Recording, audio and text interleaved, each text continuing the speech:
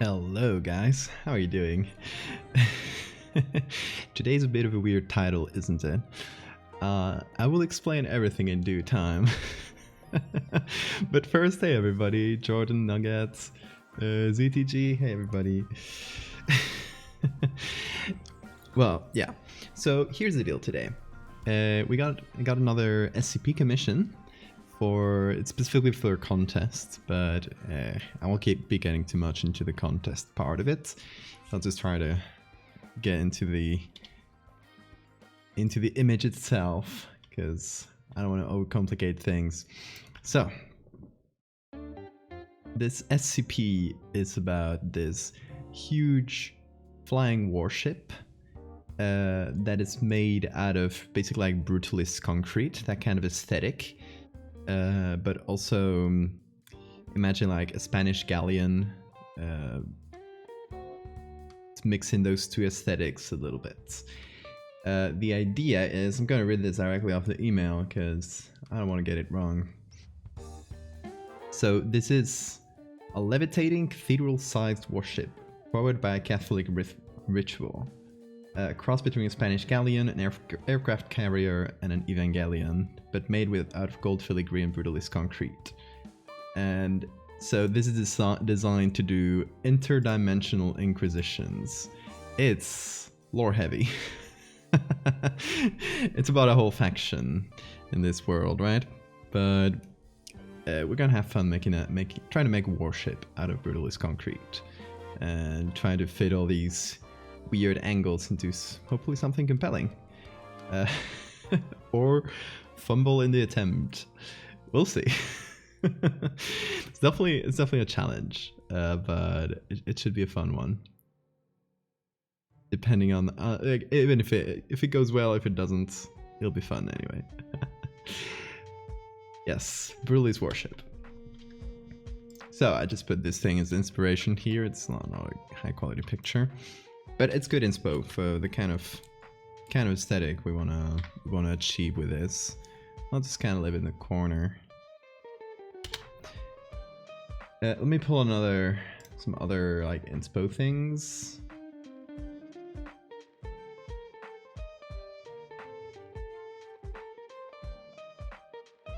Okay, so these were all sent by the commissioner, by the way, as like inspiration things. So we'll be trying to use that as kind of our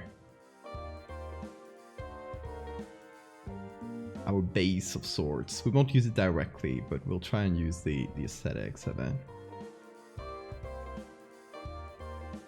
So obviously it's supposed to be huge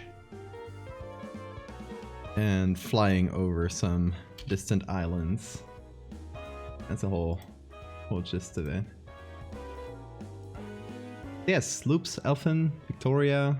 Hey guys. Fish folder. No one expects the Spanish Inquisition. Exactly. Oh, that would have been a good title for the stream. Hold on.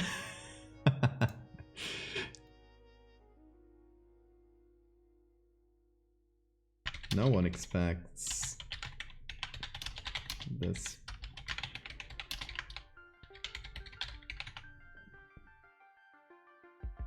Yes, this is basically like OP Spanish Inquisition, far into a futurist world where they have warships, flying warships, that kind of thing. So as I was getting prepared, I was looking for, again to browser here, images of ships, like galleons. Possibly to combine a few of them. I like this one a lot. I don't know exactly how. I might just use like the masts and stuff and make them poke out of the sides, for example. That could be cool. But definitely what I was envisioning was to sort of create the base structure of it out of like one or two boats using the galleons like this. And then kind of cover that with our concrete and stuff. But that way we'll have a base that will work in terms of in terms of perspective, in terms of, you know, general ship proportions. And that'll hopefully stay, even as we cover it, will stay reminiscent of, you know, a galleon. Is that how you pronounce it? Galleon? I hope so.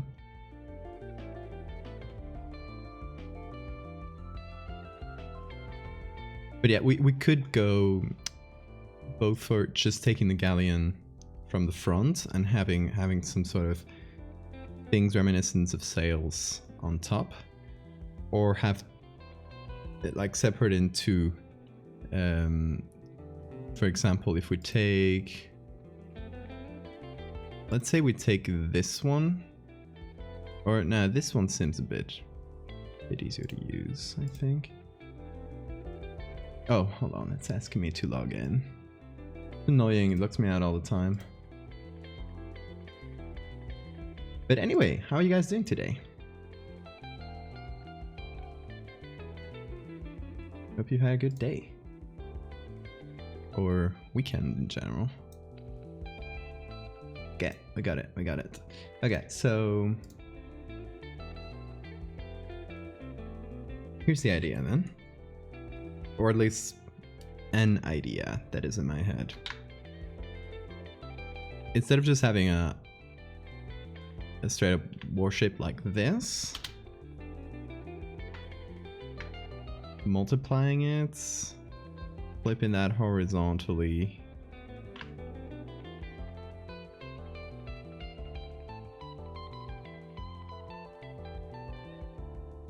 and use something like that as a sort of base. Obviously this would make it very symmetrical, so we only have that front perspective for it, which is not necessarily bad. It could be like coming at us. Obviously it's we're supposed to be seeing it from the ground, like very high up over us. So maybe we just flip this vertically and it's just like up in the sky like this. I think that could serve as a nice base for a warship. What do you guys think?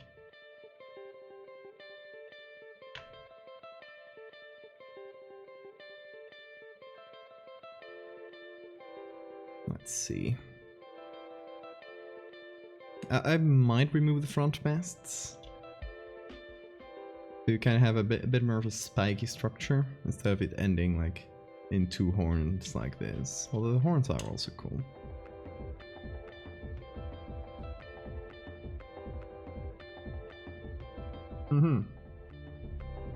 Definitely gonna be intricate.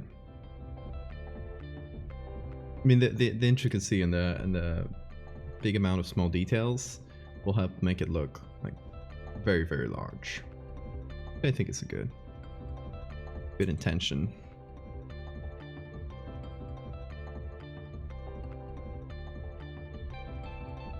But yeah, let's see if other pictures will also do the trick here.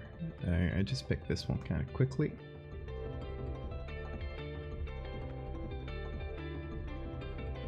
Let's see, did I save this one? Yeah. The ropes, I don't know, I might keep them.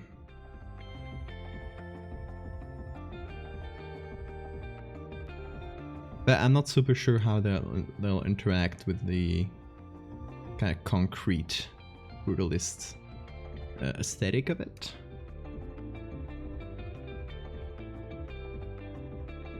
They do add a lot of detail, which I like, yeah.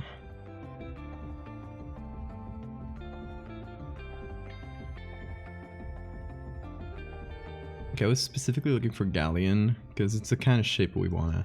It's very old school ship, you know. We're trying to be reminiscent of the Spanish Inquisition, all that sort of thing. So this sort of ship is ideal for that.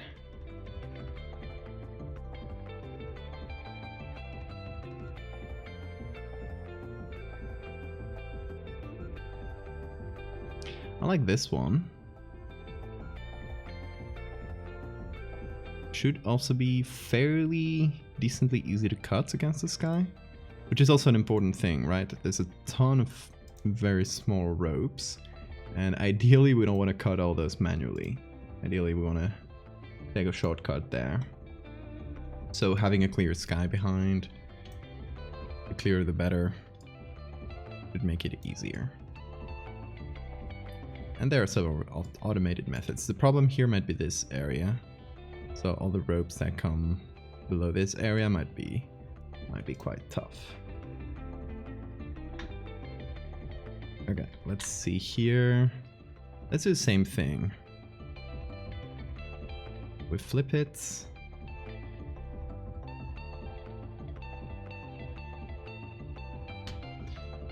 Create another one. Flip that horizontally.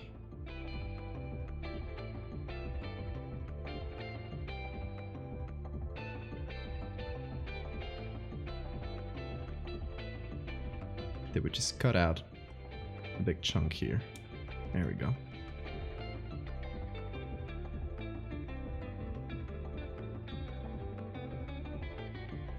I like this. Maybe we could rotate it a bit more.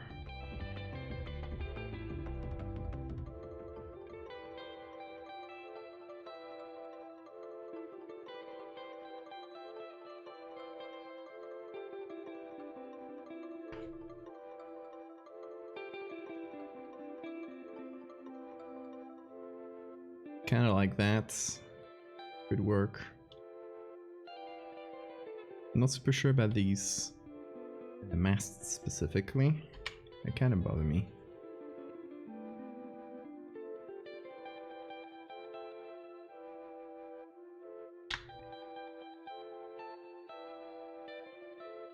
Okay, doing a quick check between these two.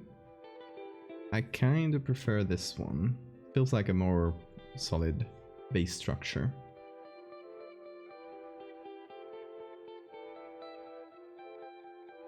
Oh, hold on, did I forget to tweet about this? Yes, I had the tweet ready. And I didn't click on it.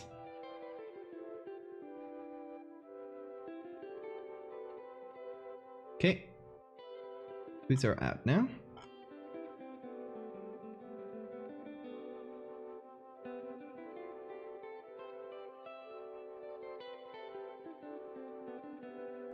What I might try to do is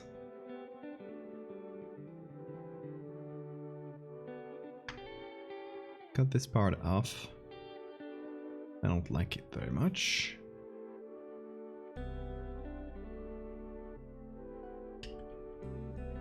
Obviously we'd have to remove all the... Oh, I guess that's a... Yeah, that's a Spanish flag. And then an American one. I don't know what's going on.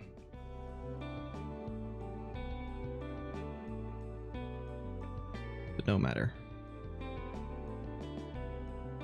We'll just yoink them out. That's a real Spanish one, yeah. So it is a Spanish galleon. Some extra accuracy there, since it's supposed to be the Catholic Inquisition. Hey, Bevel.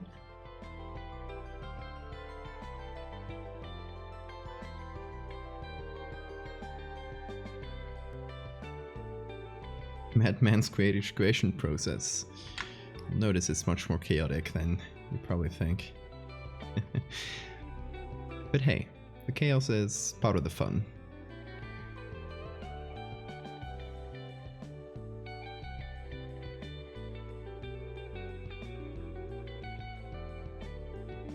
I'll probably want to rework the front of it.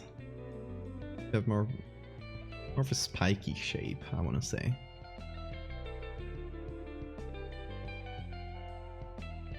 Hey Bambi, doing good.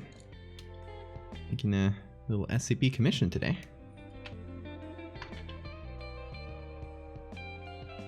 Also, don't worry about the tourists. They will disappear under the concrete structure. It is powered by Catholic rituals. Yes, that is what I've been told. I haven't read the article yet, because it's not up. It's still been written.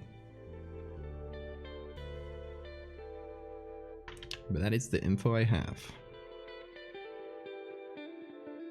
Apparently the story is it kind of misfires and like it's supposed to be able to warp interdimensionally or something like that, it misfires and it gets stuck in a mountain. And it kind of just ends up underground, kind of fusing a little bit with the cave structures and stuff. So it becomes this kind of huge underground abandoned complex of sorts. I don't know what effects it'll have apart from that. But we're doing the ship version, and then probably off stream I'll do a separate one, which is the underground version, where it's kind of like fused to the walls and stuff. Probably be using parts of this and reusing them in different ways. What's the process for a commission like this? Will someone send you a general idea? Do they ask you to do this on already finished article? Well, it'll depend. In this case, the article is still being written, so I just have the general gist of it.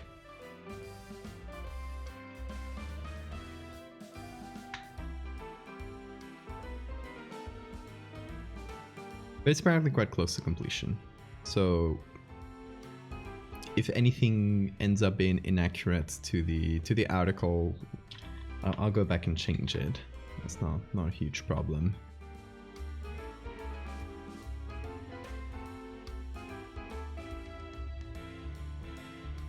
Why use a boat? Because it's a flying warship made by kind of Spanish Inquisition, like Catholic faction, I guess. So the Spanish galleon aesthetic, I think, should kind of be at the base. So I'm kind of making the structure with this, or just trying to visualize, kind of figure out the structure of this ship, the general shape of it. I'll probably leave this stuff like masts, and then we'll adapt that.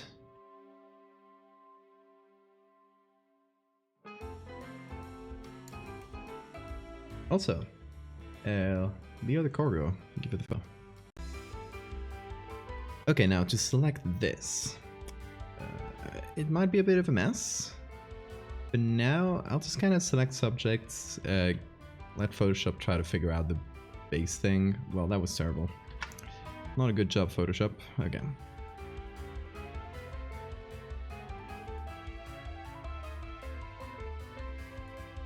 Let's see if that's a bit better.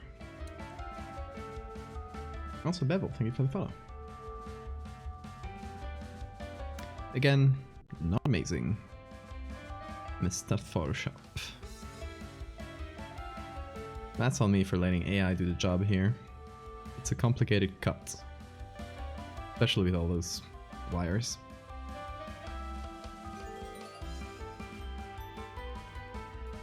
But at least we have like the body of the ship sort of figured out, which is quite important. Also, don't worry if the camera freezes a little bit while I do this process, because the AI kind of takes a lot of processing power, and apparently that slows down OBS for like a second. So don't worry, it's not you. Okay, I think that should do it for like a general shape, and then we'll get to the channel cutting. Let's hope it works.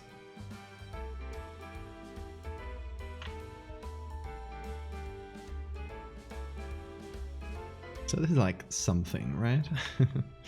Not a lot, but something. Now let's see. Let's take out the channels here. Blue channel will do great for this, because we're cutting against the blue sky and bluish water. You trust the Photoshop AI more than I do. Proceeds to use pen tool to cut out the shape. Oh my god, bless you. That is, I'd never do that.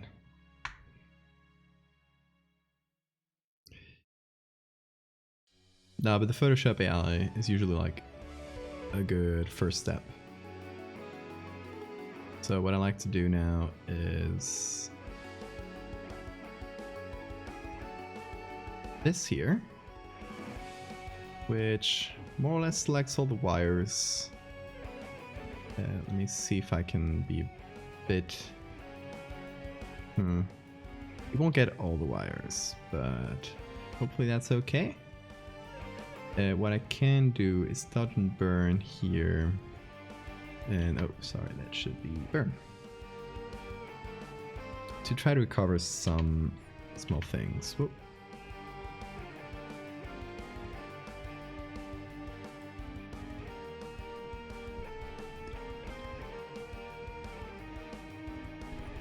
Like the small wires that, and maybe these very small wires won't matter too much because it's gonna be like high up in the sky. There's gonna be clouds and stuff, so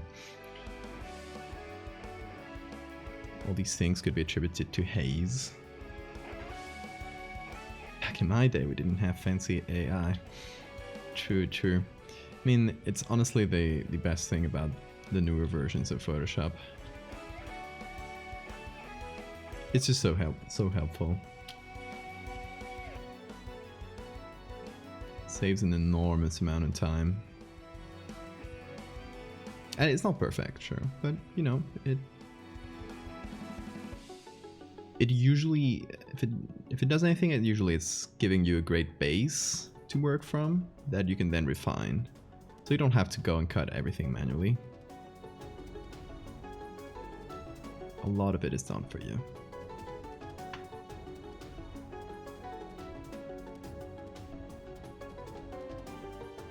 Yeah, it speeds up the workflow a lot. Okay, now invert this, and that's our selection. Obviously, not the whole thing, but we'll use this selection. Go here.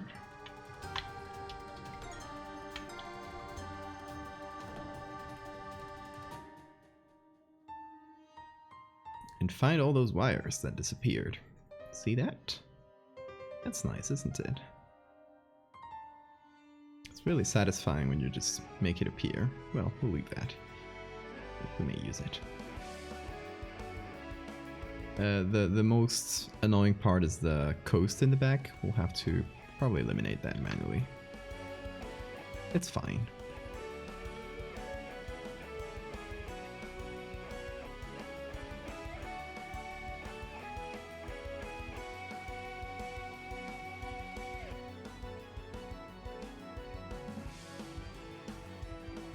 Any other ones I'm missing? Trying to see if I missed any. There we go. That's a lot of ropes, isn't it? And the good thing is that the other part is the mirror version of this, so we'll just have to cut it once, and then we'll just mirror it again, place it where the other was. I actually don't know what that building is. It was sent to me by the clients as kind of inspiration, so I just said, oh, I'll put it on the tweet. Good tone setter. But I have no idea what the building is. Didn't research it. Okay, I think that'll do. Now I inverted the selection. You guys can't see it, but just press Ctrl H to hide it, to see what I'm doing.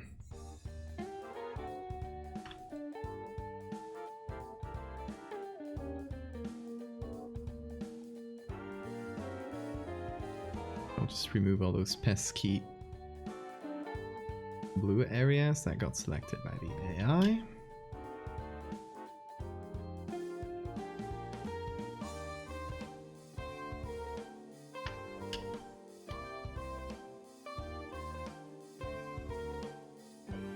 Here it's not perfect, but it at least selects the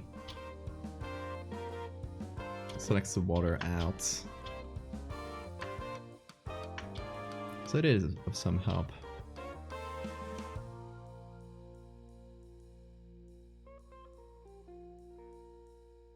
Selecting with channels is amazing once you learn how to use it. It's only good in specific situations, I find, but when it works, it just saves such a precious amount of time. Because imagine cutting all this manually. Like, imagine cutting all of this manually. We'd be here for 6 hours just cutting these ropes one by one and dying of boredom. Okay, now I'll re-invert it. See if there's anything that I went too hard on. Also, I missed this, I think. Yep.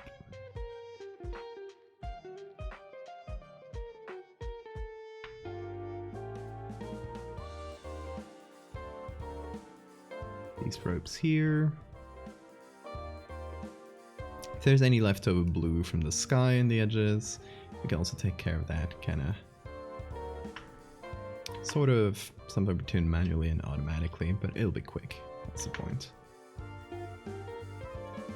Okay, so library. Well, thanks for the info, y'all.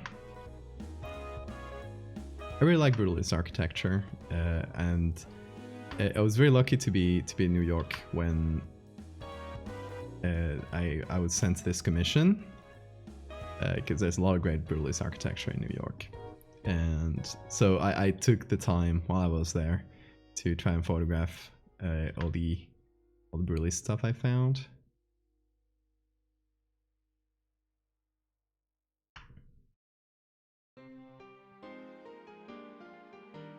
Now what I might do is another channel selection just for the stuff that is here against the, because that's, yeah, that doesn't look great.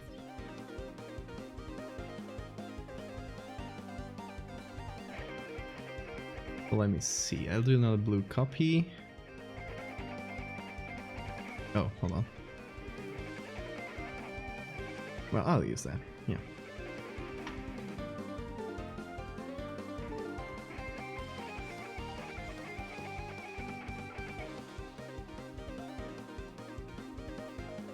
Now I'll try use this to separate the wires, or ropes, sorry. Don't know why I keep calling them wires today. You guys get what I mean, I'm sure. It's a bit hard because they're already going kind of blended in. But we can probably use some dodging to finish it.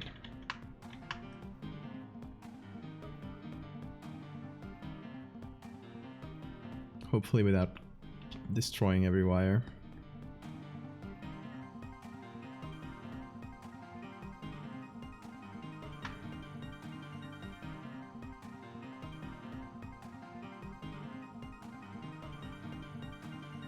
And if there's a little bit of leftover color from the water,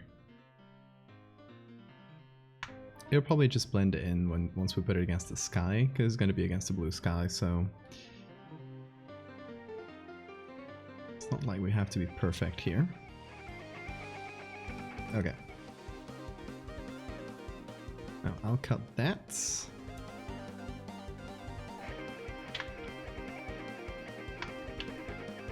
Oh, that's not.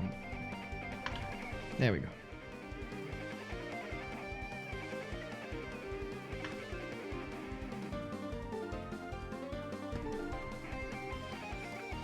Boat rope. I'll take it.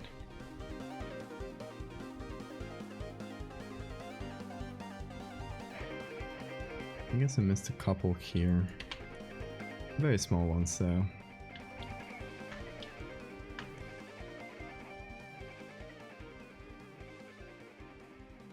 Oh, I'll probably miss a bunch of ropes here and there. But hopefully it'll be fine. Okay, we got all the main structure cut out. I might leave the Spanish flags.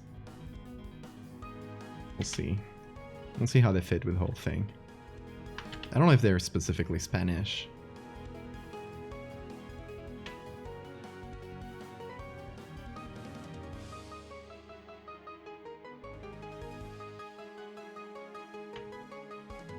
We could also change the flag to something else. Needs more tentacles. Brutalist concrete tentacles? No one expect the hunted Spanish galleon. The hunted, levitating, interdimensional Spanish galleon.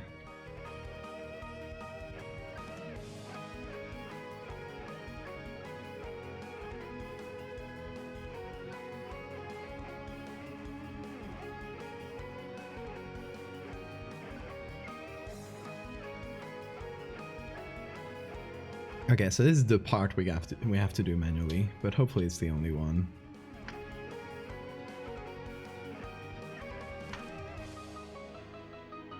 And once that's got, I think we can start like layering some Brutalist concrete stuff.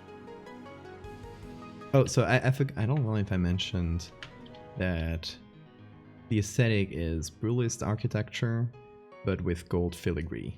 Filigree being these like kind of detailed carvings in gold, kind of like jewelry. So it's going to have a bit of that too. Probably like a pattern running down the center or something like that. So like grey concrete and gold. It's an aesthetic.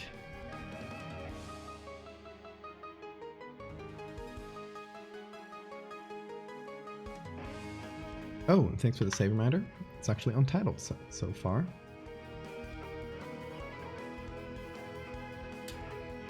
So I'll just call it Galleon.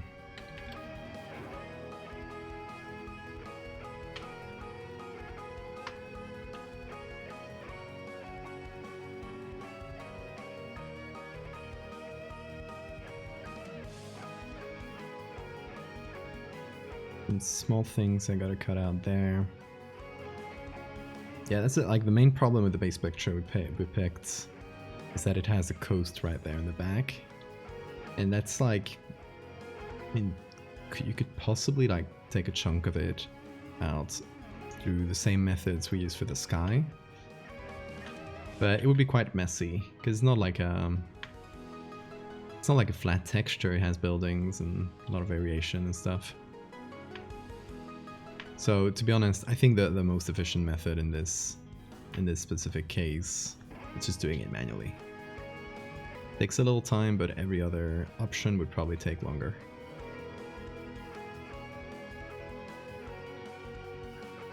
You claim the rights to name this. HMS Ferret. The ferrets. I like that.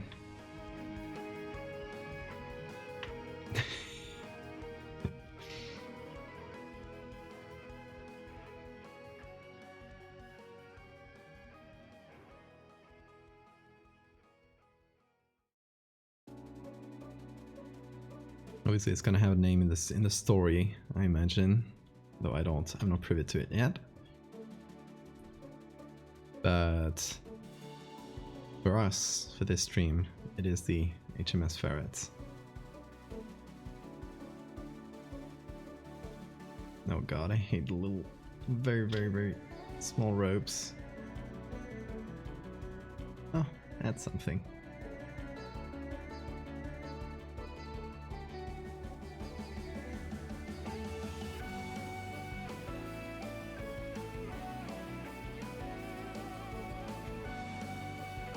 We're kind of pixels at this point.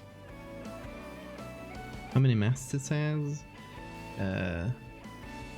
That's a front, 1, 2, and I think back there is a third. So 4 if you count the front one. One thing, I don't know if that's a mast or not. I am not well versed in boats.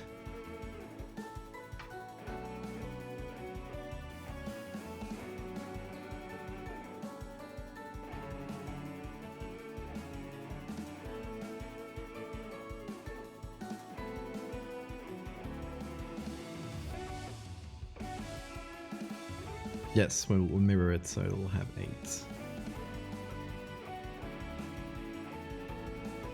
Oh.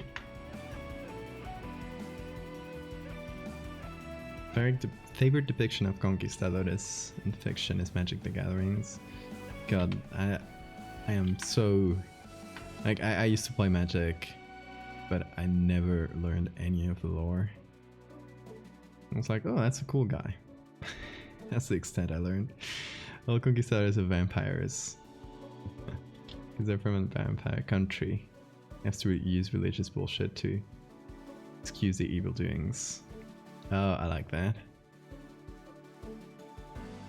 Kind of like the Order of the New Moon, the Lycanthrope series.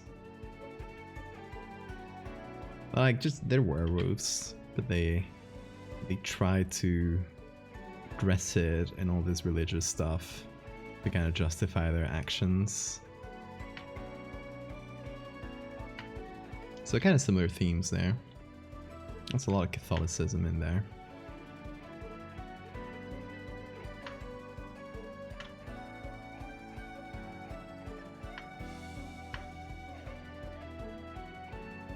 I hate these tiny roads. They are so small. Let's see how much of this effort is for nothing once we actually start like putting it behind clouds and stuff. Just being thorough for now though. That way I don't have to redo this if I leave anything undone. Just like, oh, it's gonna be hidden, and then it isn't.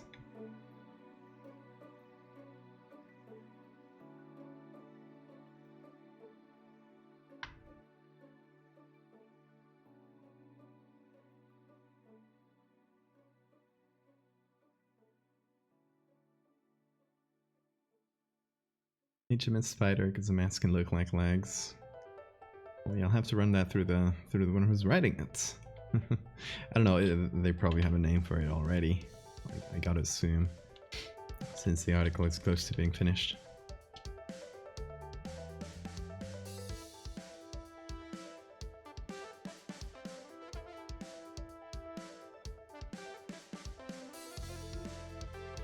I've had a few commissions come in recently.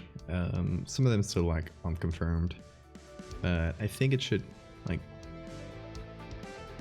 we might have a few more commissions for the rest of the week.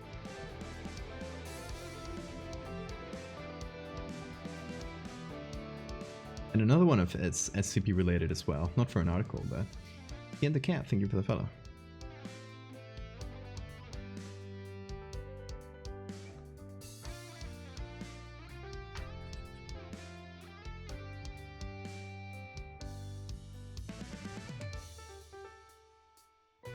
Thanks, Skeleton.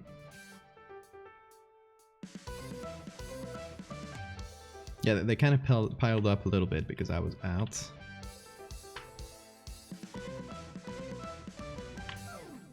So hopefully I'll clear them out this week or so. So I was gonna do fractal stuff, can like continue the fractal series. Or I was planning on doing it this week, but with the amount of commissions, I might have to push that to next week. We'll see, whenever I have time. No deadline.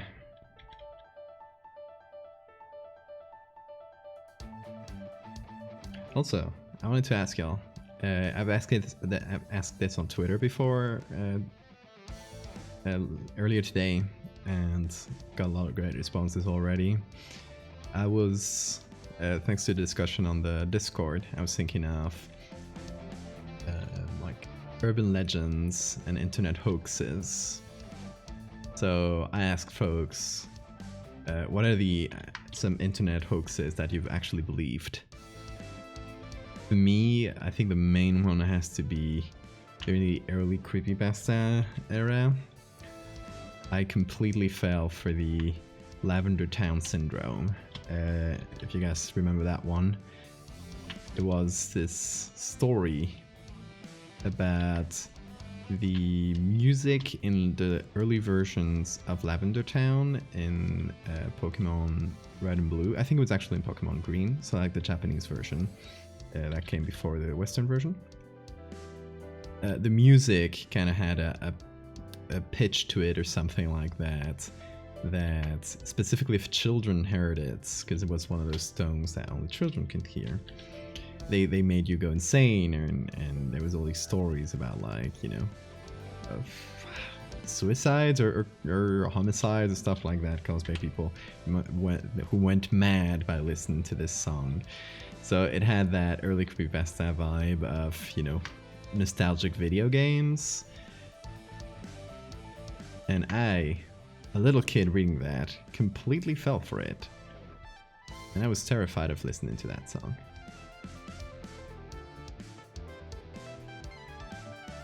What's a hanging munchkin? I don't think I've heard that one. See, it was fun to ask on Twitter, because I read about a lot of these legends and hoaxes that I didn't know about.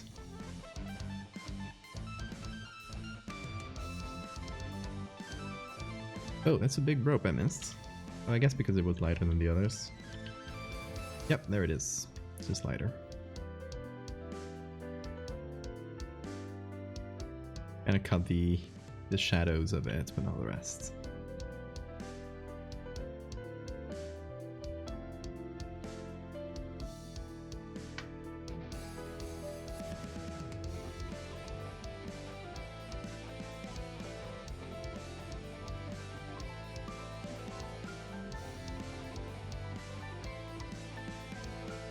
We're getting there.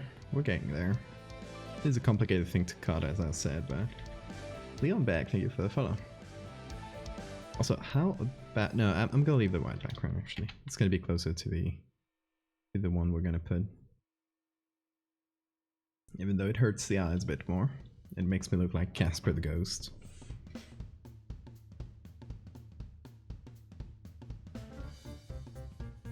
Apparently in the background shot in The Wizard of Oz, you can see one of the actors who played the Munchkin hanging by a noose.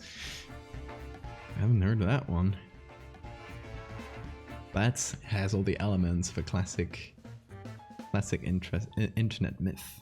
It has like old media and nostalgia attached to it. It seems so common. Morgellons disease. What's that?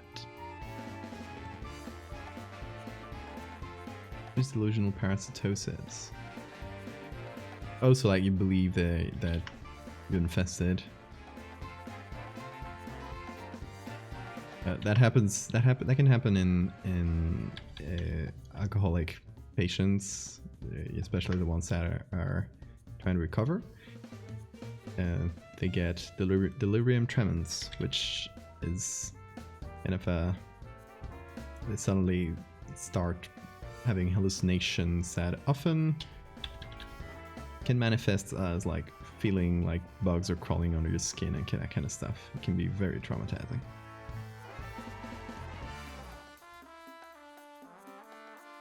Godzilla creepypasta. Oh yeah, the Godzilla NES game. I recall that one. I think I read it later though, not as a kid.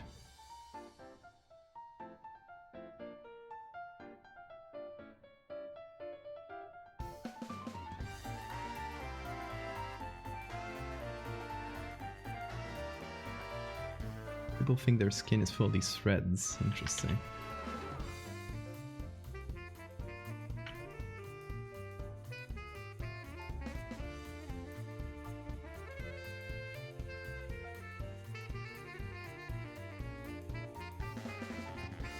Small fibers or other particles emerging from skin sores.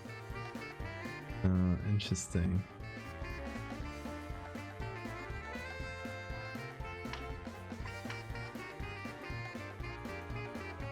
I love, like, weird delusions are something that's always fascinating to me. This one with the one affected believes they're made out of glass and they might shatter at any moment. And if I recall correctly, a king of France had that.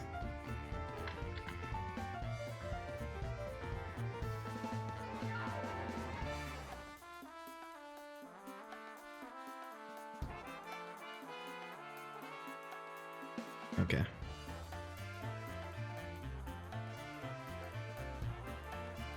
We will get there.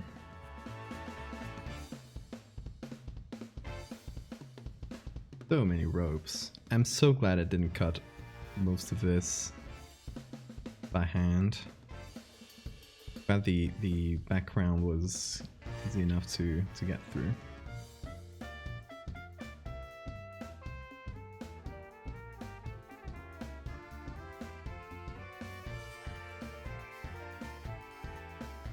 Just a small part that ends up being a lot because, you know, lots of ropes.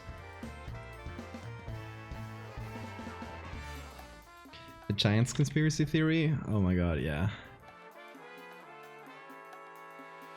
I was once tracking one of these giant hoax images where like someone photoshopped a skeleton to make it look much bigger than it is. Usually like from an excavation or something.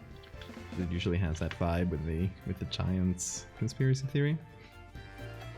I was tracking that down and I found a blog full of these photos that was, oh my god, it was completely insane. It's one of those like very, very niche conspiracy blogs that you can only find through these very loose threads. Like they're not out there on the surface of the internet. They're not easy to find at all. You just kind of stumble upon them. And it's like finding this little rabbit hole. I might be able to find it again if you guys give me a sec. Let's go on a tangent. Hold on, because it's definitely on my Twitter. Gotta do a search.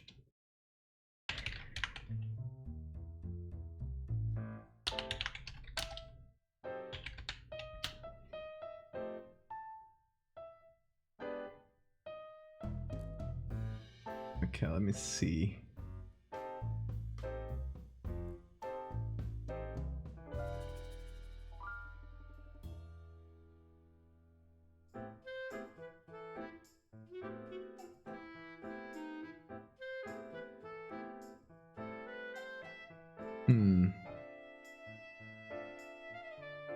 Oh, I don't know if I can find it. I remember tweeting about it, but I can't recall a specific keyword.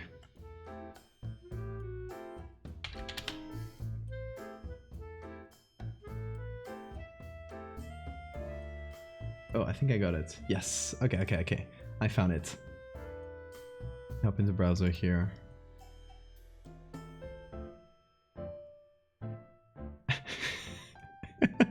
The conspiracy zone. So it's that kind of blog. And did a race of giants once roam the earth? Folklore or fact? The Nephilim were once upon the earth. In those days and thereafter too. Like the wording is so confusing. Those sons of the gods who cohabited with the daughters of the Adam, and they bore children into them. They were the mighty ones of eternity, the people of Shem. And straight after that, they show a photoshopped image of a giant skeleton with a gun. A gun. Like a giant version of a Colt, whatever. Oh my god. Yeah, finding this kind of thing is jackpot. I don't recall where I stumbled upon it, but yeah, this is a classic. I'm trying to find a bigger version of it so you guys can see it better. Nope. Let's see. Let's do biggest image. Okay, so this is worth 1,000. This is where it comes from. As you can see, it even has worth 1,000 thing. So worth 1,000 was a website now called Design Crowd that in the early 2000s did a bunch of contests, Photoshop contests, based on all sorts of things, but some of them were like giants, and a lot of people did this kind of stuff. Let's see.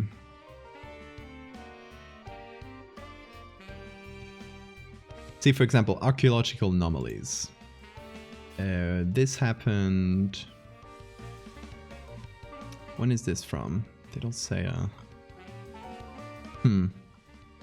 So I don't know exactly when this is from, because they don't say it.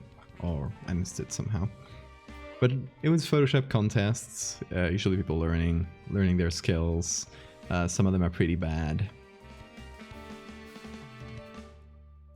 But like some of them were convincing enough that, especially once you share them around and it starts getting lower quality and compressed, it starts looking more believable. And so this one is just archaeological anomalies apparently. Let's see. A lot of them are... Okay, so this is like a whole series of archaeological anomalies. Gotcha.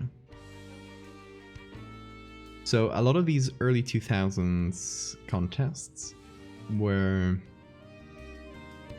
like the images kind of got out of their own context and ended up appearing all over the internet.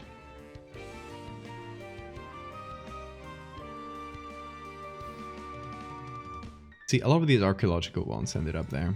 So many of them, as you can see here, that you might have seen in these kind of conspiracy things. Like here's the one we saw before. They were from this website.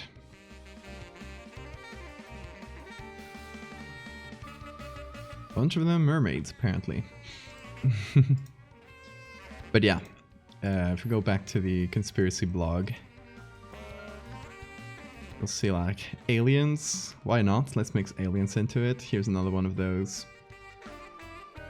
Apparently stretched skulls, because they love that. So apparently it has to do with aliens for them, I assume. And here's the funny part, right? They use this picture here. You see this one? And you see this one. Check the skeleton.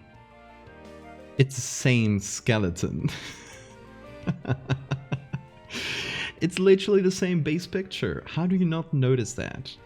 Even if you... Okay, you might have missed the gun. Sure. It's small, it's a little detail. You'll first notice the skeleton. But how do you miss that these are the exact same picture? Oh god. Yeah, the human-sized revolver.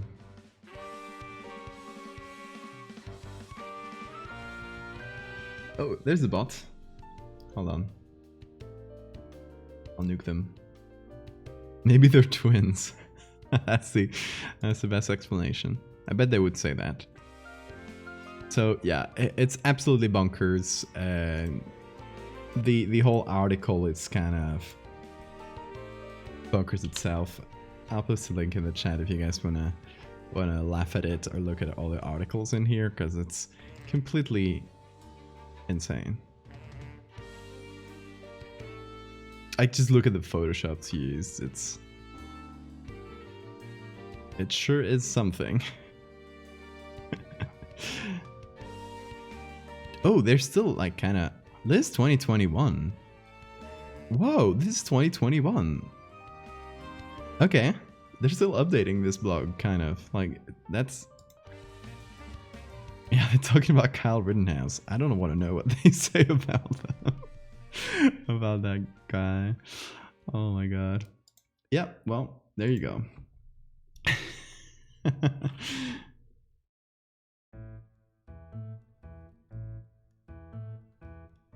Conspiracy blogs are amazing.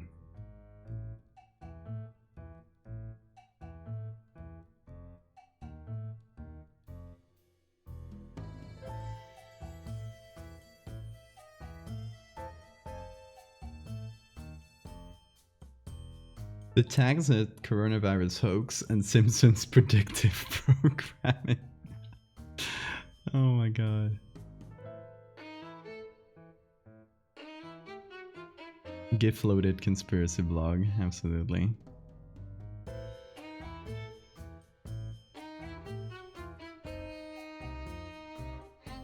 There are like these rare finds on the internet, especially one that's still being updated. I didn't expect that. It's like a blog. Who reads blogs nowadays, right? So this person has kept a blog going that who knows who reads. I highly doubt it has any regular readers. Though I don't know. There might be comments and we can actually find out that a bunch of people read it. Like, it's a sort of little time capsule from when, you know, blogs were a thing. Nowadays, they would just have a Facebook account or something. Or a huge Facebook group. So that it kind of feels like... Yeah, this little artifact stuck in time.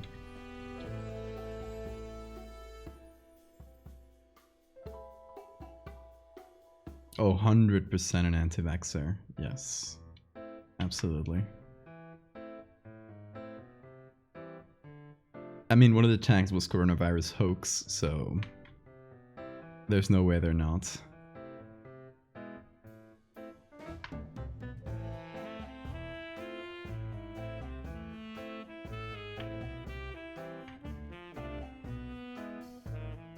Like at this point, anti-vax is one of the milder or more mainstream conspiracy theories to get into. It was like level 1 for people like these.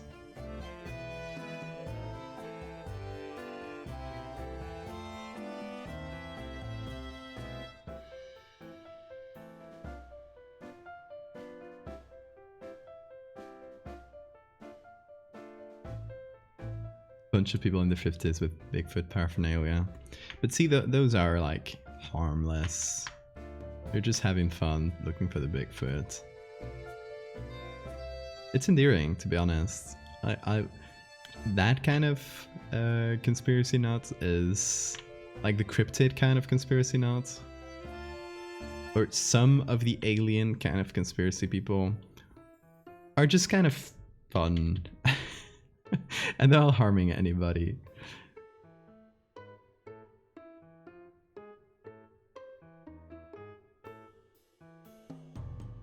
Or paranormal folks, like people who are out there finding ghosts, bless them. Making the world a more mysterious place.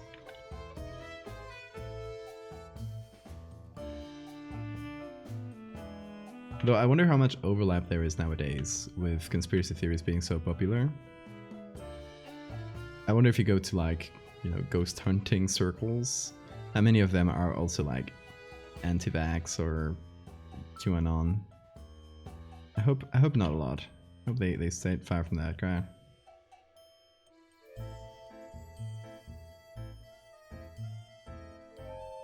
Conspiracy YouTubers that don't cite their sources? Surprising. I want to get good enough at photoshopping that I can make an image that goes viral in conspiracy groups. Be careful what you reach for. It kind of stings to have your own image, your creation escape you in a way.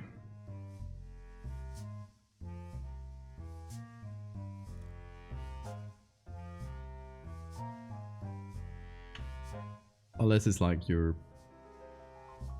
intention in the first place.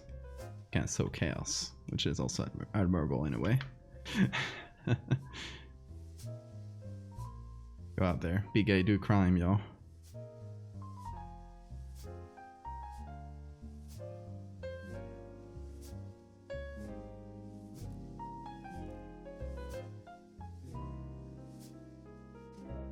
QAnon reshaped the conspiracy landscape. Doesn't matter what you believe, it can fit the QAnon narrative. Yeah, I've heard it described as an umbrella conspiracy. Because it's taken people from all sorts of different conspiracies. I think flat earthers had their numbers drop very, very subtly because everybody moved on to QAnon. So that's why we don't hear about flat earthers too much anymore.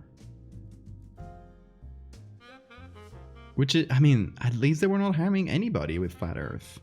They were just kind of being doofuses on their own. And everybody could laugh at them. Now with QAnon, it's all like, you know, breaking families apart and that kind of stuff. Plus the anti-vax stuff, like they're actively harming people.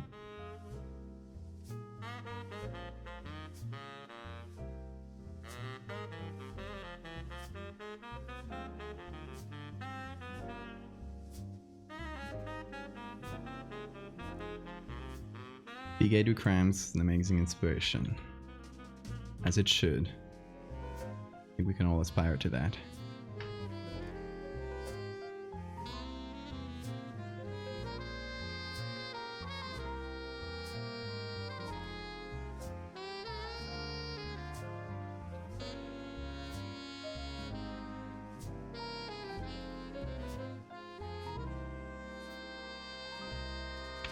Okay, we're getting there, y'all.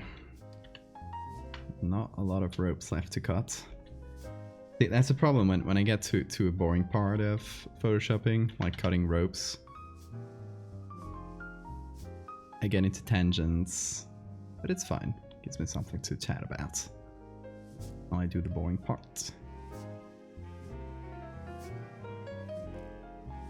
Being all legitimate scares me.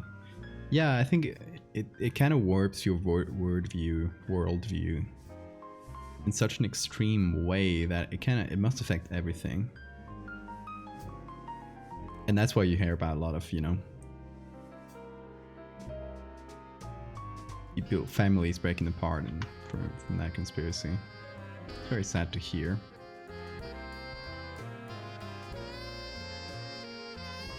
And you know, it's sad. I've had friends, like childhood friends, go down that spiral.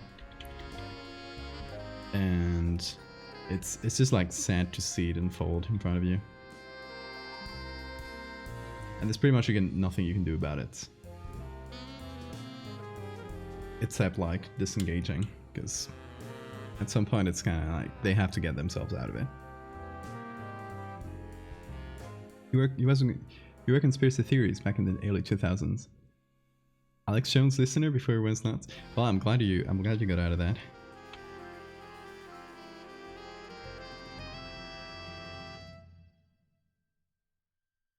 So easy for seemingly innocuous conspiracies to smuggle in anti-Semitic rhetoric. Yeah, absolutely. There's so much of that.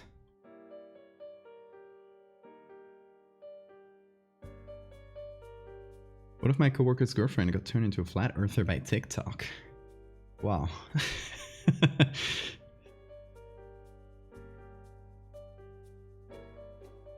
TikTok, I've heard TikTok is a breeding grounds for conspiracy stuff.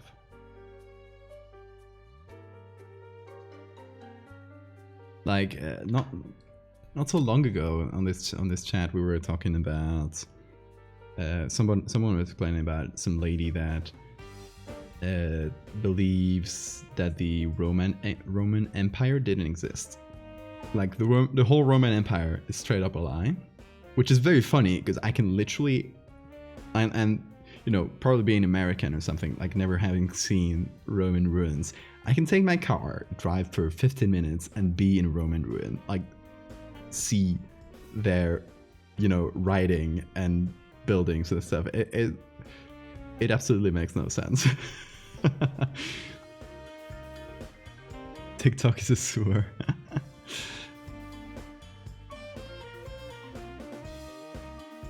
You're not going to find someone who believes the earth is flat who doesn't also believe that the truth is being covered up by them.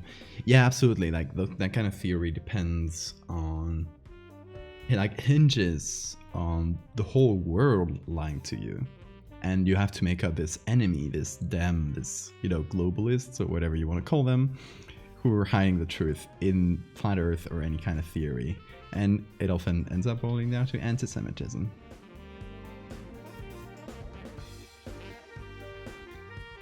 Yeah, just like Nugget says.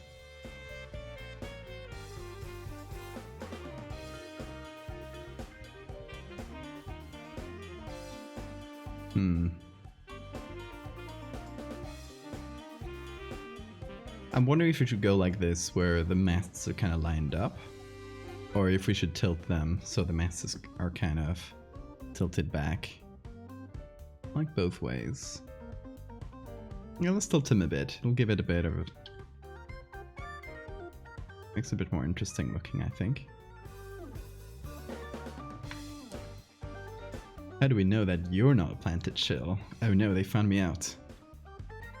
Quick, shut everything down.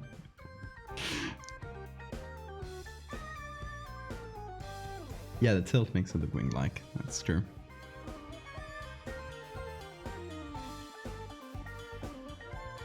See, the part I don't like is this. Don't know why it bothers me. The problem is if I remove it, there's gonna be a lot of ropes that suddenly have no home.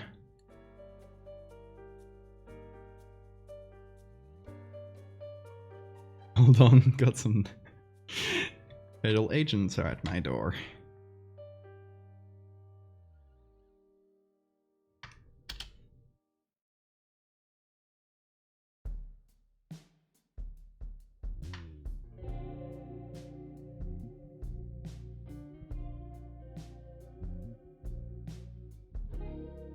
I wonder how much I can skew the perspective and get away with it.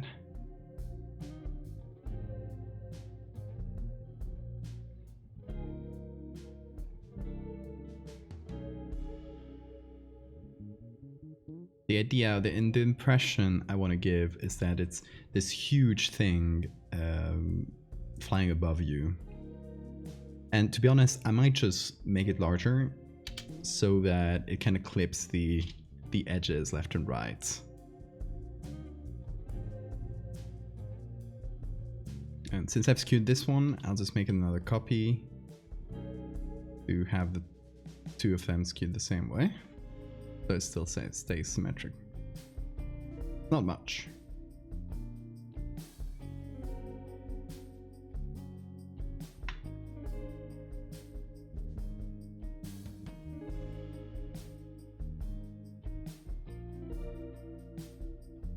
But yeah, I was thinking it could be like sort of over us in a way. I think I tilted it too much. Let's go back to untilted. There we go.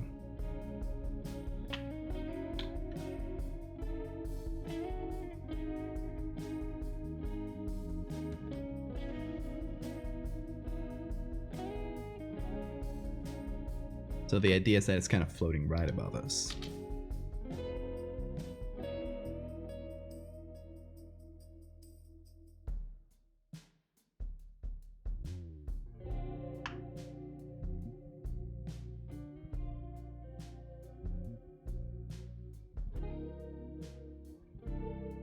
So I think this could be like the base hull of the ship.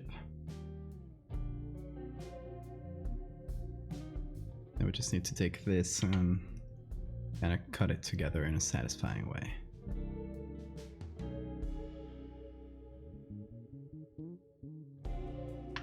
Not that we'll be using the wooden part too much. It's just going to be sort of a base. There's people on it as well, which I don't like. Oh, thanks for the save reminder.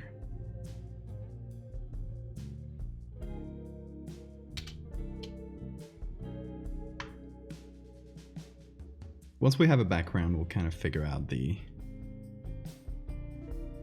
specific perspective. For now, we're just kind of designing the ship. Yeah, actually, let me fit it to the canvas for now.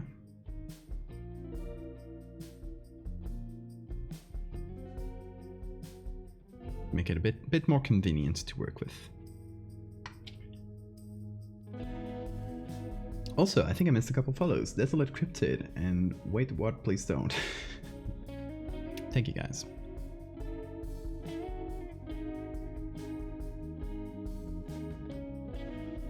Okay, now first thing I want to do is gonna remove some of the woodenness of it.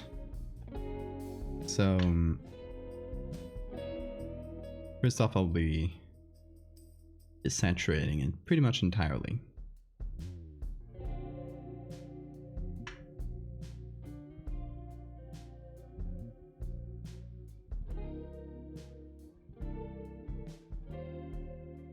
I want to hopefully make this look a bit more like somewhere between concrete and metal. Doesn't have to be any specific texture. Just in case we see a little bit of it between the concrete we're gonna put, that'll help like blend things together, I hope. You can always go back and edit the settings, so. Placeholder for now. I spy a lock mask. What's a lock mask?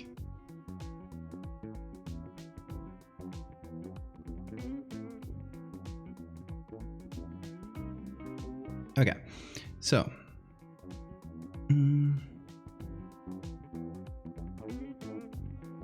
let me first get some of the textures I got myself.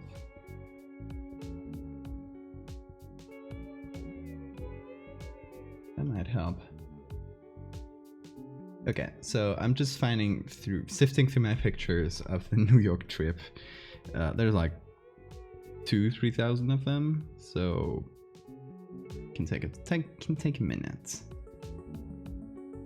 And I'll just get the raw files and put them here. So I'll get some of the Brutalist stuff I took. Like this one, for example, maybe because of this texture, could be cool. Could use this edge texture as well. Maybe this is sort of observation deck of sorts. This is near or within the complex of Columbia University, if you guys are curious.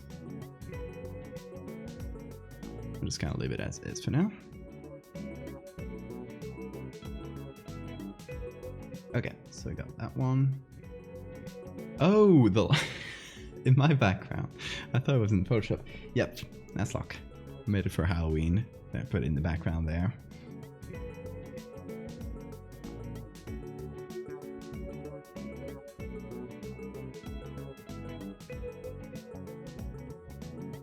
Okay, so I got that one from Columbia.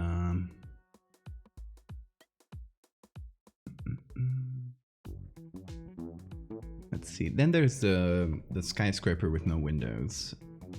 That is in the middle of New York. I'm trying to find the pictures now. I don't recall exactly what day it was from.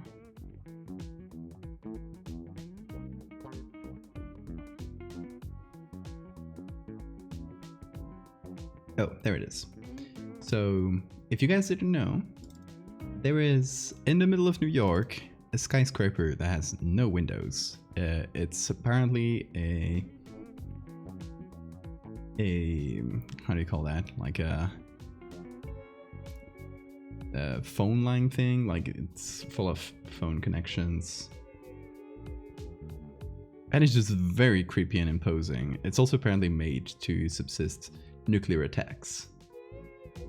So, very cool design. Look at that. Got some cool pictures of it, I think.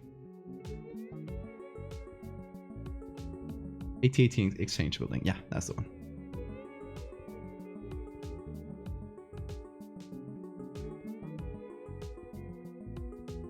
So I tried to get some detailed pictures of it. This one's just with branches in the foreground. I thought it was cool.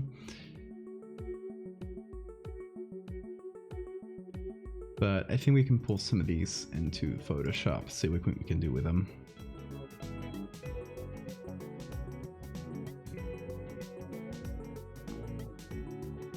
Because they make for a very cool, smooth base.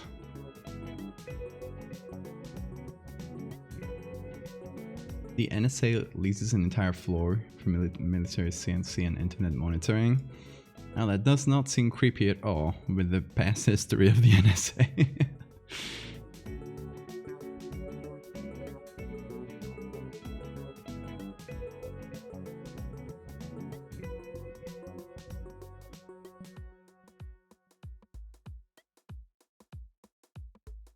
This one, obviously it's not well rotated.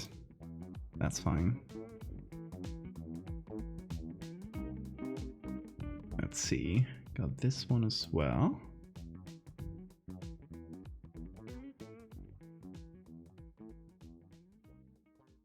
Again, rotation, but that's fine. I'd like to maybe use the vents there. This one, I think it's pretty similar to others. No, it actually does give me a different view on those little column thingies.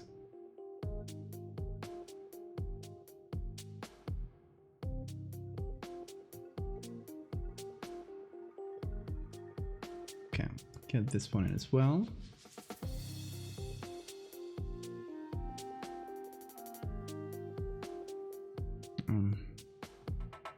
Yeah, this one's kind of annoying because it has the trees in the middle. I'll take this one too. Okay. And then in terms of Brutalist stuff, I saw another one in Boston. We went to Boston for a day. It has this cool building. I don't know what it is. Because I didn't look it up. Okay, this one here.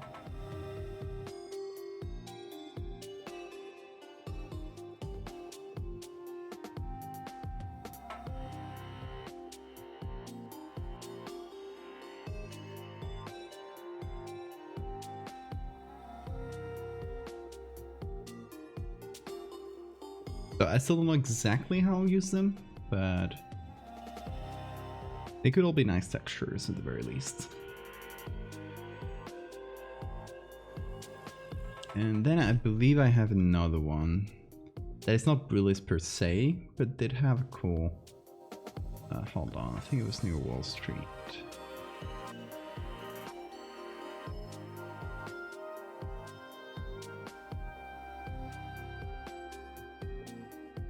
It was just a couple pictures, so I don't know exactly where they are. I'm gonna give it a quick look, see if I can find them.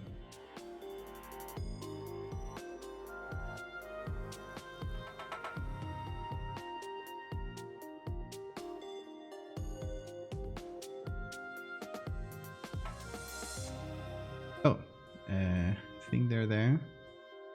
Yeah.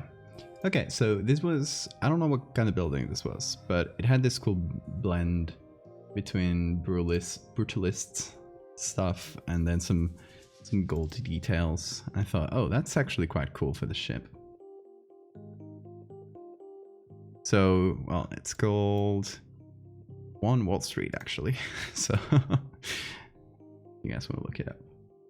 So I just took a picture of details because the building itself, like the full building itself, I don't think was so worth it, but I liked some of the small details.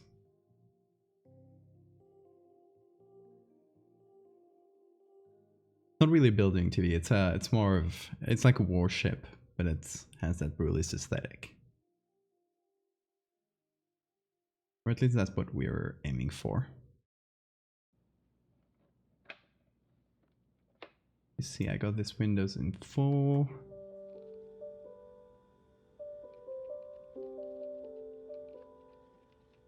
I think it could have nice long windows like this. That would be cool. Well, it looks something like this. Let me see. a bit more detailed and pristine, but more like a ship though. Building. Let's see. Does this one have? Okay, so it's just for these patterns. I'll get them as well.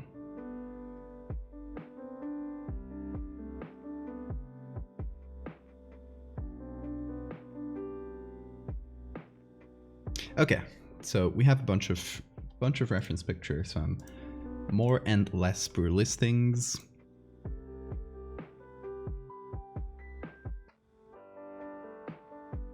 And here's what I have as a base for the ship. So the idea now is to kind of cover this wooden structure with the Brutalist textures we got. The ones I'm liking the most in terms of the aesthetic we want to go for are these ones, I think. Like, okay, take a look at this, for example. Forget the flag there, just wasn't able to get it out of the picture. Let's see, if I did this and made this like a line that rounds down the middle, that would be cool, wouldn't it?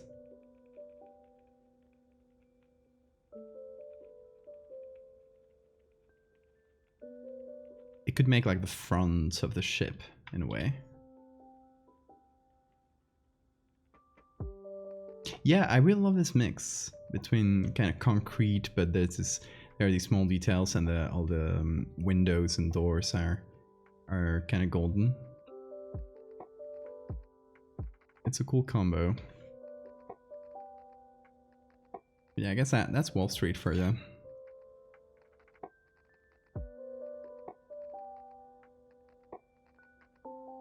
Okay, let's see. Let me use the polygonal lasso. Do a little selection like this. Kind of stop it at the window here, I think.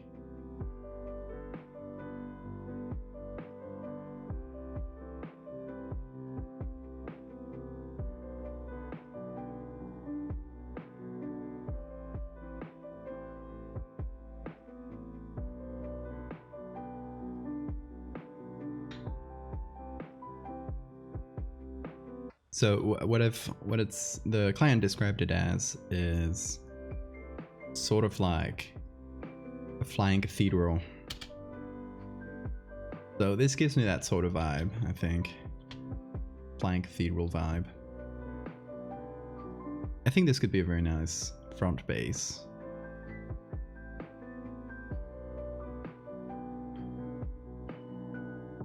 Let's see, I'm wondering how we can use these. I kind of like these textures from the side. Because they feel flat, but they have some detailing on them. Trying to see which one will work better. This one has a sun here in the middle, which it's cool for the picture, but it's not as cool to use as textures. Mascot, thank you for the follow. Let's see. Maybe I can cut one edge like this. And down to here.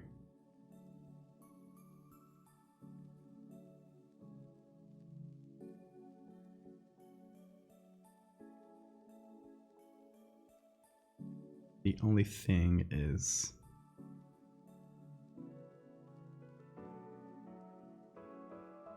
to follow the structure of it.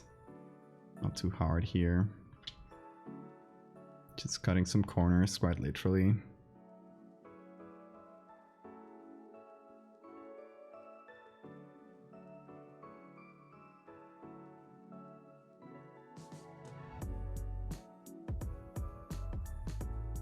And adding that back there.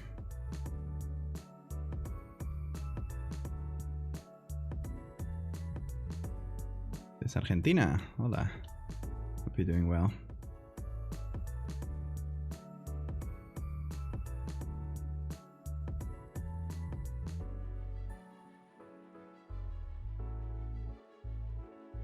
Okay. I have this sort of panel. Could be used in a variety of ways, actually.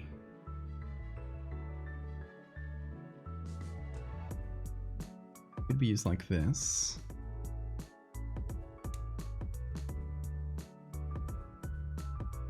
If we warp it a little, could make a sort of side panel like that.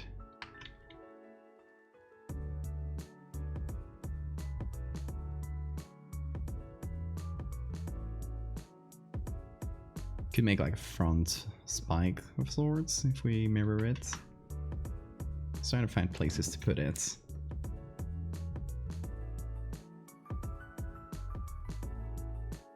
Just to be honest, like we just have a lot of textures. I think we can sort of improvise with them, trying to find cool places for them. Not really.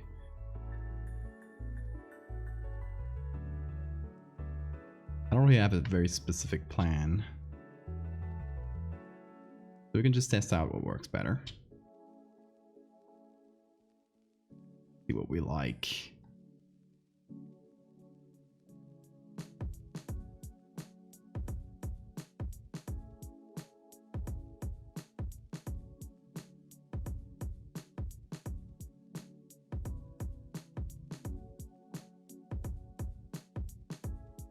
Okay, here's what I like better for this. Something that starts right there.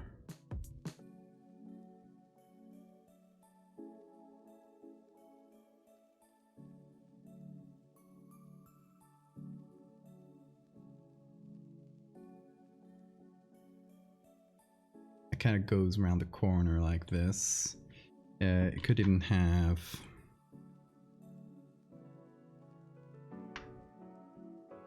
this kind of intersected. And we can sort of keep building the ship that way.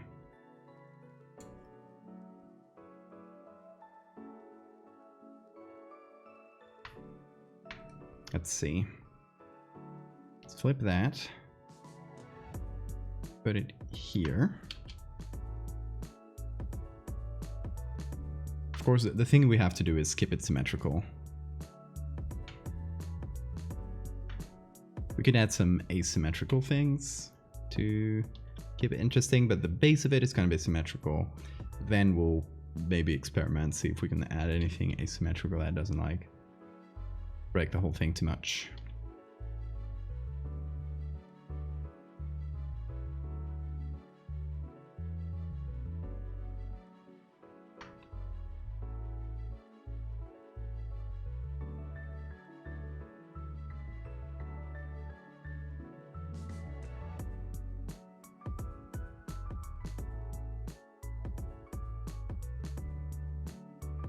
me cut this actually cut it well.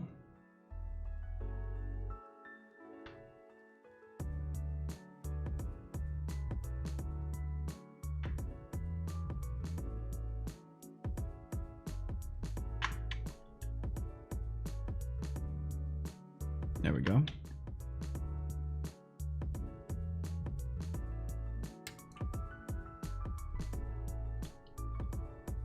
Yeah, so another fun conspiracy, or not a conspiracy, kind of an internet hoax that I found today thanks to that thread was something called bonsai kittens or bonsai cats, which I never came across until today.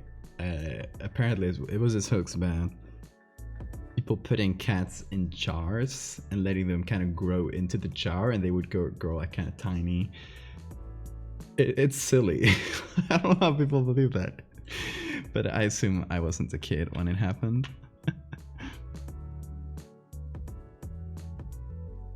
You guys remember that? I never came across it. Maybe it wasn't much of a thing in Spain.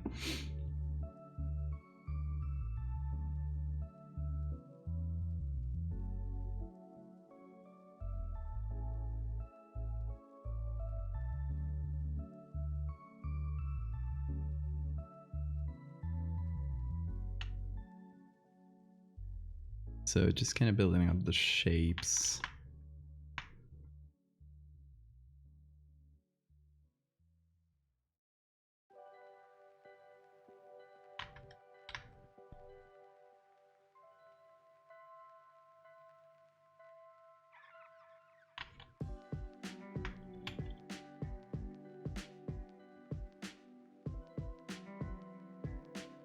Wasn't it a 4chan troll? It often is, but I don't know. So everyone's heard about bonsai cats, how interesting. Today was my first time hearing about them, but a lot of people mentioned them. For context, I asked today on Twitter what were people's favorite internet hoaxes and things they fell for.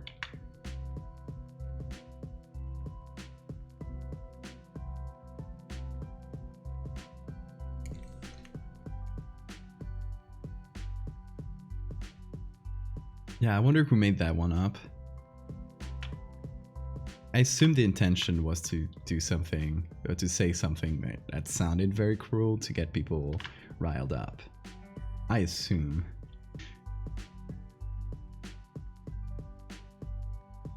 Okay, I'm liking this shape so far. Really liking these little details.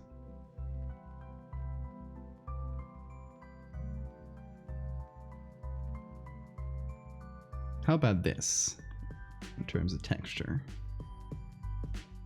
I wonder how we could use it.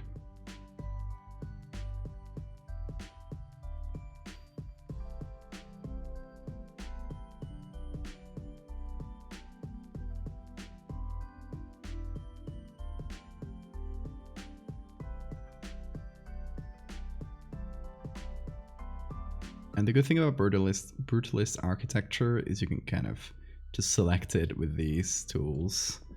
They're very simple to use.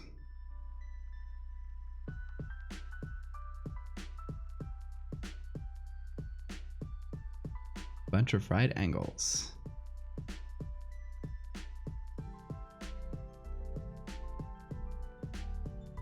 I hope people didn't really try raising cats in jars. I really hope so. You fell so hard for them? It's funny because it sounds, of course, when you say it in that context, in the context like I saw them in today, it sounds so unbelievable, but so many people fell for them, so it obviously had some sort of merit to it. Wondering where I could put this. Just kind of flipping them around, seeing what sticks.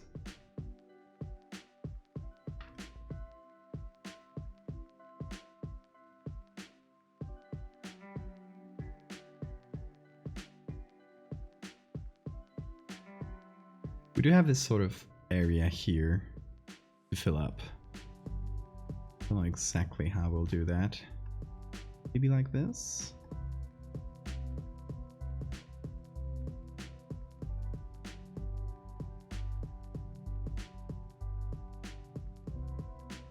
Maybe like a shortened version of this. It would just take a few pieces instead of taking the whole thing. Okay, so let me do a copy, sorry.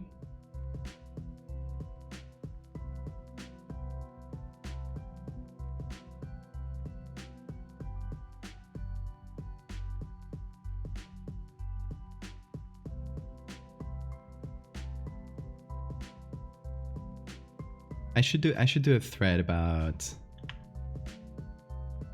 some of these internet hoaxes, especially the ones that have Photoshop in them, where I can add a little bit of my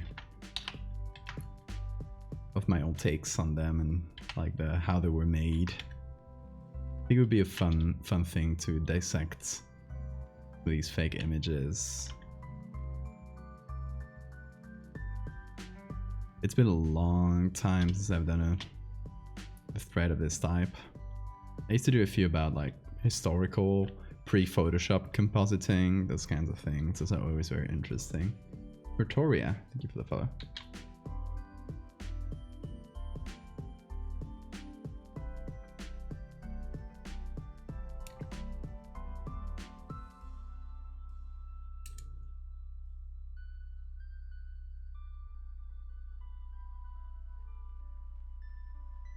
Trying to see what angle this would be better at.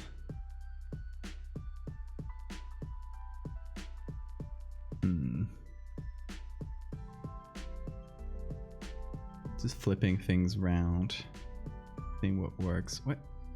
Doesn't let me turn it. Evil. Let me turn it. There we go.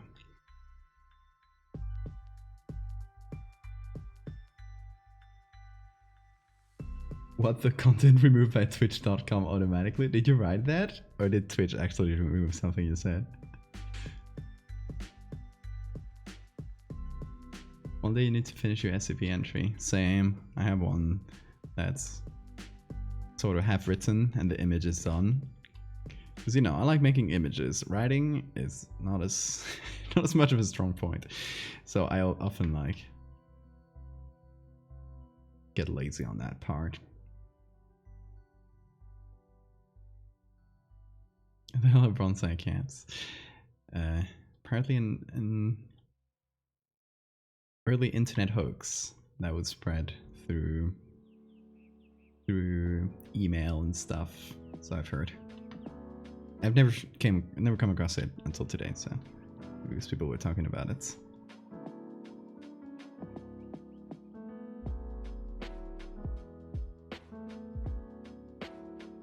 Apparently. The concept is that you could grow a cat in a jar and it would kind of grow to the shape of the jar.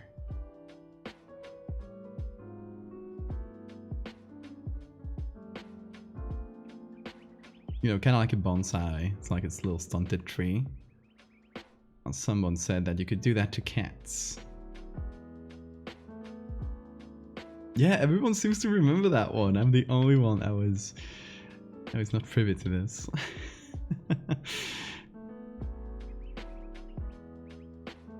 And apparently a lot of people fell for it. Oh, I don't know where to put this one, y'all.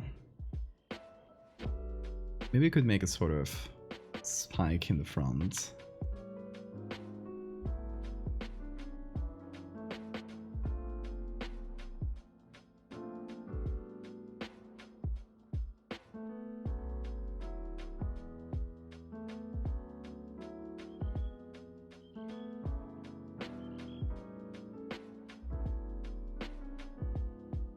If this was multiplied,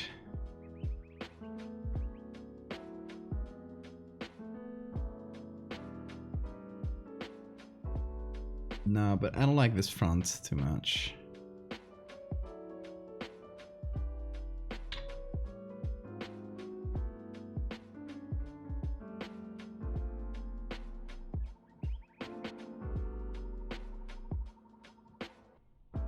Maybe it's an American thing.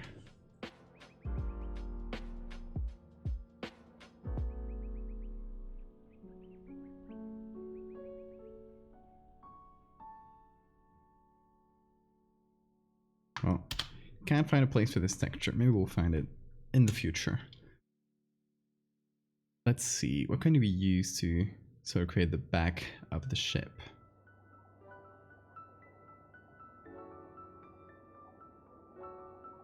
Oh, we also should include these large windows somewhere. I really like them.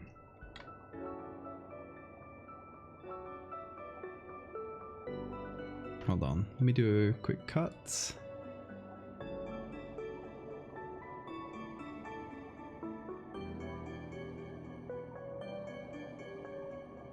Of like just the window structures.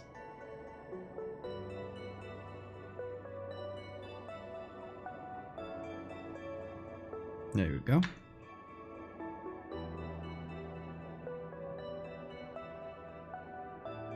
The captain's cabin. I was thinking the same, like kind of here in the front. It also gives off that whole cathedral vibe, which I like.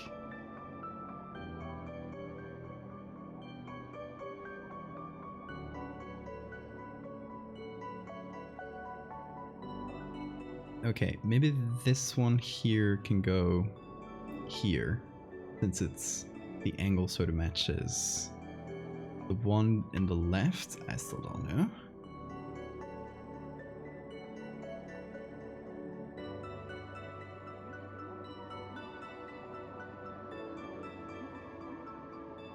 Hold on, I'll do Control J here. Copy that.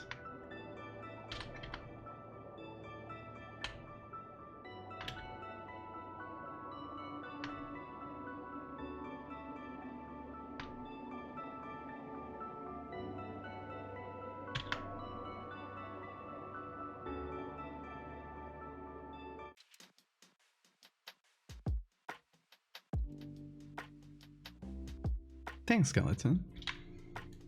To be honest, I'm just improvising. But that's fun.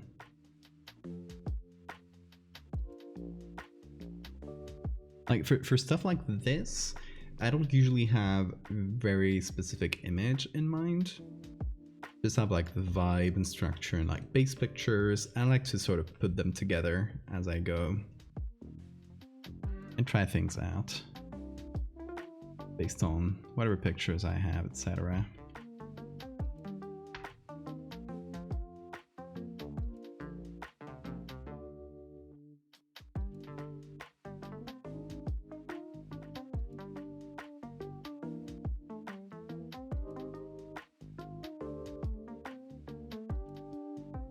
So I think this could go like that.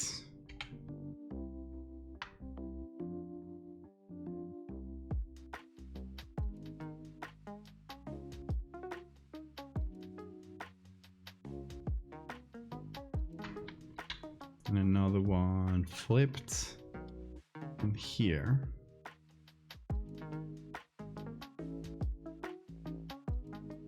Yeah, like two little windows there. And I wonder if this one has a place somewhere. Not vertically, flip horizontally.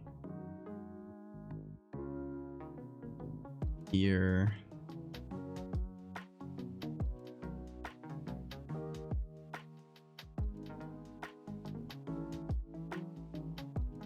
Flipped in this way, maybe.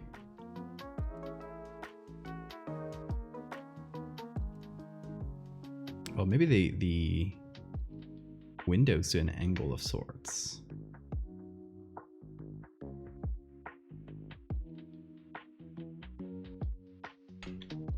That could be fun. See, it's all improvising here, y'all. We're just making stuff up as we go.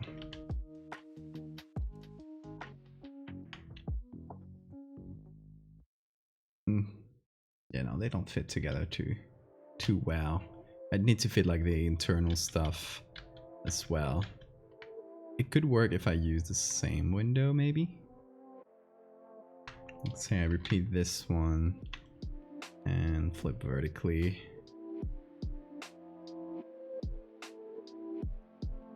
Then somehow match it.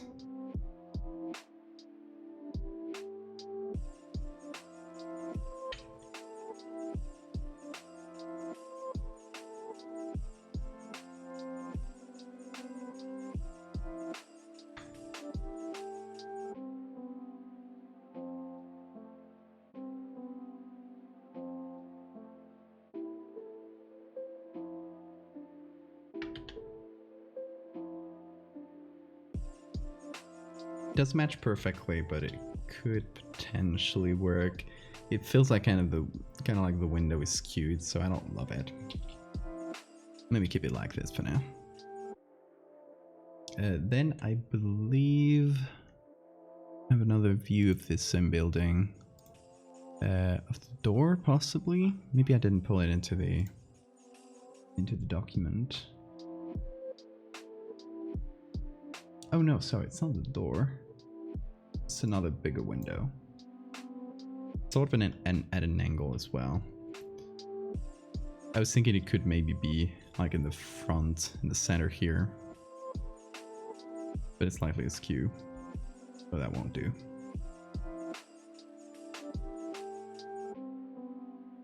It was a very large window, which means I could only get some of it in frame from that distance.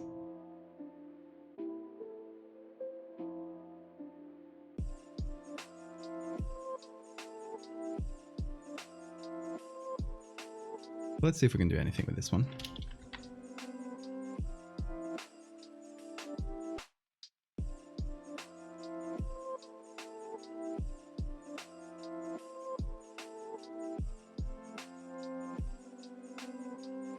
Maybe we can cut out a little bit of the edge here. It's like very, very deep inside. Kind of hard to use, I think. But I love the orange window inside. Makes it somehow feel more cathedral-y. I don't know. Maybe that's just me. I feel like it's all lit by candles inside or something.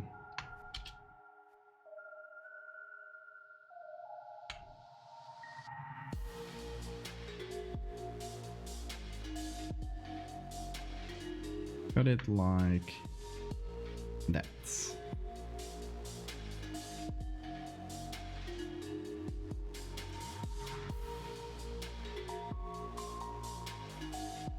And take care of some edges messed up.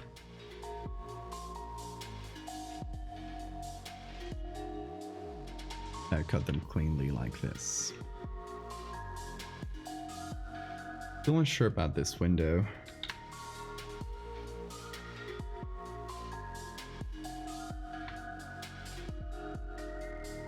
Maybe if I made it super long.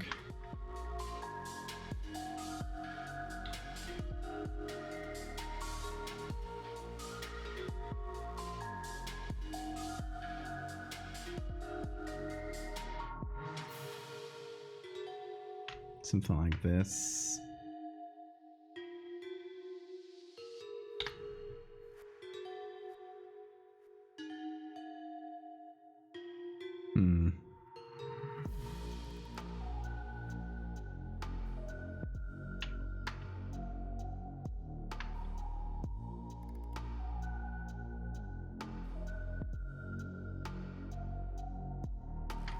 Let's see, they could definitely be stitched together in this way.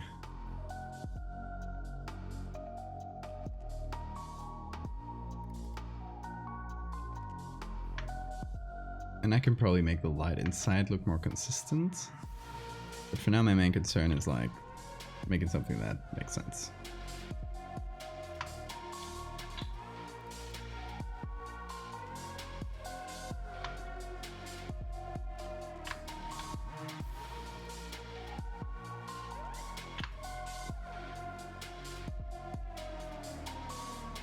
Something like that.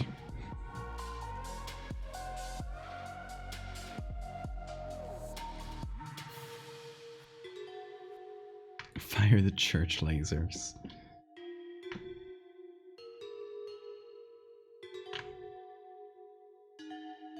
Yeah, this church definitely has lasers. If any church has lasers, it's this one.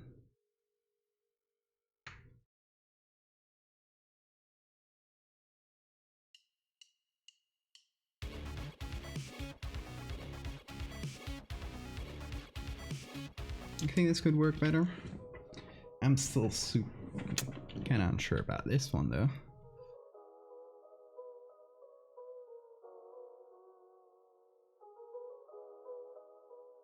I still do want to include windows somewhere.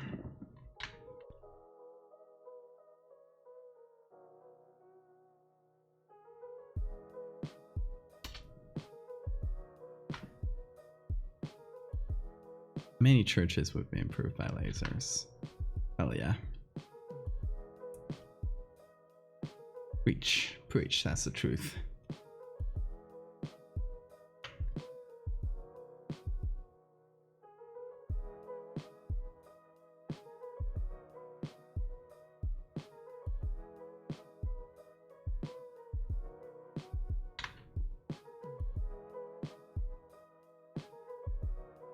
Hey Sora, how are you doing?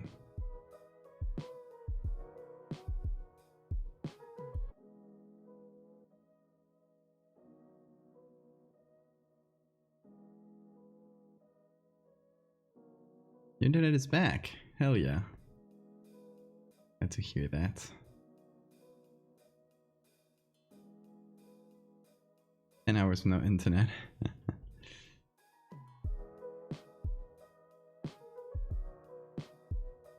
That's a day of work. That's annoying.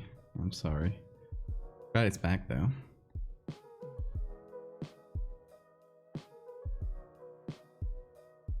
The internet gods have blessed you. Exactly. We've been building this whole church, flying church here, to plead to the internet gods, so I'm glad it worked.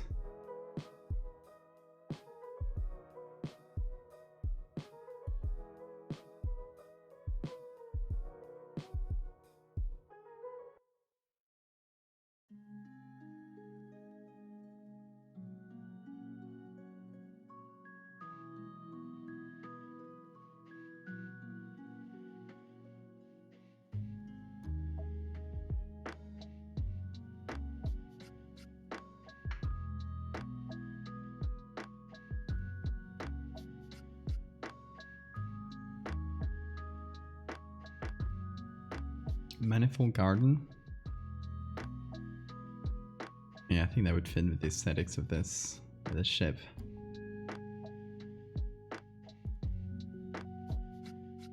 So this is a commission for an SCP. That's this huge kind of warship built by a sort of Inquisition type faction. And it's made of kind of brutalist concrete with some like gold details and stuff. So that is what we're trying to do. You know, not my usual type of stuff, but hoping we'll get there.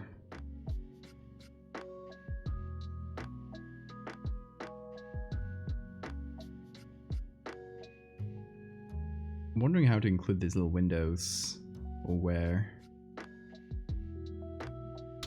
I would love it to be kind of crisscrossed by windows. Maybe in the grooves here. To make like really small windows.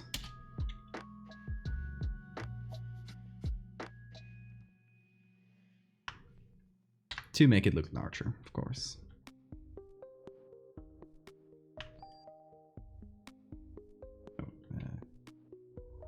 That'll do, yeah.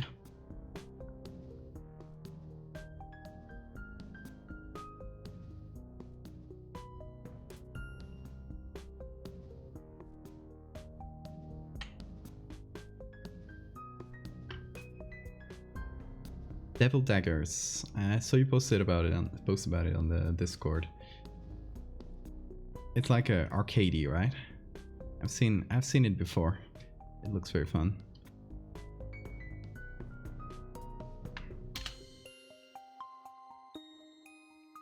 Okay, so if we later make some lights come out of these windows, I think that could be quite nice. Maybe they could be in rows like this.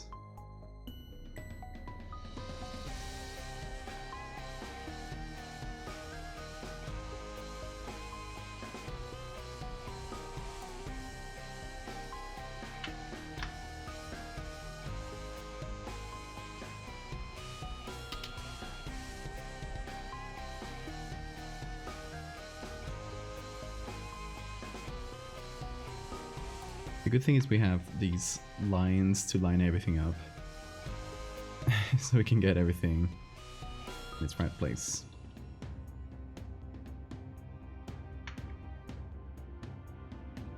And the size as well, which is nice.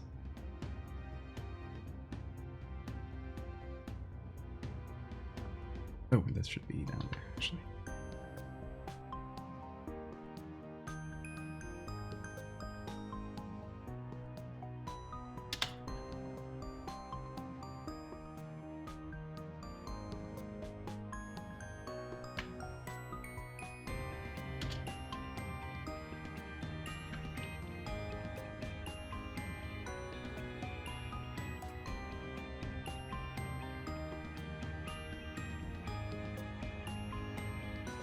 Okay, let's see. Now we copy these, we put them to the other side.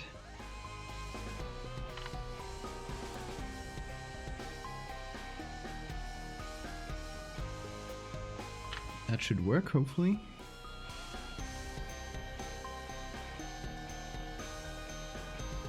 It's like small windows, but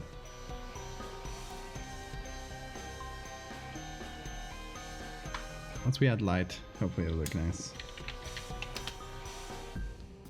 Well, small windows.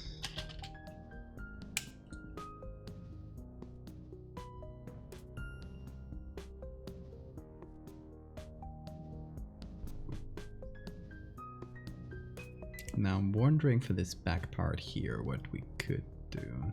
Maybe, maybe we could reuse this.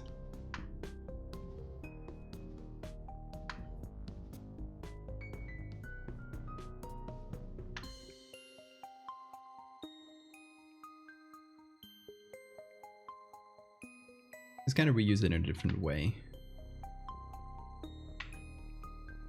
Because it could have the right shape, I think.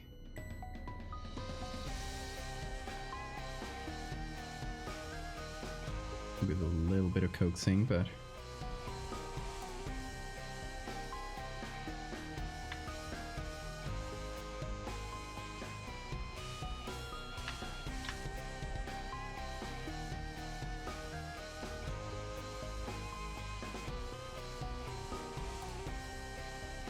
I think the ones on the right maybe a little more to the left.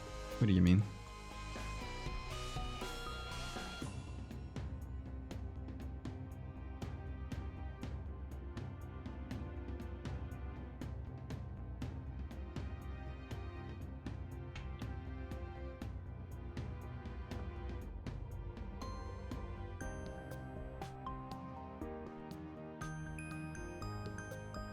Oh, hold on. There's a really simple way of checking that. It's 1, 2, 3, 4, 5, 6. Yeah, a little bit more towards the left, you're right. Checking these lines here.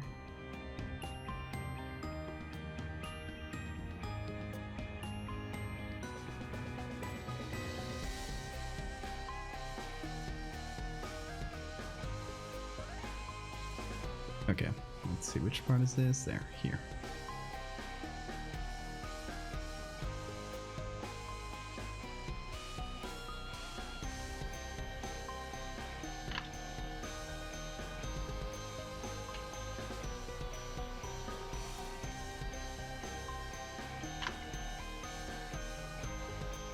Can that work for the back?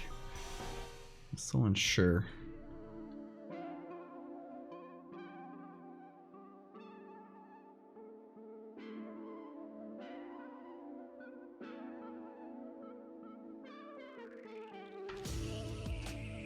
Let me see if I can kind of draw the shape, or draw a shape.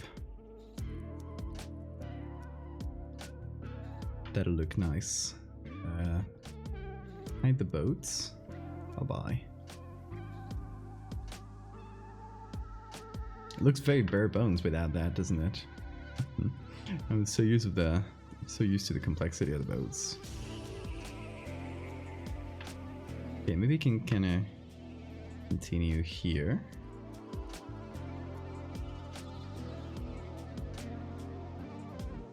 Let's just focus on one side.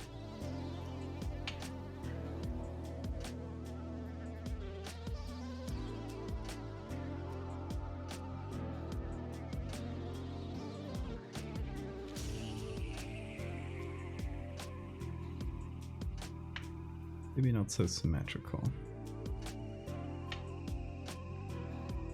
Maybe it does like a little pyramid here.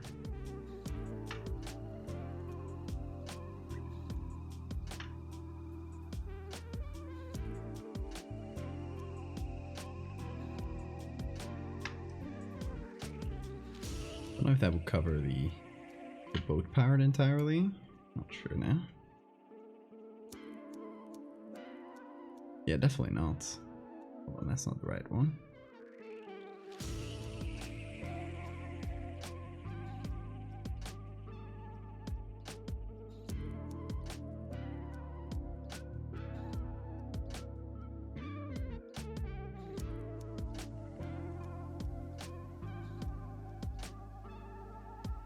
Maybe something like that.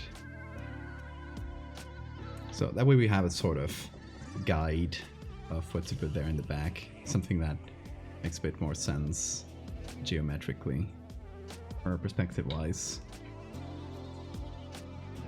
Let's see if we can fit any of these little parts here.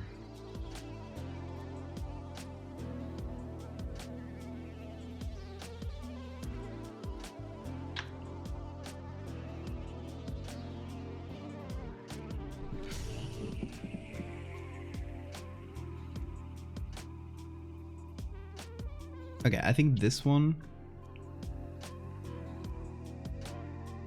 here could definitely be nice. But I'm gonna reuse the base part again, like so.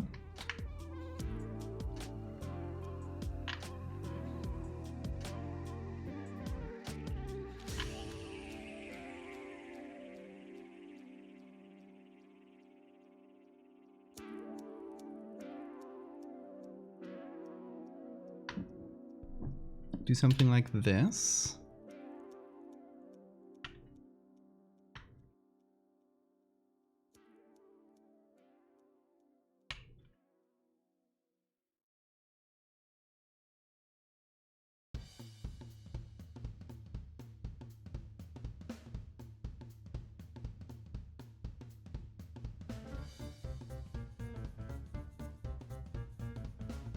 Okay, now we can expand that to the left and right. Get a little bit of from the original picture. Not too much, because there's a red flag there.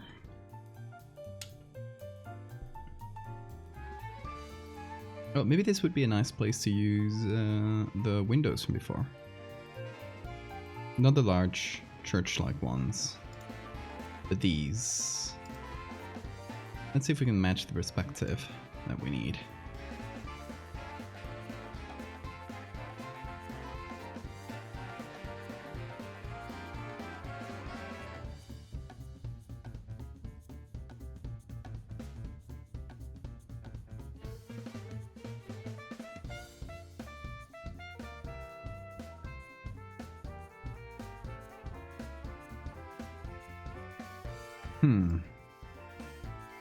Not really, I think.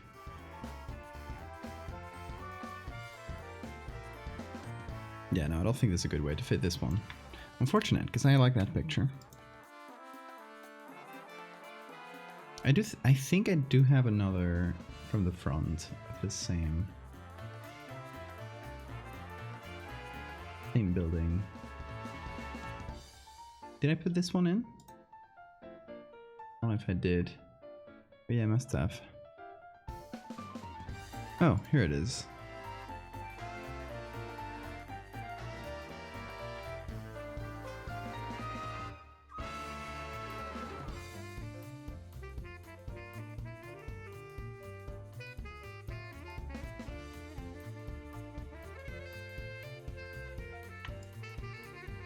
Let me move everything that we have actually used down to not make a mess of everything.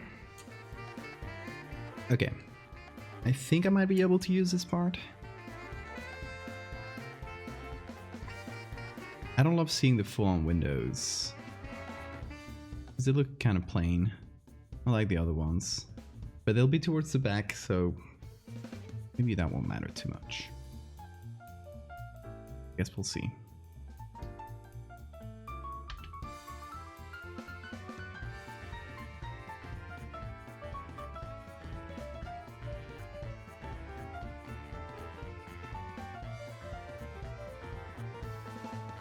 Let's see what we can do with this, if anything.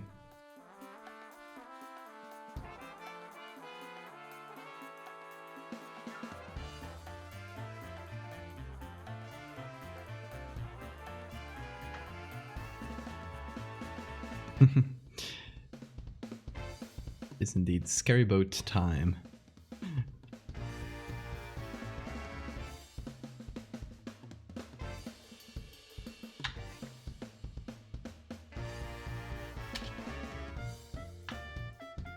There it is.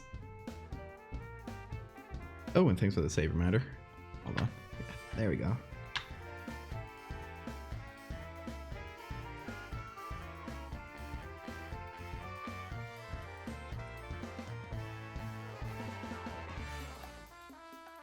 So I'm getting a lot of mileage of these pictures I took in New York. Well, this one's from Boston, but you get what I mean.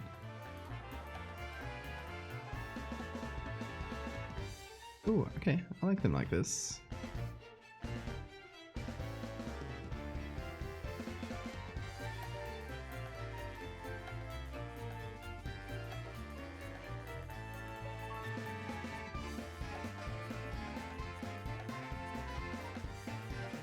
Okay, I'll cut them slightly short.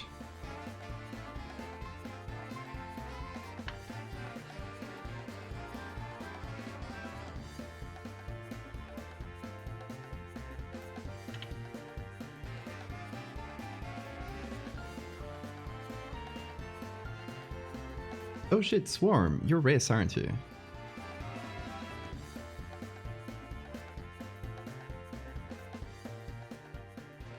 Am I getting it wrong? Oh, you are. So Riz who commissioned this bit is here. My brain works slowly, but I got it eventually.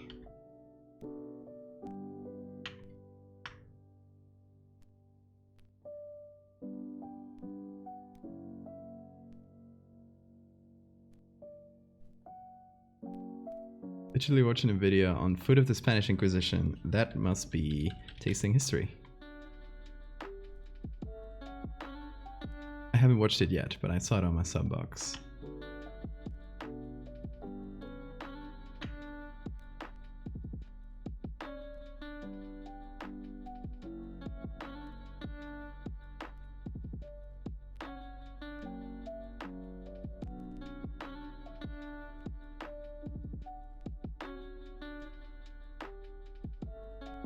What's this SCP? I don't know the number, but it's still upcoming. Hasn't been posted yet. But hey, Riz is here. Riz, can you explain to everyone what this SCP is about?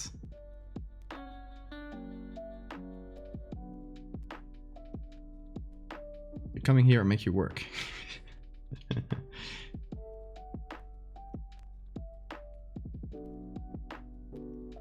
Oh boy.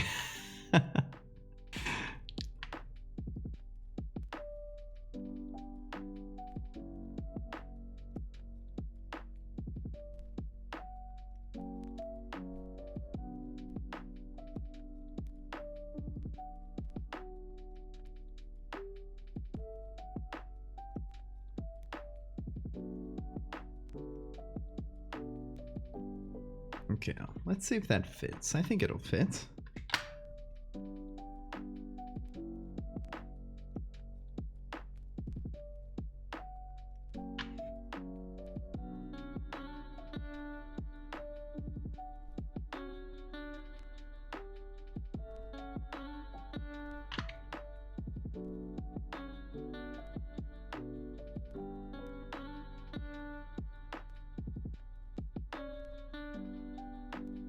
Okay, I think I need to remove the blue from the windows.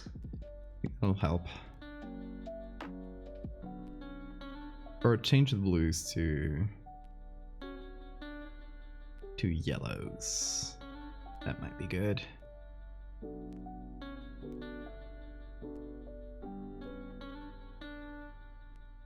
Hold on, gotta find the right hue.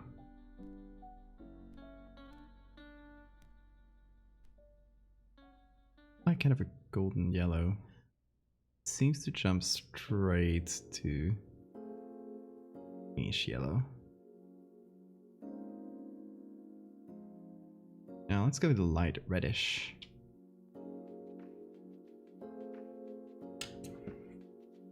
It may or may not be about an interdimensional inquisition and an 80-year conspiracy about a continent that no longer exists.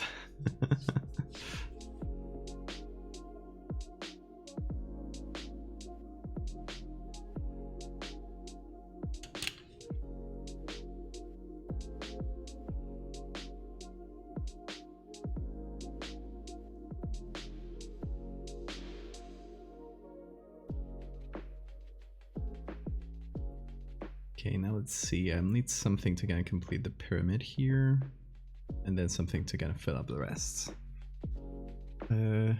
Let's see. Hey, CL Varner, thank you so much for the sub.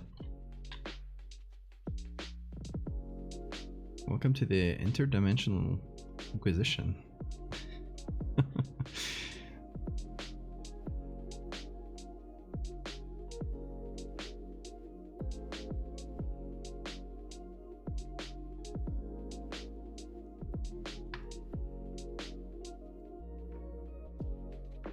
Okay, let me find the angle here.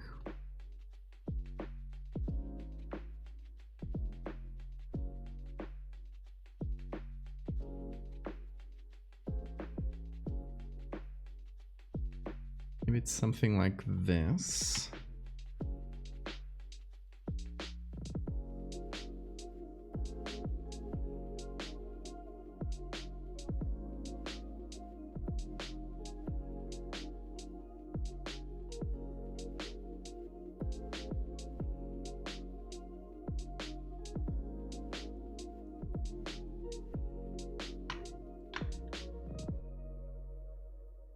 Okay, it's still bare bones, Riz, but how are you finding this so far?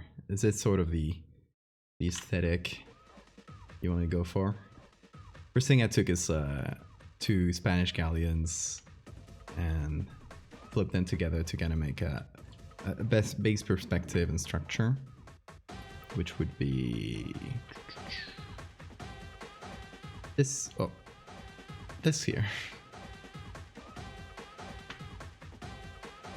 Then I started adding concrete.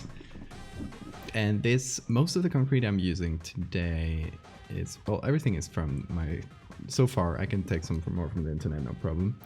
But everything so far, the concrete parts are from when I was in New York last week. So took the time to take a lot of pictures of Brutalist buildings. The one in the middle here it's actually quite a very pretty building in Wall Street. I think it's Wall Street 1. We might be able to find it.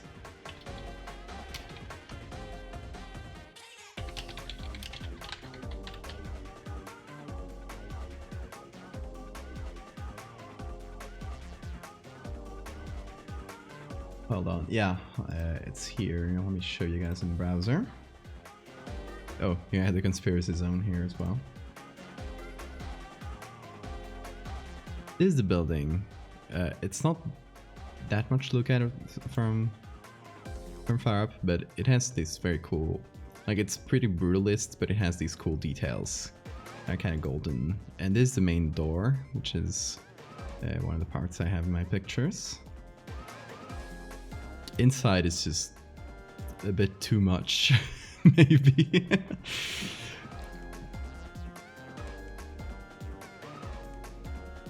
But it's still cool.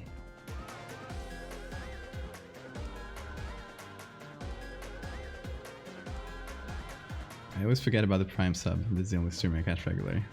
Well, thank you. Everyone should use their Prime sub, if you guys got them, to take money away from Jeff Bezos. The theme of this SCP is a bit much. Fair enough.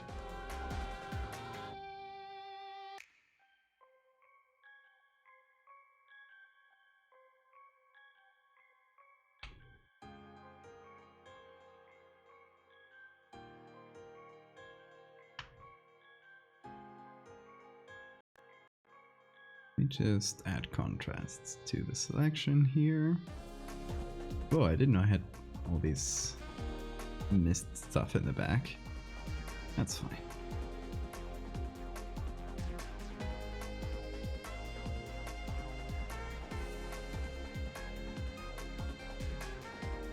Got Emperor vibes.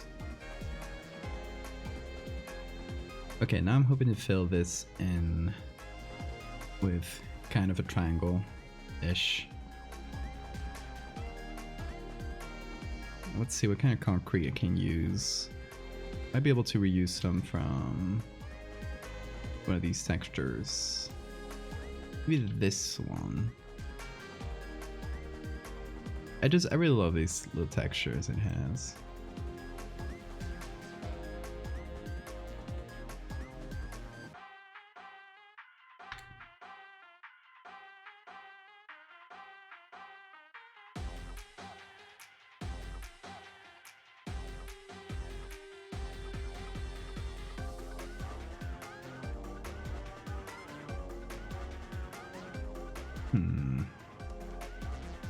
Let's see. I'm gonna use this little texture here to make a nice triangle.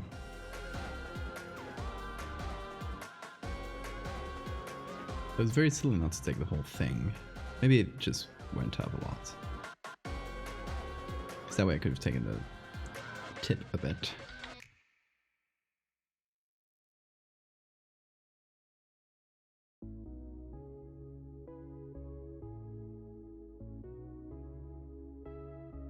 Okay, let's see if I can fit that. Like this.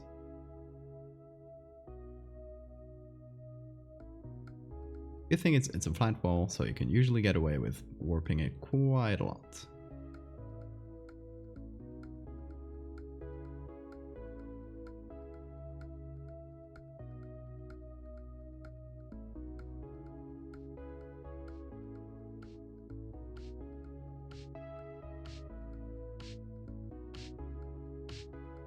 Let's see if this works.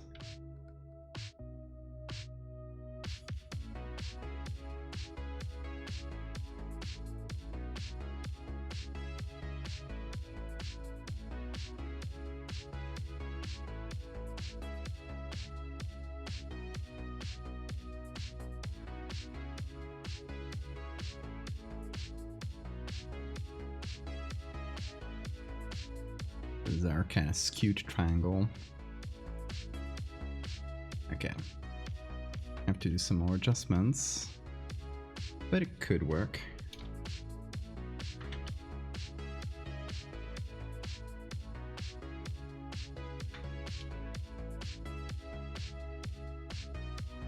Whoa. What's going on here? Oh, there we go. I was scared Photoshop had broken something already.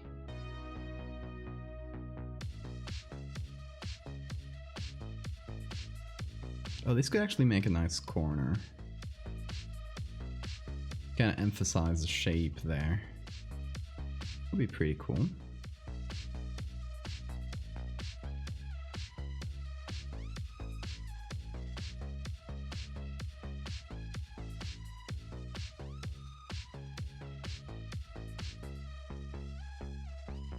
I can stretch it to the right proportions.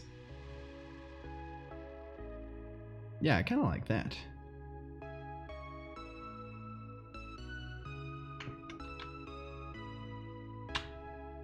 Can I move this? Oh, there we go. Yeah, it was active.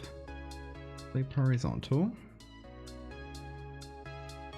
Where is it now? Oh, damn it.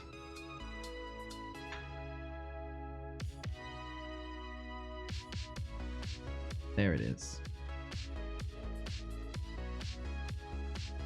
So clumsy, I lose my own layers.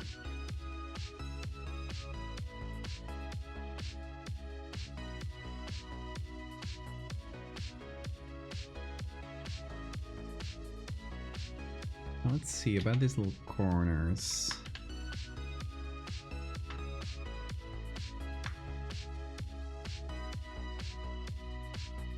I wonder if I should keep them slimmer like this.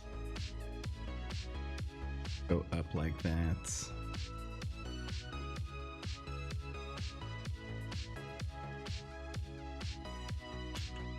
Okay, because I'm thinking we're seeing like the front hole or the kind of like the quill of the ship, but we could, to imply even bigger size, show like more layers of it kind of popping from the back. So we don't actually have to build that whole part, it's just an implied popping from the top like this. Like, let's see. Let's pick this, for example. Our main, kind of our main hull. Put it below everything.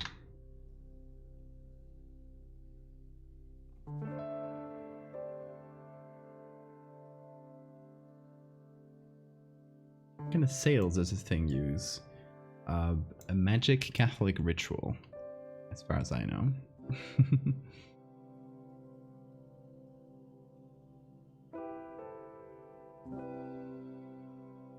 Oh, and thanks for the save reminder. I accept this. I will save.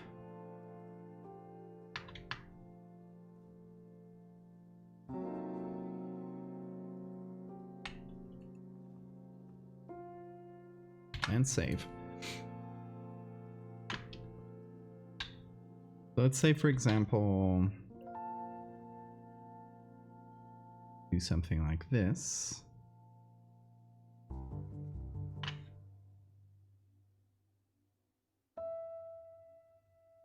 This is not the best shape though.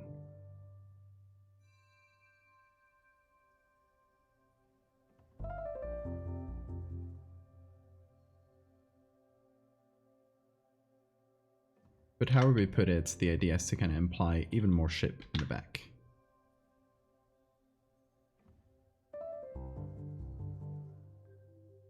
Like, it's so massive you can't see the whole thing. Dual phase Antioch class anisotropic thermic engines.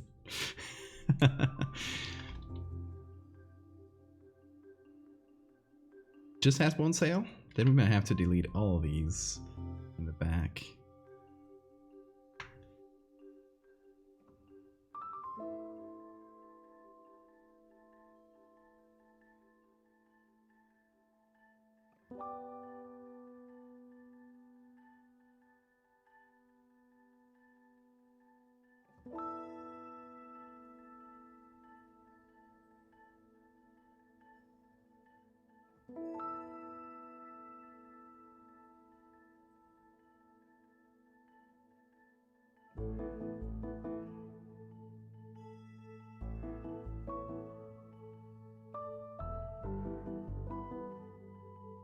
Let's see, I kind of like this.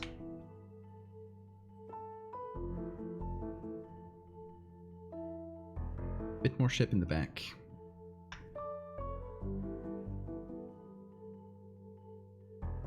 Now I'd like to make it darker.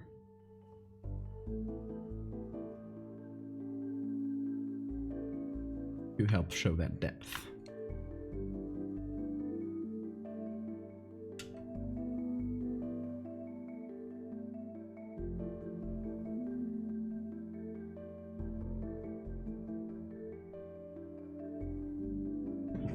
So what do you think, Riz? Should we keep the sails? Should we remove them and make them more implied, like rays of light or something like that?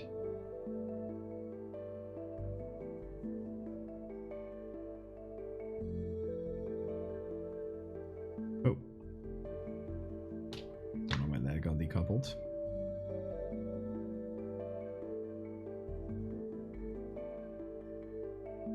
Yeah, okay, then, I mean, I guess the ship has served its purpose, because it was kind of a base.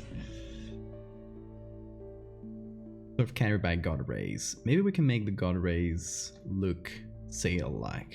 What do you think about that? Like, instead of just being these linear things that kind of branch out and create these little sail-like shapes. And we could either, I think that there's two ways we can go about this. Painting, I'm gonna paint it in black, although they're supposed to be light rays, but you get the idea. They could be here on the top and kind of look like sails of sorts. But they're above our view, right? We're seeing this from below.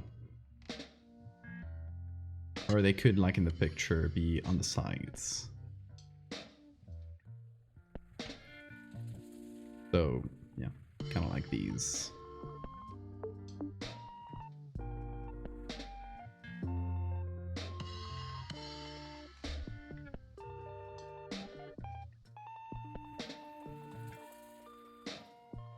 Kind of like them trailing behind or to the side like ribbons.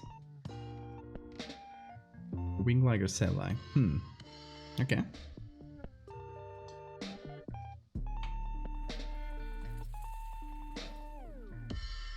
Kind of a more loose shape, like this.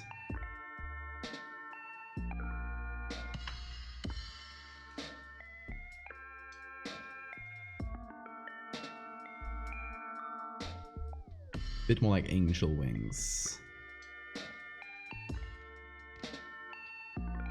So we kind of lose a bit of the ship-like or the galleon-like qualities.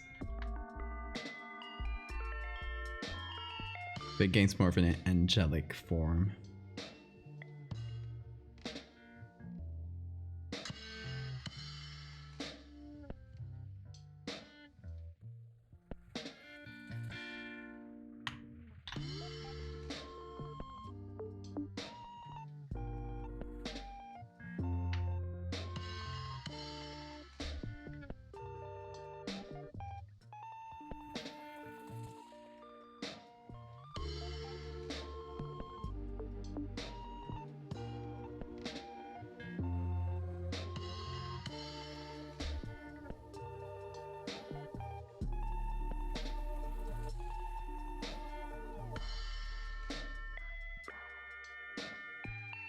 Weird spikes or greebles hanging off the bottom.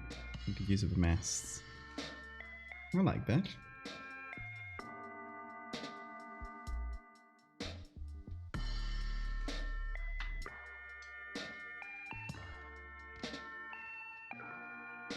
Let's see. What would be the best placement for this?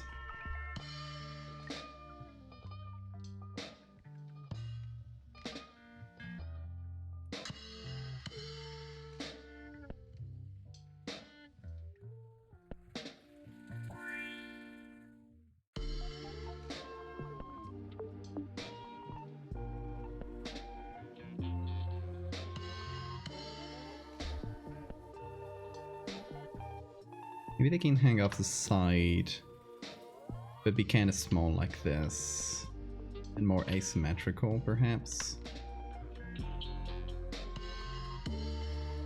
And just being small and at a distance, hopefully something that reminds us of sails, but that doesn't... we'll still have the wings over there. Maybe that could work.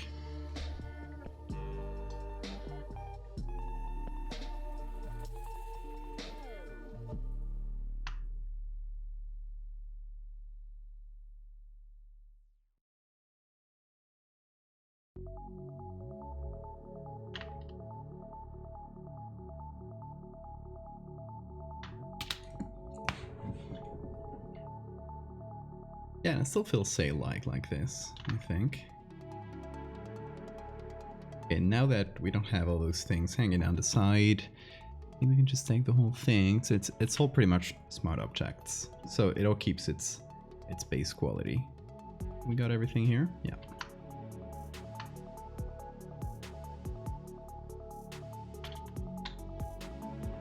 Oh, not everything. I'll just group everything up.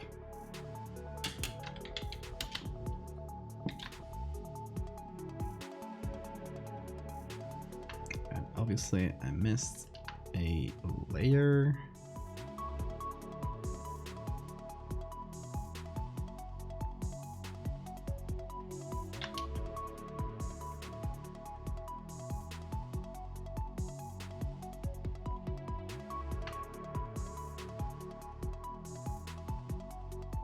Okay, give it a sec to transform. Could be, I mean, we'll still have to place it once we get to it. But I think to imply it's being massive, I think it could kind of cut off at the edge at some point, be sort of like it's so big you can't fit it in the whole picture, right? That sort of vibe.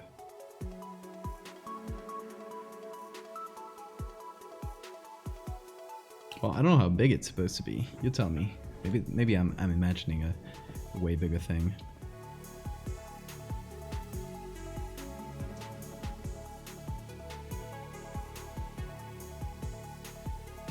Yeah, that's what I was going for. Kind of underneath.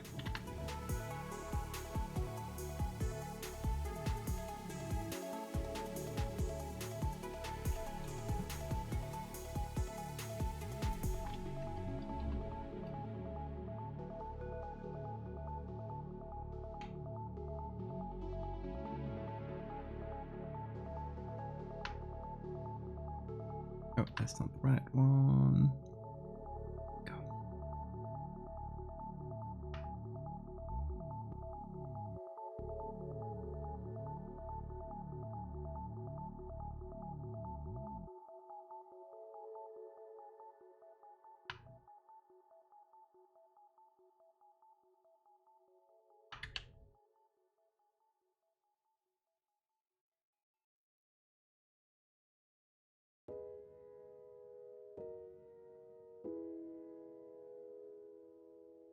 Let's see.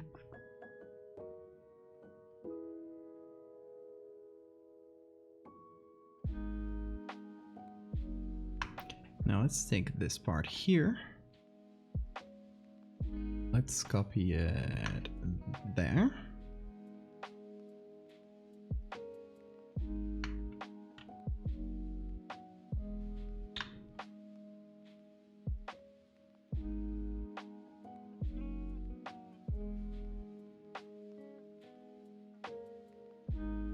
Try to get some of those details.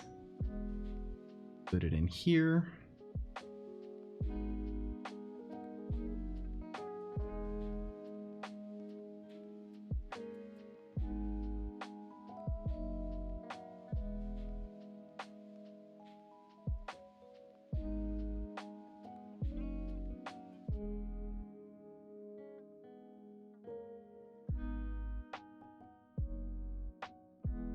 Here we go. That looks nice, I think.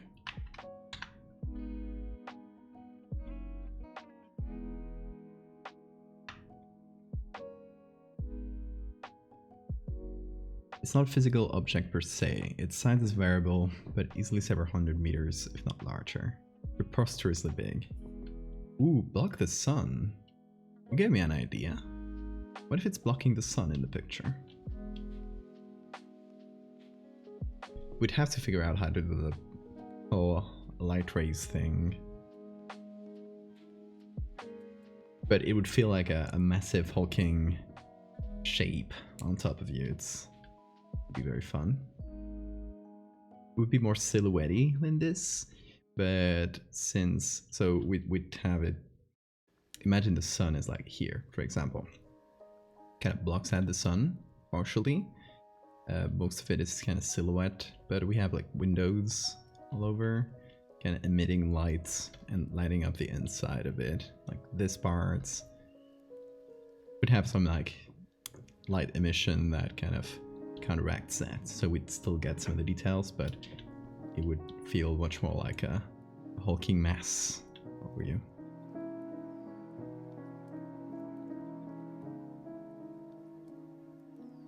Which would hopefully a little bit more mysterious, say.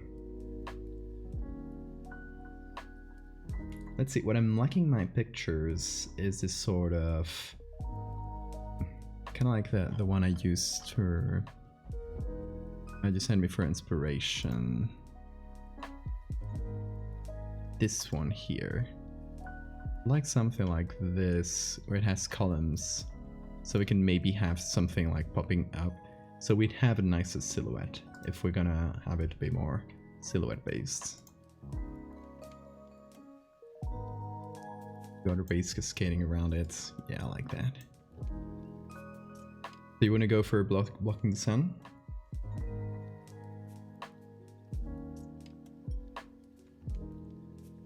Over here.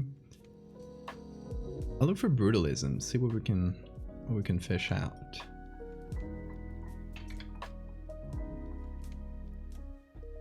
Yeah, brutalism has results.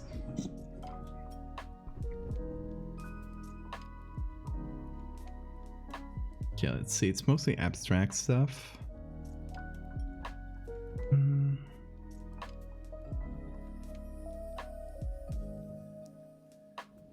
Ooh.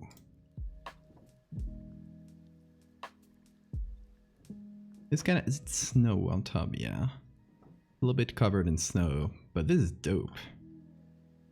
Oh, there are more pictures of it. Must be a well-known sculpture, I assume. This is in Serbia. Rogasa, I don't know how to pronounce that. That's very cool.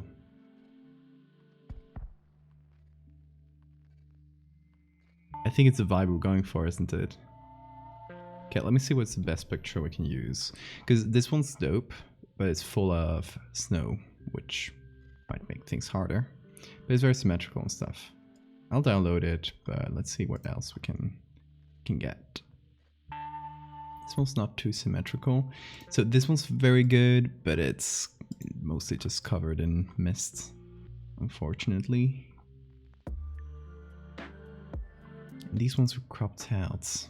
Annoying. This one again is cropped out, but this part is very clean. Easy to use.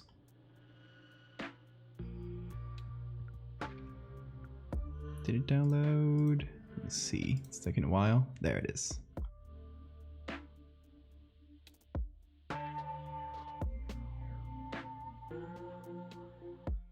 Okay, so this gives us like 2 incomplete parts to use, but I think that might be enough. Because the ground part is not that interesting. It's more like a support. The fun part is the top spikes. So I think we might have enough to use.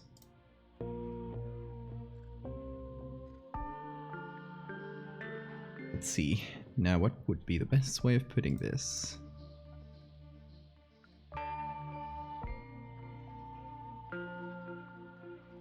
Let's see, let's give it a quick select.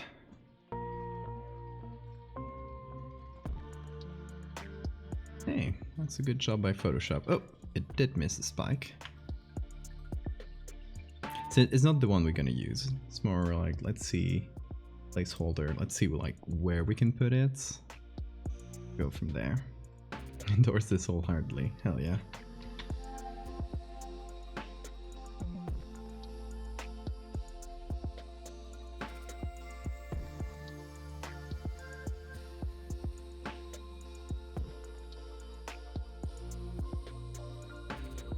Okay, I feel like we could either go with it here. It's like poking from the top of the structure. Obviously here it's cropped out, so I'm just gonna move everything down a little so we can work with it. could be poking out from behind, like so. Where you don't really see, you just see the tops of the spikes. But it does give it a nice halo effect. Alternatively,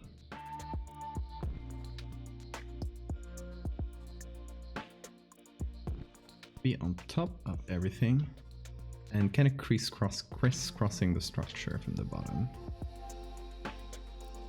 So it's kind of like popping up from places. Maybe from the bottom like this. Kind of like follows the trail or the general shape of things.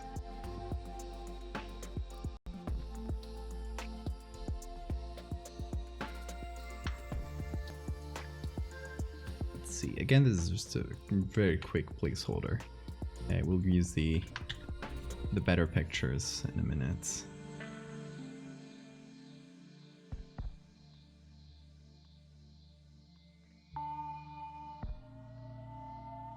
Did I completely remove that part? It's pretty silly of me. Oh, I think Photoshop had just not selected it right. That's fine.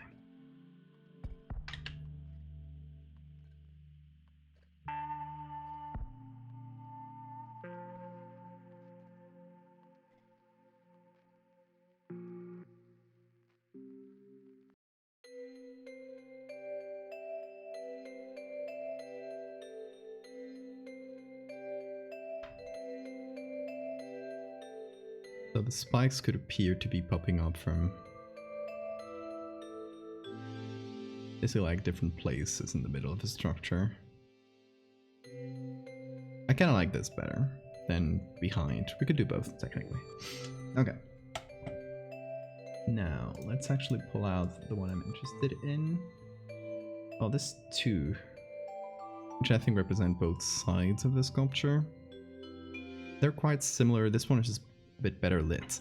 The biggest problem is they put just a very green filter over it. So let me see here. I'll try and... God damn it. This, please. There we go. This will help quite a bit. Then we'll do desaturation, where we take all the greens, just nuke them out.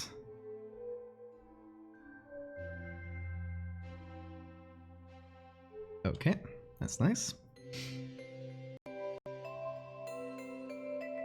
And I'll just pick the top part of it, the part that is cut against the sky. But I'm not, well, ignore that part. I'm not so interested in this base part.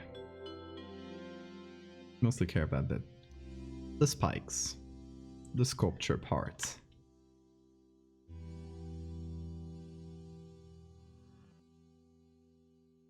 Okay, finish this up.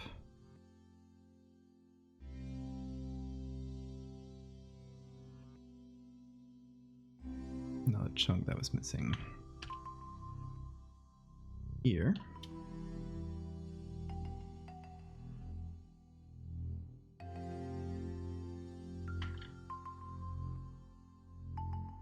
Nice. That'll do perfectly.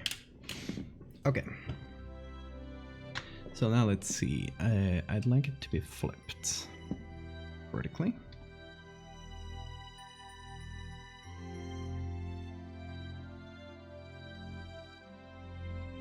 Well, actually, now that we're playing around with the individual parts and not the whole structure, we could angle it different ways.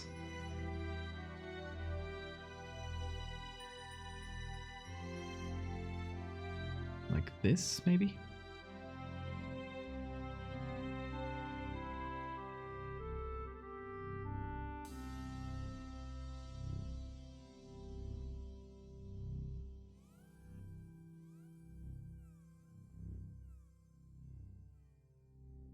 Okay, let's see about this. Work it up. Player mask.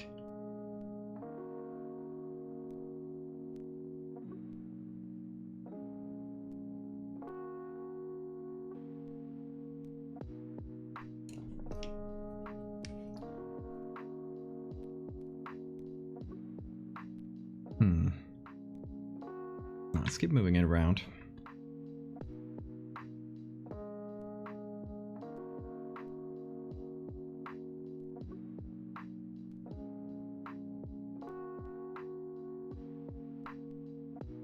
Yeah, I'd kind of like it to jut out more like this. More fun. It feels like wings. We could have the light wings, so to speak, coming out from there.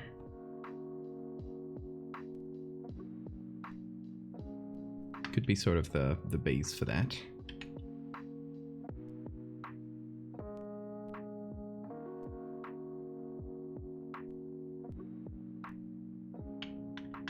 Mad little cultist for the fellow.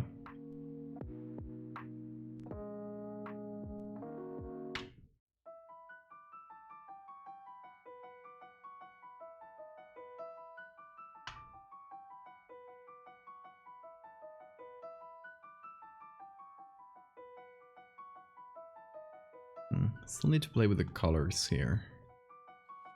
Not a huge fan. How they interact.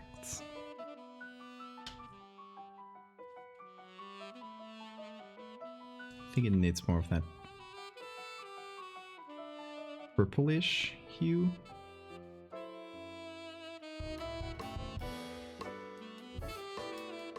Yeah, that's nice.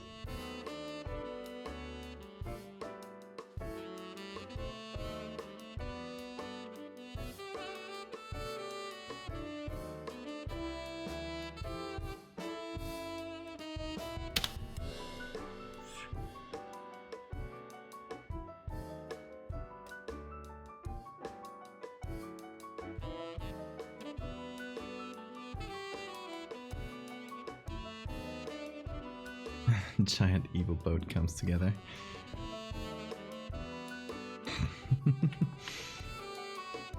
Okay, Riz, I gotta ask, what's with you and giant evil boats?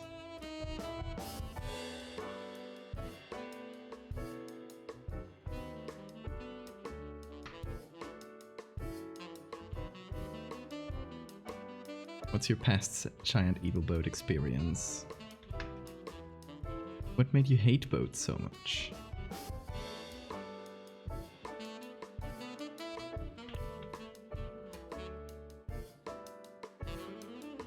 I'm scared on a ferry ride.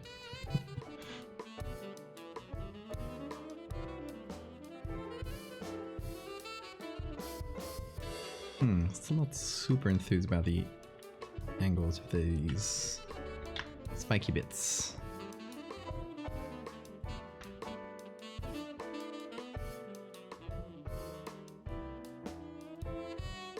Like, I don't like how they interact with the rest of the ship.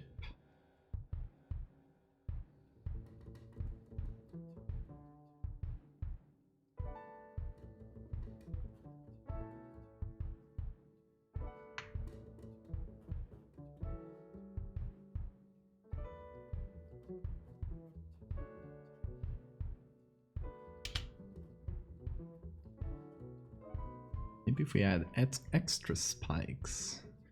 That might be too much.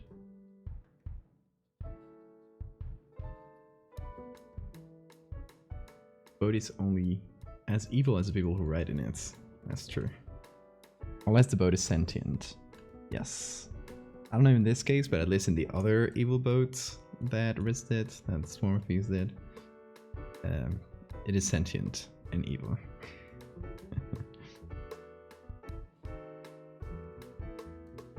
When in doubt, add spikes. Of course.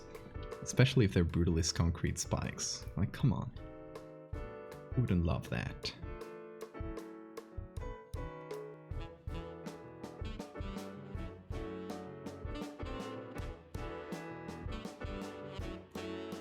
You know what might be a good reference for this shape?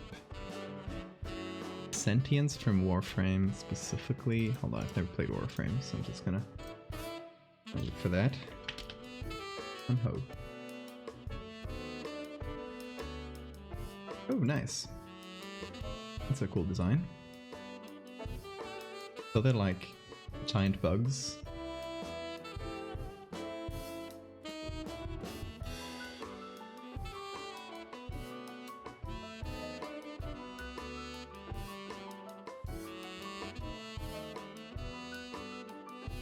Mosquitoes. Nice.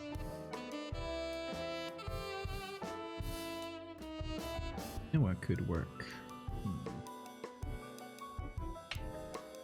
Let's do a couple things.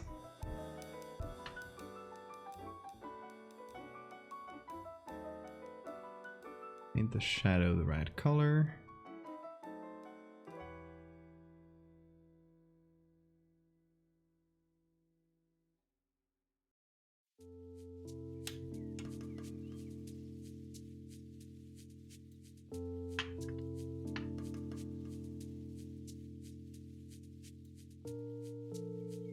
Okay, what if I only picked this part?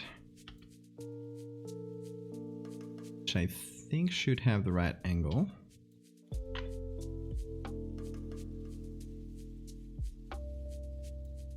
Oh, and please.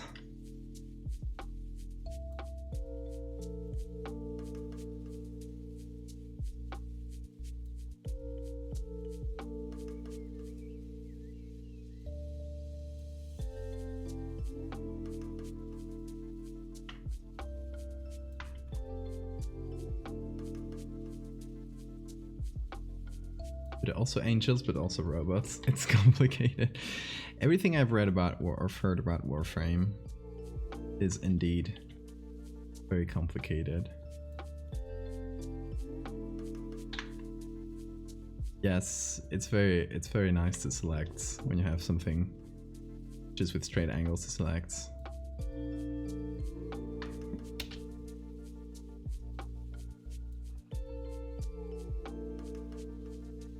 Very satisfying, as you say. Compared to working, yes, again, around flesh and fur. Two very different vibes. Oh, here.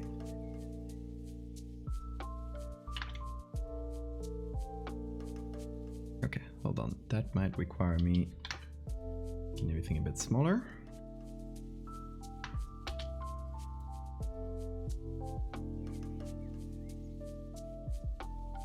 Warframe lore is someone who's into body horror starting builds for. It's like if someone who's into body horror started world building and never stopped. What color me interested? I don't know, I like the designs from the game. It's not the type of game that appeals to me, gameplay wise, but I like the designs.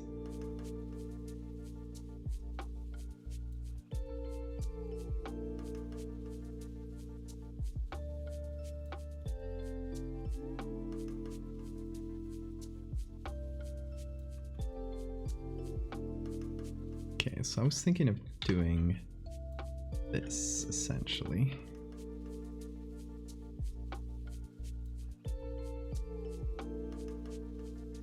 Kind of like two main... Hold on. Definitely not. Right? There should be more. Yeah, more correct.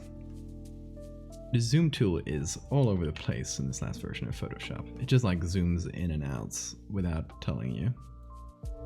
Can get quite annoying.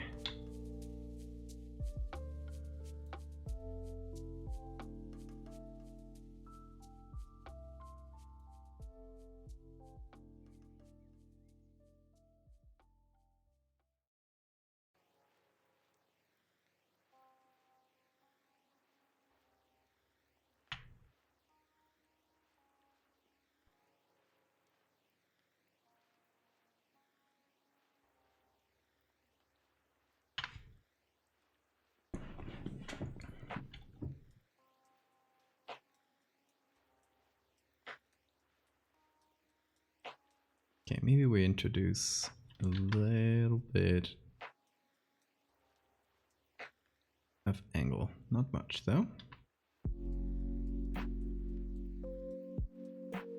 Just a touch. Again, trying to make everything symmetrical, so when I move something, I just copy the layer instead of having to try to recreate it on the other side, which can be annoying. Not very new player friendly. Yeah, it doesn't seem like it. Their direction is spot on. It does seem very good. Not necessarily overwhelming. I'm feeling love.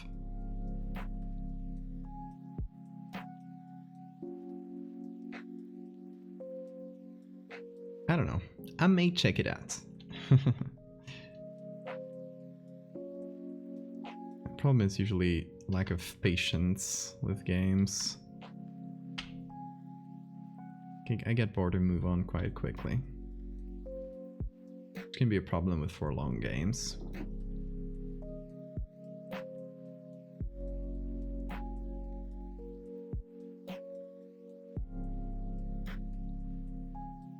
Now I just need to blend these two in a little bit. Should help with things.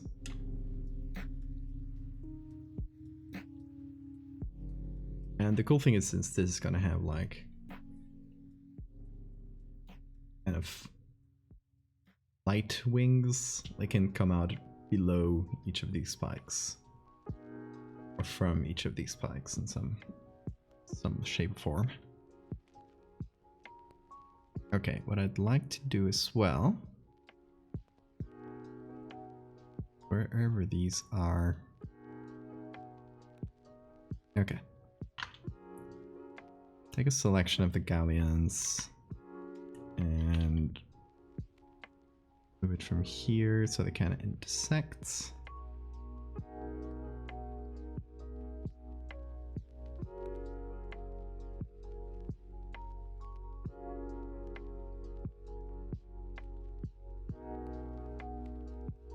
What if Warhammer starships, but Art Deco conquistadors? Yeah, I like that. Okay, here's what I want to do. I want to take this same texture I used for that. Hold on, which one is it? 248s. If I have it over here, or at least a copy of it.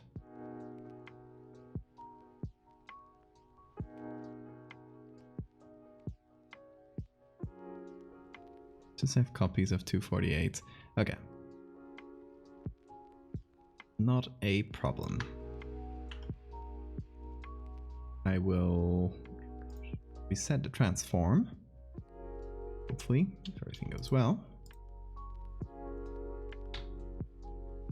Now I can probably clip it to any of these. Now, if it lets me transform, please. Photoshop's being annoying. For some reason, it doesn't want me to transform this layer.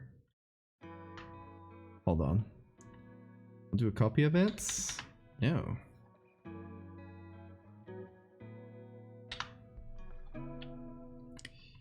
Strange. Oh, there we go. Must have something selected or something.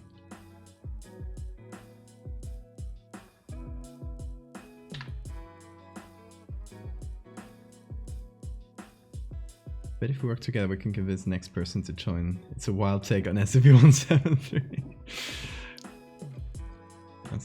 That's the official reason we're doing this. Don't tell anybody.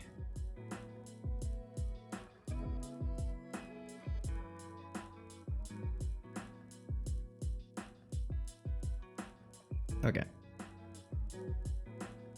So how about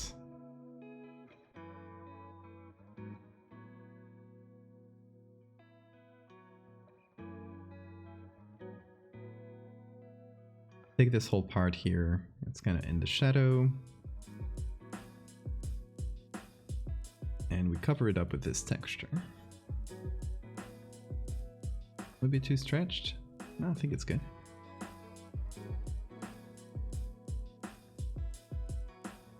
We should add some gold, like filigree things.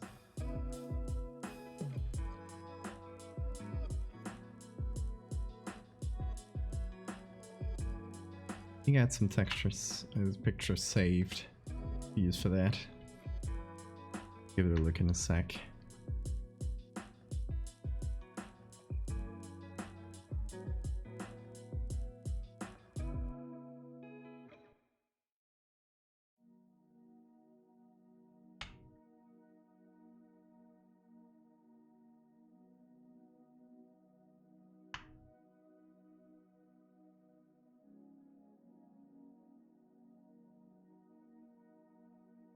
Now a soft light and get a soft brush.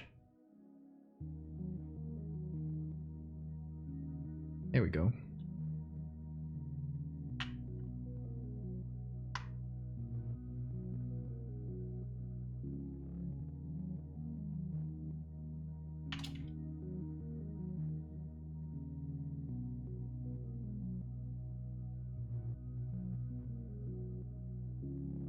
Flip it, fit it. Good. Big Photoshop project this week is editing a bunch of documents on cattle mutilations. What are you working on?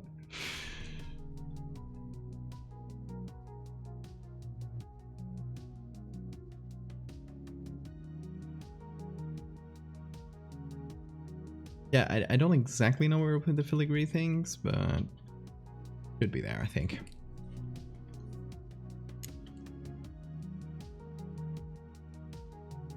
It'd be like complementing these patterns in the front and stuff.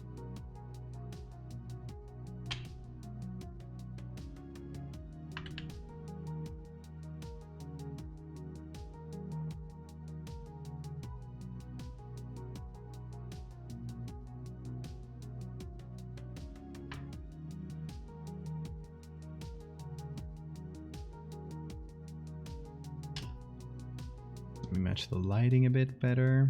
There we go.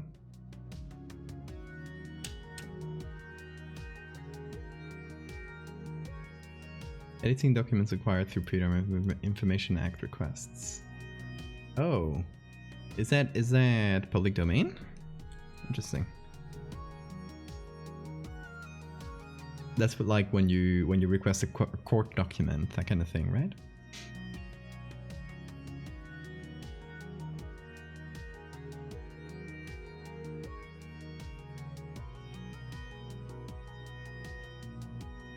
Maybe I'll edit these here as well.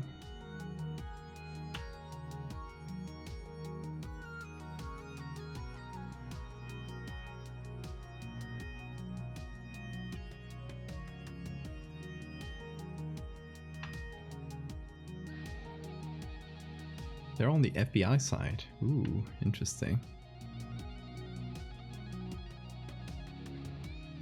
Definitely take a look at that. I love anything that's public domain, so that is the kind of thing I love. Okay, so if I put this here, clip it on top of this one, no, this one.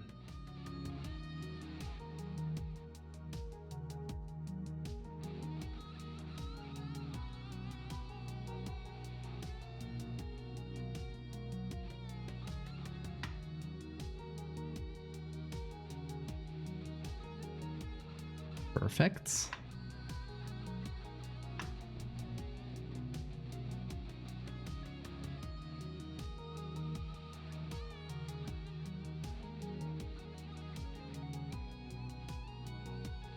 It's a section that's most requested because I guess I got tired of answering the request.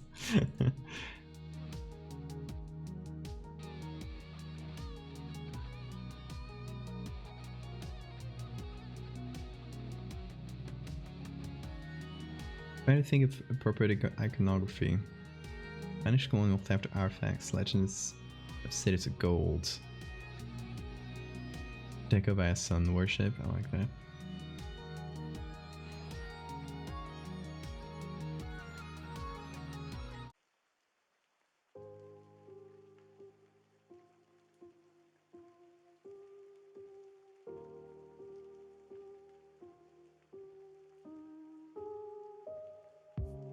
But yeah, I wanted to ask you is there any like logo or symbol of this institution that we could use?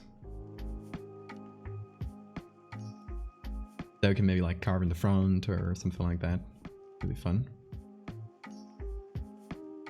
There's a flag. What is a flag? Show me. Vault.fbi. Ooh, it sounds ominous. Thank you.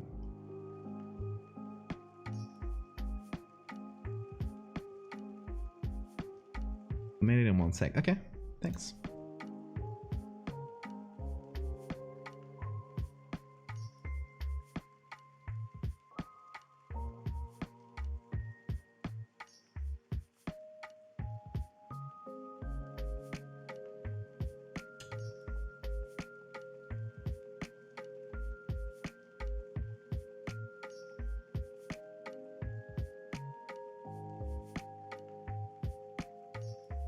Okay, let me try a little thing now.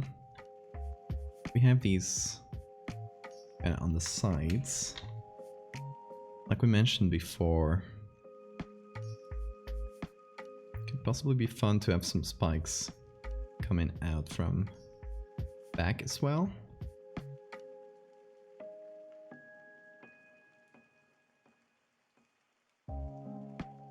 Like this perhaps? I need to move everything now.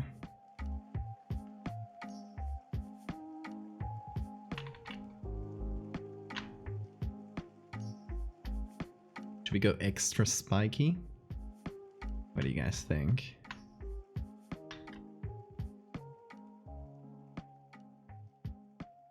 Spikes, spikes, spikes. I'll take that as a yes.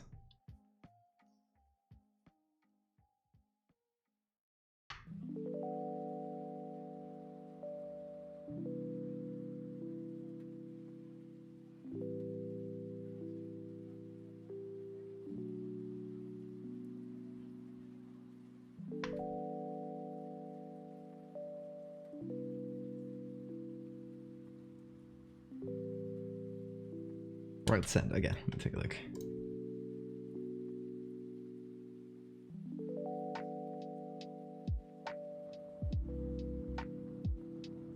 Ooh, cool. Purples. Also, I mean, the flag matches the vibe of the ship very well. It's not intentional, but...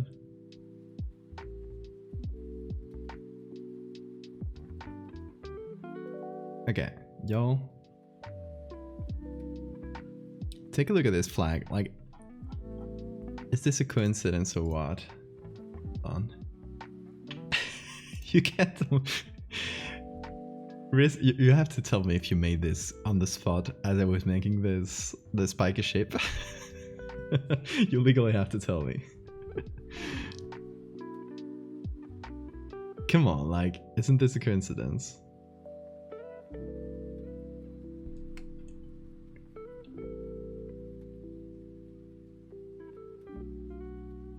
Okay, so here's my idea.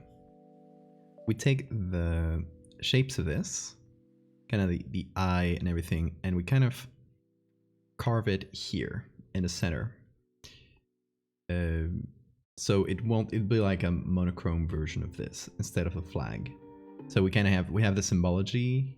It's not like the flag directly, but it would make it so that if you looked at this ship from the front, you would kind of see this flag because there's these two big spikes coming into either side. We don't have these central spikes. We could try to add those, and then we have all the other spikes kind of coming in at different angles.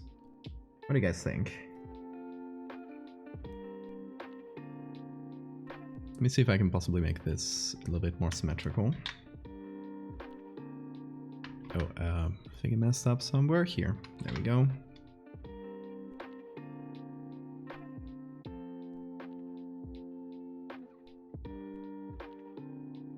So it feels like it's going further back.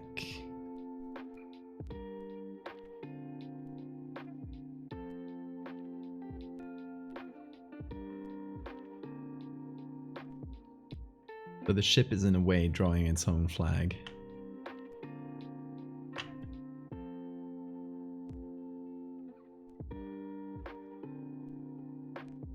I'm not saying I'm recognizant or anything. You are, you are.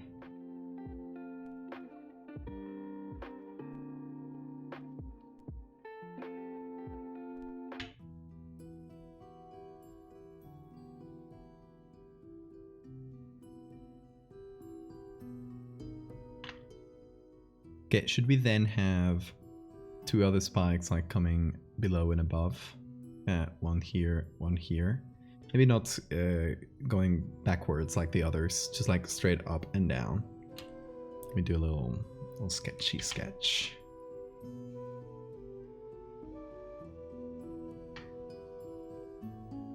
Just like this, maybe thinner.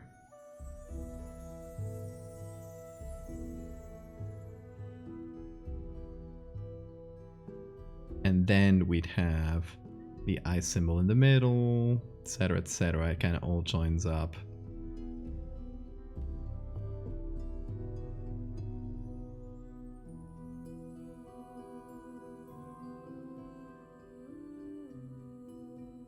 I predicted winning the department contest weeks ago. Well, let's hope that happens.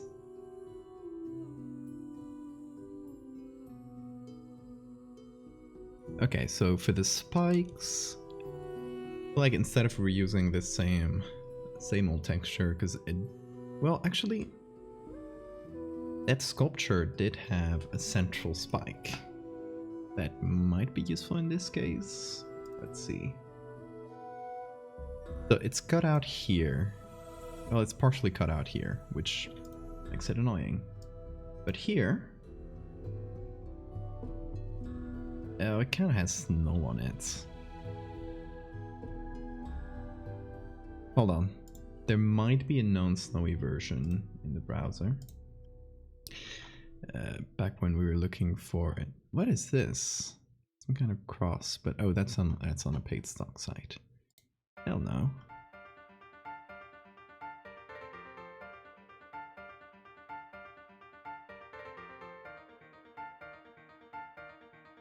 Oh, here it is. Perfect. We can apply the same filters and everything because it's the same thing. Okay, it should take a second to download. Or not. There it is.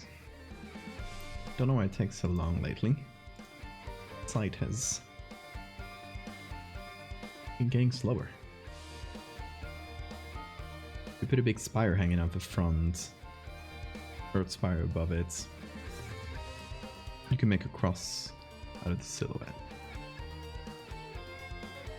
Oh. Yeah. Yeah, because these are Catholics, so it could be like something like this. Or, well, I mean, not that short. This, and then this.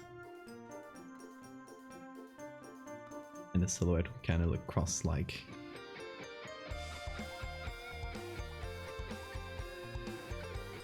Let's see, maybe we can use that. Yeah, I think so.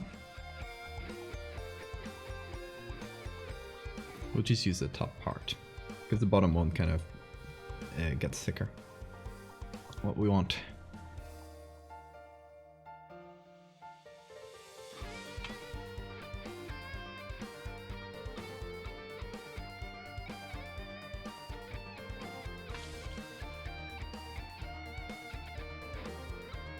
Okay, let's see. Now, let's get close to the others here.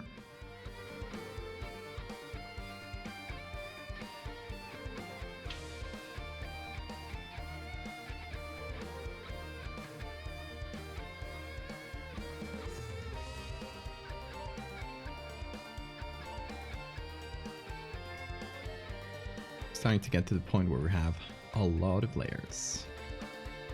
But that's fine, folks. I am used to that. Let's see, there's some reds that I don't love.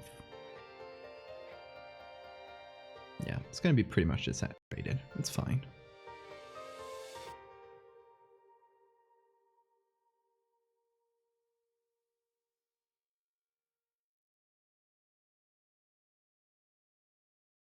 It ends up needing the texture detail. This kind of general aesthetic comes to mind.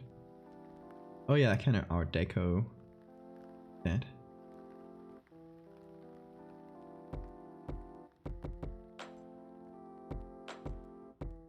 What's the lore for this SCP? I'm not privy to the whole thing, since the article is still not finished. But this is a huge warship built by a faction of Inquisition-like religious fanatics that basically goes on interdimensional inquisitions. Just a huge floating ship powered by some kind of ritual. That is as far as I know. The Ecumene. Ecumene? I don't know how to pronounce that. I would know how to pronounce it in Spanish. That's anything.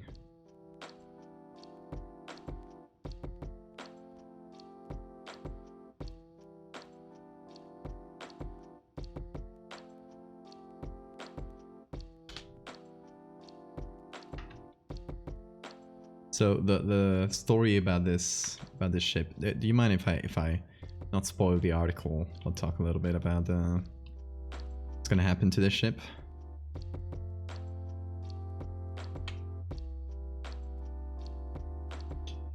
Okay, so the problem with this ship is it fails in one of its, I guess, interdimensional travels, and ends up being stuck inside a mountain in a huge cave system.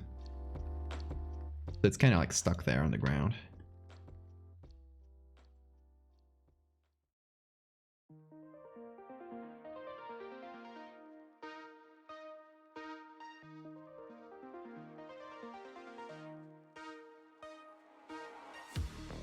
So if you've read any of Francis' previous articles, you might be familiar with this whole huge ship that's kind of stuck.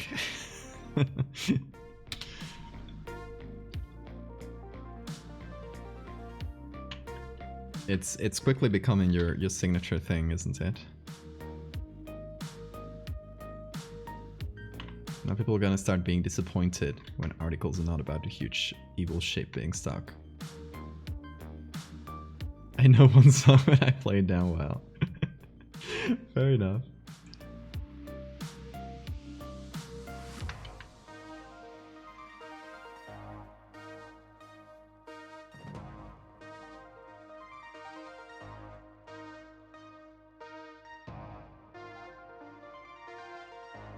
Okay, so I guess we could go even taller with the spikes, especially with that one on top.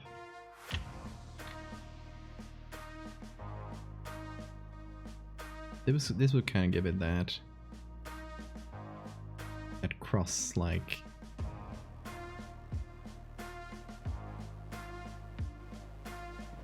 There we go. Cross like silhouette when you look at it from the front.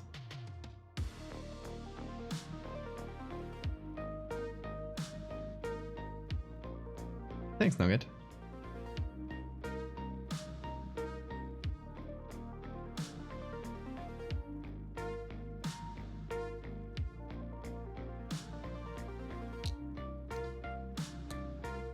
If it's stuck in a cave, maybe give it a glass mirror texture to reflect the light of the sun.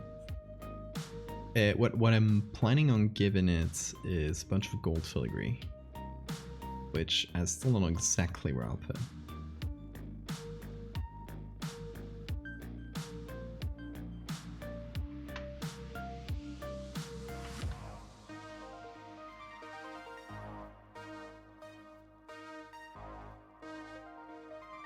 But it'll be there. It'll be there. Okay, now I think it would make sense in keeping with the with the aesthetics to also have the sort of texture on this side. What I could do instead of copying the same old one is take the one that was just hidden here and repurpose it that way. So take this from the hall. That is 253. Make a copy of it, and I will bring it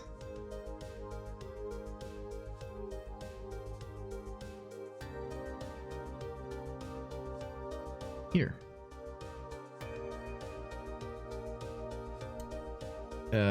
Same old pictures are.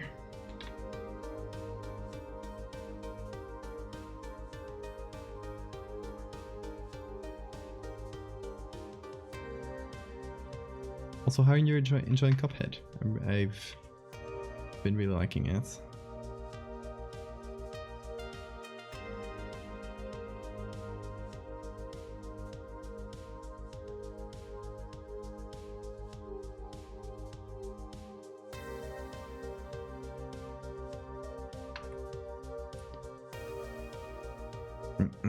That it's not symmetrical. Let's see.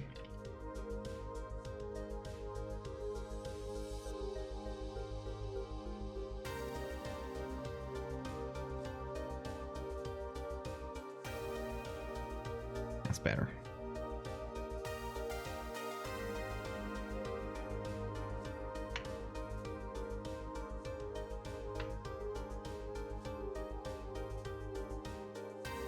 So initially I was planning on having it be kind of straight down from the middle,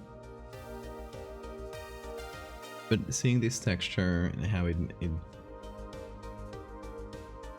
kind of feels like there's an angle, it's kind of going inside like the others. I like that a bit better, I think.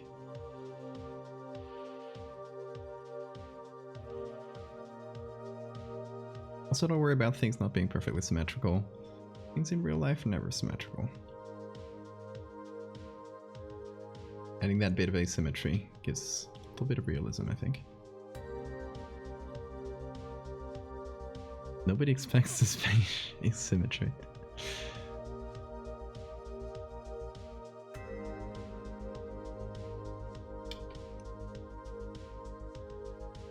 We'll also try a few tricks to add a bit of asymmetry.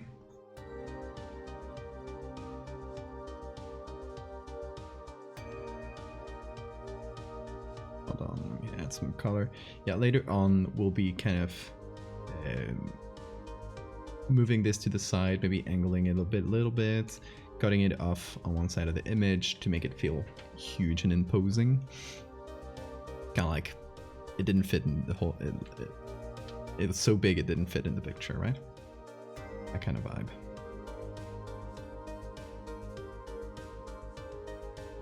So that'll add a little bit of, I think, much needed asymmetry.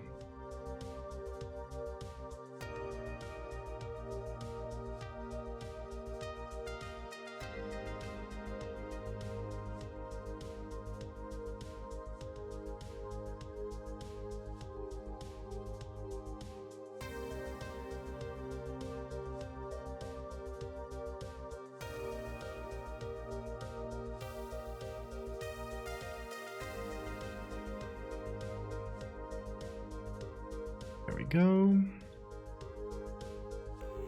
Done.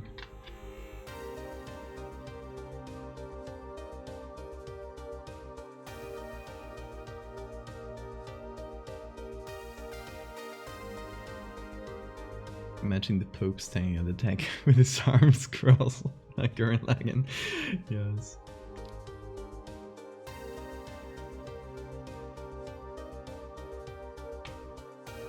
Does this faction have their own, like, evil pope?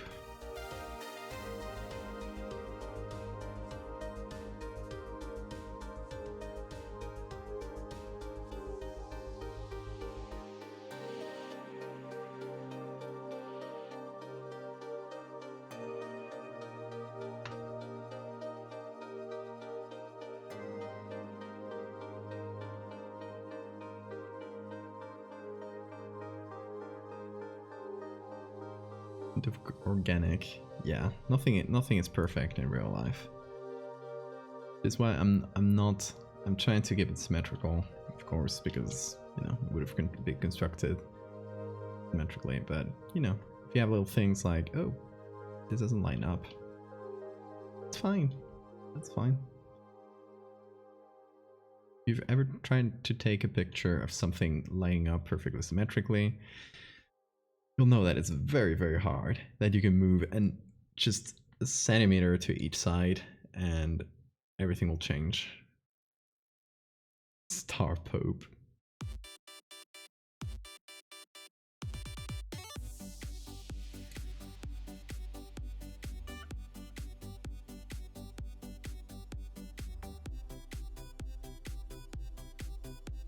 Okay, let's see. Let's come back to the flag here. Here's what we could do.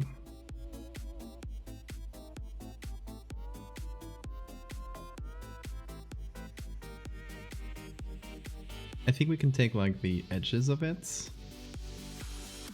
Oh, hold on. I'll just use the pen tool.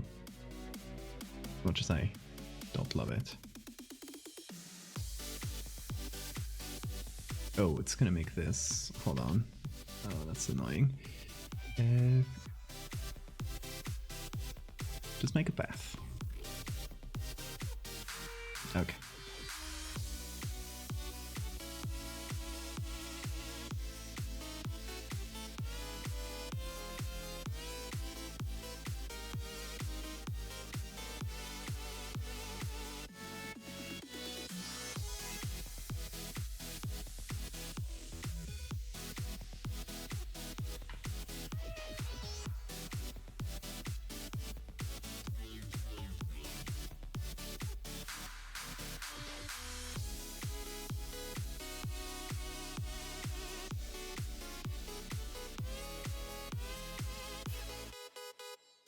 Now we just add that little bit of, there we go.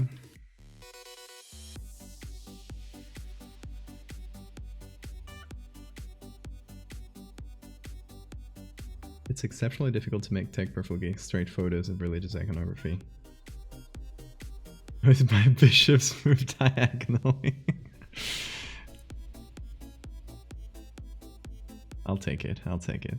Take the pot.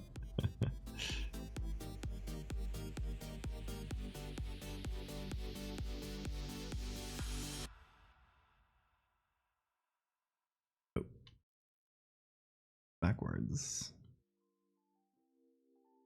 There we go.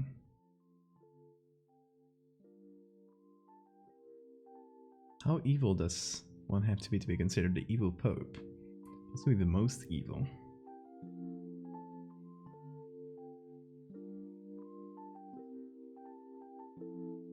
The artist who worked on the flag, I just want to say thank you for the kind words. Oh, it's a really good flag. I love purple on flags.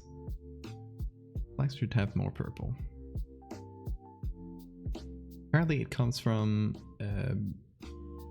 back in the day, purple dye was the most difficult and expensive to acquire. And so if you need to make a flag, you need to make an easily repeatable pattern that can be, you know, made for an army or whatever. So you don't want to use things with very expensive dyes.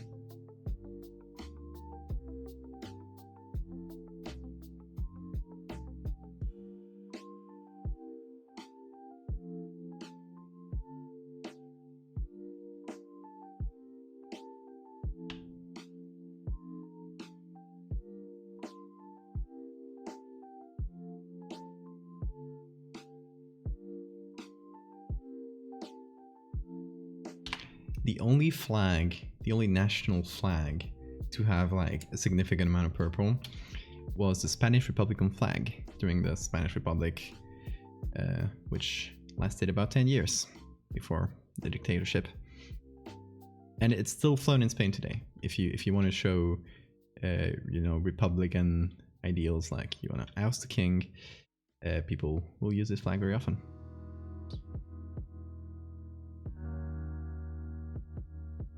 came from snails. It did.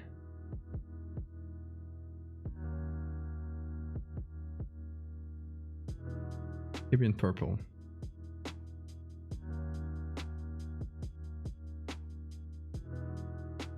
I don't think I'll use this whole part, because we're gonna have to confine it to the smaller area of the front of the ship. But you know, for completeness sake, I will cover the whole thing. Yeah, I guess I'll do another one for the exterior part of this.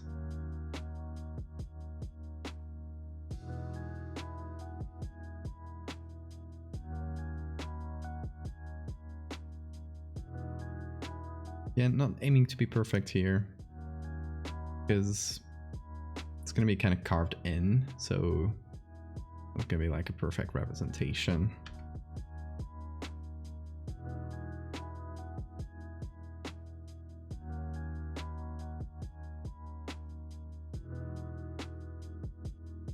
Okay, hopefully this should be enough. We'll take everything.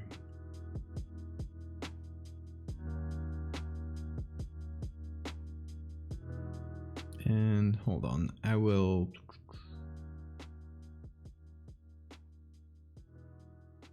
make this into a shape, maybe. Oh no, because that's gonna fill in that whole thing.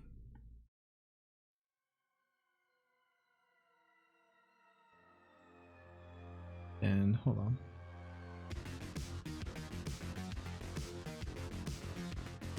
Stroke path.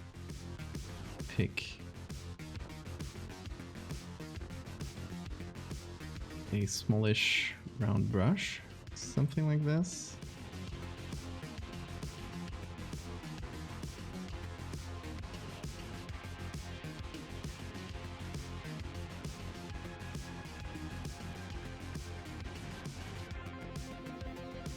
Okay, that work? There we go.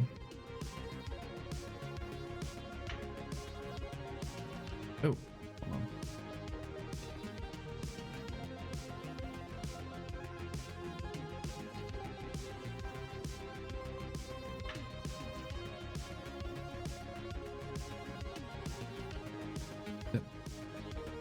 Come on. Doesn't let me transform this. That is being slightly annoying. Because of the paths, I'm working on paths still.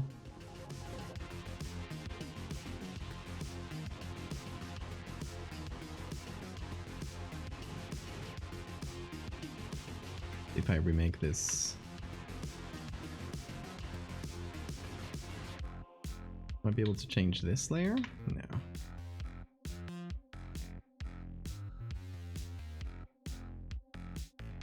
Yeah, for some reason the transform is not working.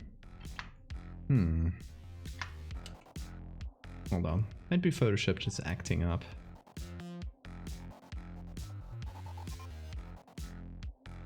Oh.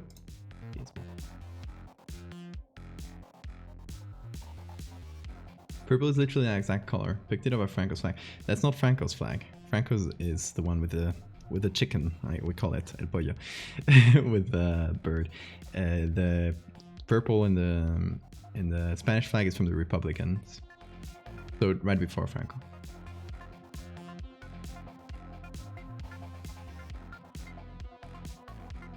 Marina, we're here doing Brutalist ships.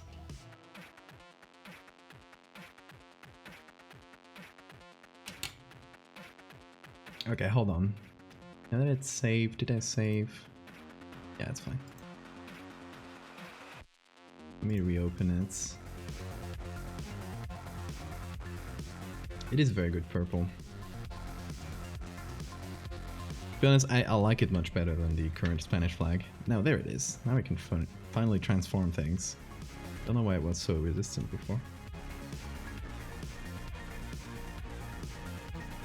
So now we have this, I guess this is cut out of the flag.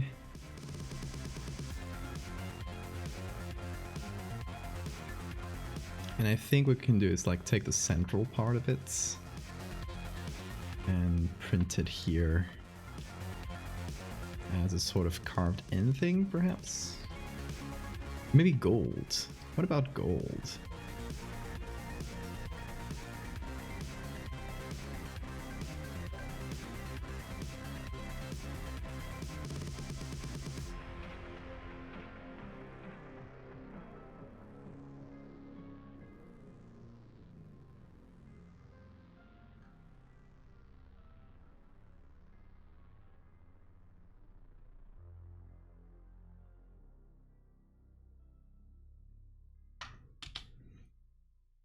So the idea is to just take this central part of it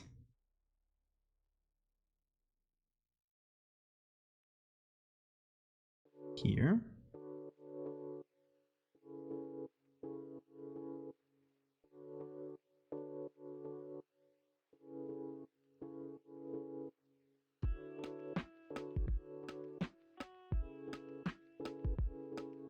Maybe we'll let it go from here, like around the corners and continue. It'd be fun.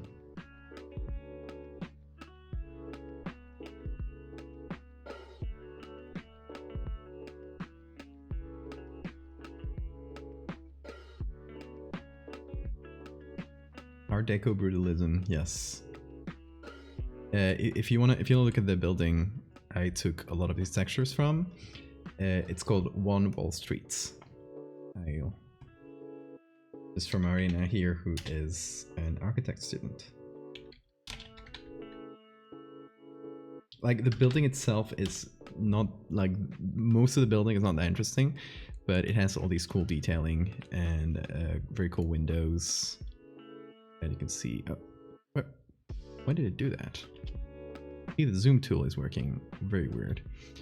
Has very cool windows. The top also looks very cool. So you couldn't see that from the street, but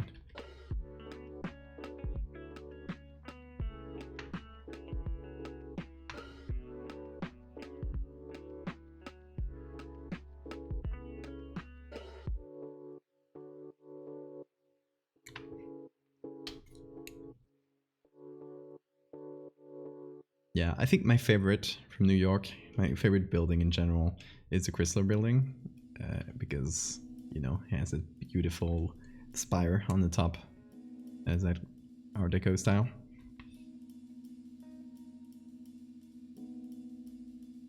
It's unfortunately, if you look at it nowadays, it pales in comparison to all the much taller buildings around it.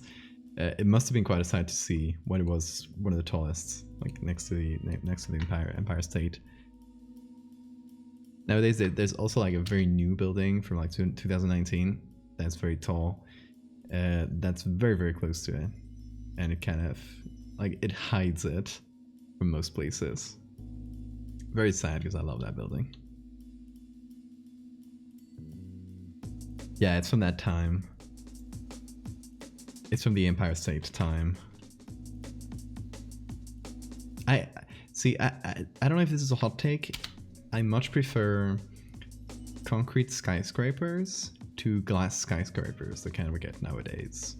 Concrete skyscrapers are from this like specific time, like the 30s stuff. They have these cool Art Deco styles usually, and maybe most of the building, maybe like the central part of it, which is like smaller windows, is not that much to look at, but it usually has that flair.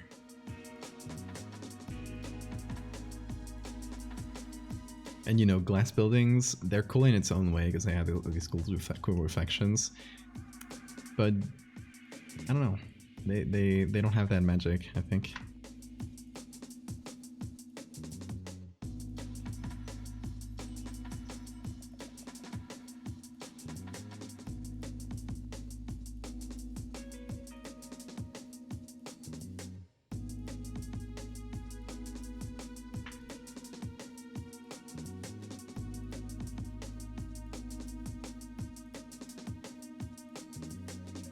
Okay, now I'm trying to fit this to the places it's on, to the walls it's on.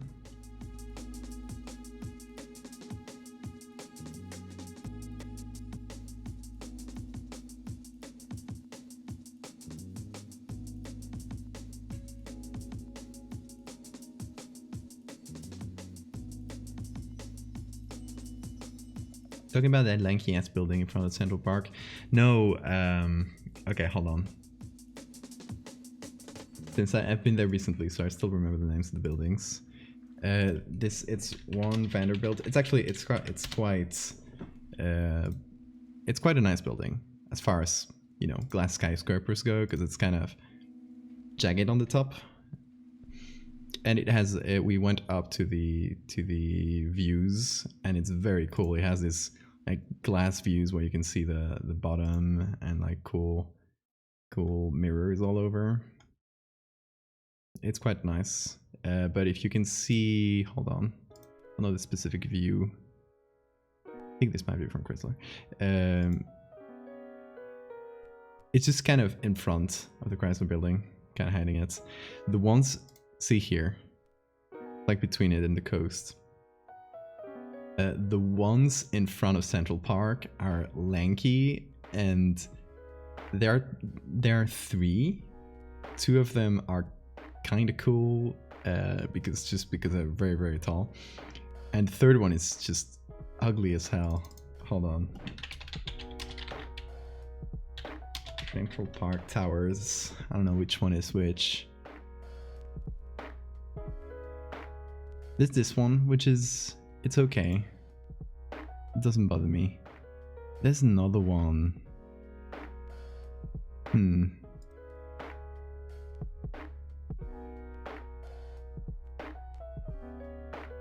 me see if I can see it on the skyline next to it. It's this one here. God, it's so bad. This one. Look at this. Who built this? Come on, it's just a square. It is literally just a square.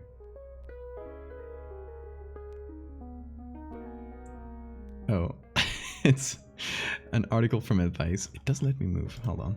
Might be a cookie thing. Just like, look at this. Look at this dude. And if you look at it closely, I'm trying to see close-up shots here. Let's see. There are floors that are empty. I think this was to skirt a regulation of total number of floors.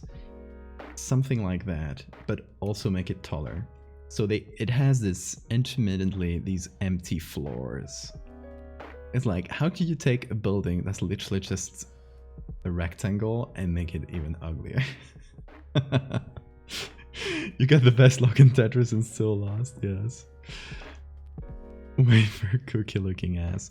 The other Central Park towers are quite cool, like, even though they're just very, very lanky.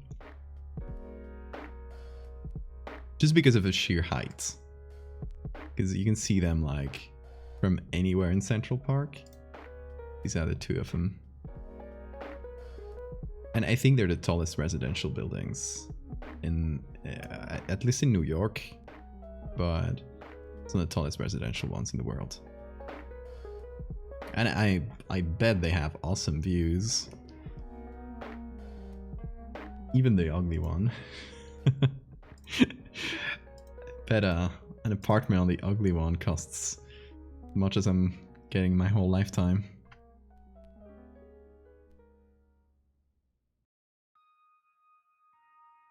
But hey, it's not made for people like you and I. Unless anyone in chat is mega rich. In that case, hey, can you send me some money? Come on. Come on, be cool. Did you go to Highline Park? Yes, Highline is great. Highline Park is, for those that haven't seen it, it's kind of a reused train track. So it used to be this high train track that went around the buildings. It got abandoned, or it stopped being used, so it turned into a park. And it's this very long park that goes around the buildings, higher than the street. It's very cool. I love when they reuse things like that. They like find new uses for stuff.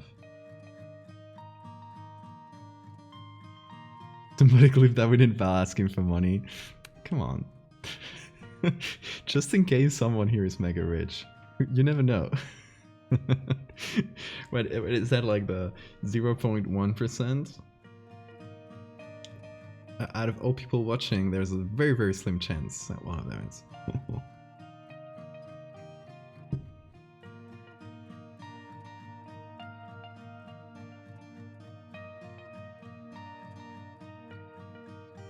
Okay, so I guess I'll kind of continue them like this. Kind of wrap around the whole thing. Or at least part of the thing. You get what I mean.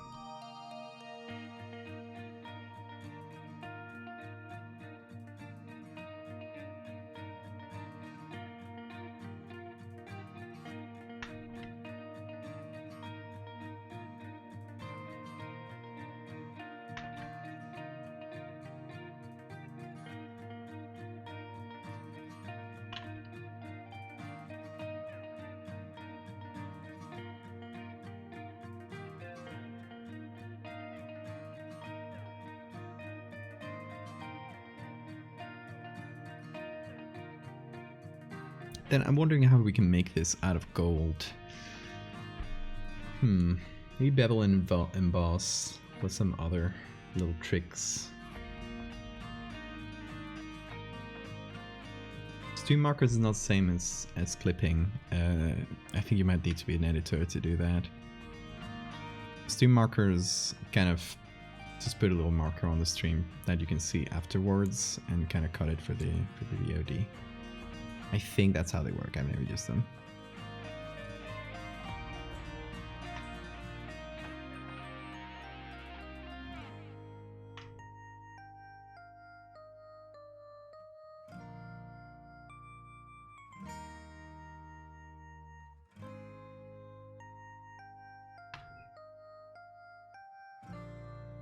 Tomorrow we'll see Val living in the Minecraft dirt tower. It's an apt description.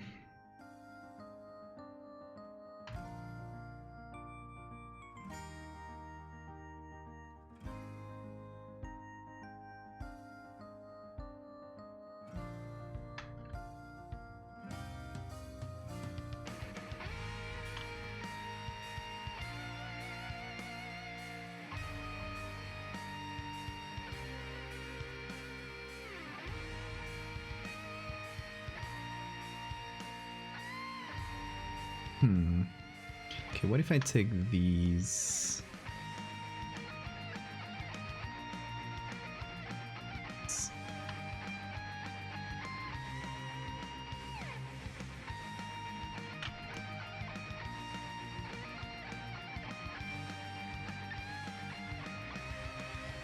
Move them a bit more towards the middle.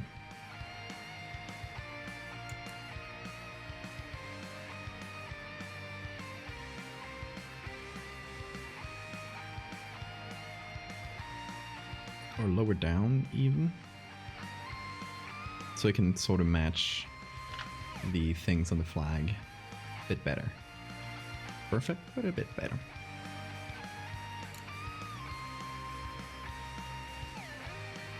Okay, that covers the main thing.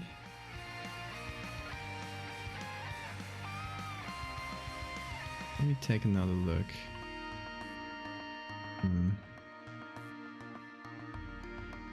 That's a central one.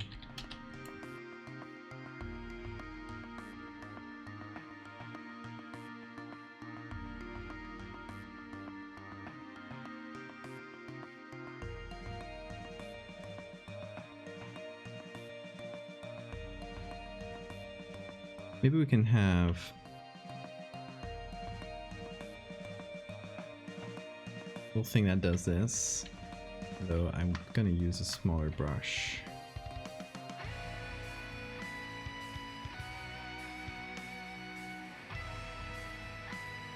There were two foundations. Sovereign Republic of Anwar. See, I'm getting lost already. Too much lore.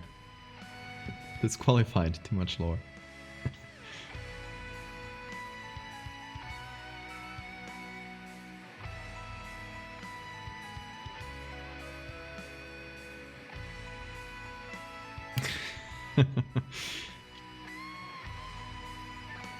See, should have used less lore.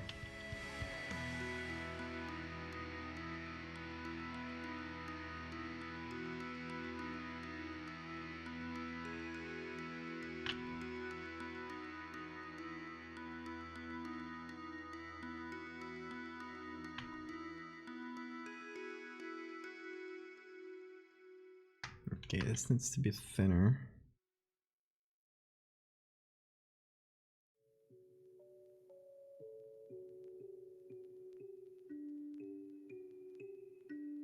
Then this here. Further.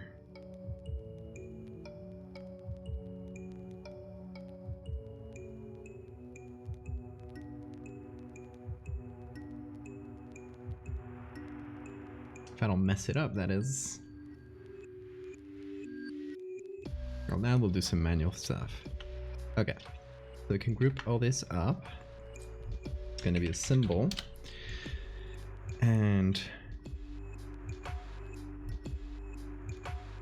hold on, maybe I'll finish some of the little corner drawings there. Just for completeness sake. I don't like seeing stuff unfinished.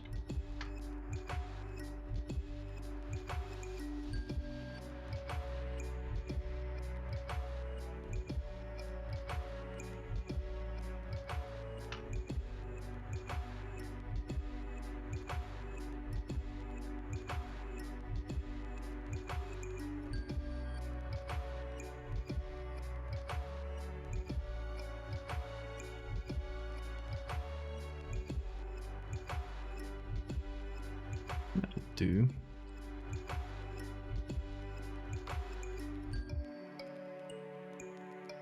Here.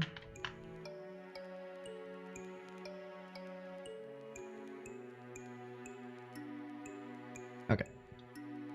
So that kind of wraps around.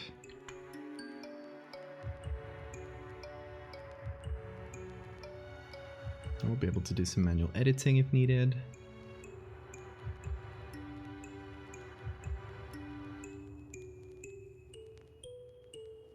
This is a simple way to do the wavy detailing lines along the arms, the golden hints. I was thinking of that as well, but if we're gonna add gold on top, we'll see. We'll see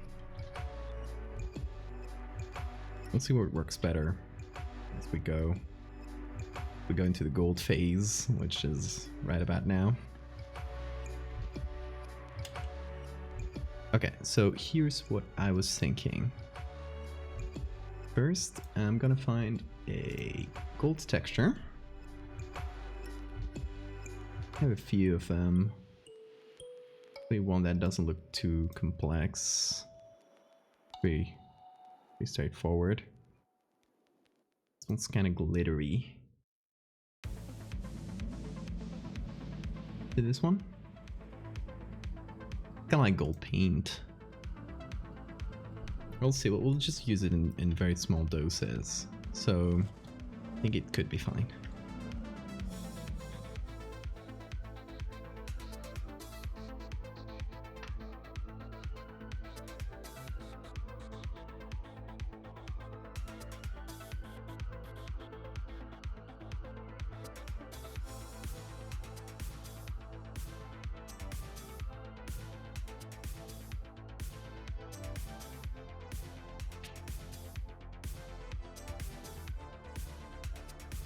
Give this a nice edge.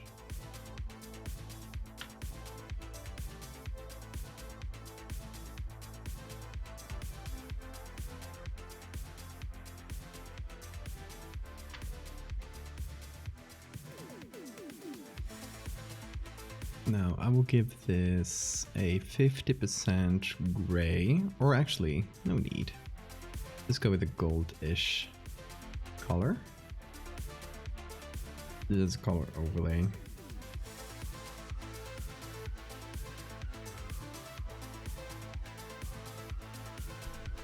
And then bevel and emboss, perhaps.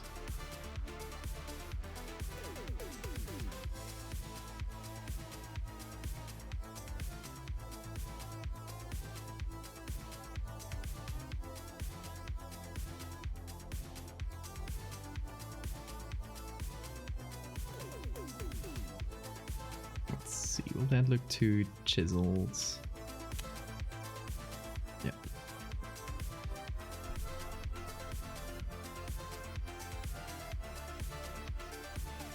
Oh, it's because it's on chisel hard. No, that makes sense.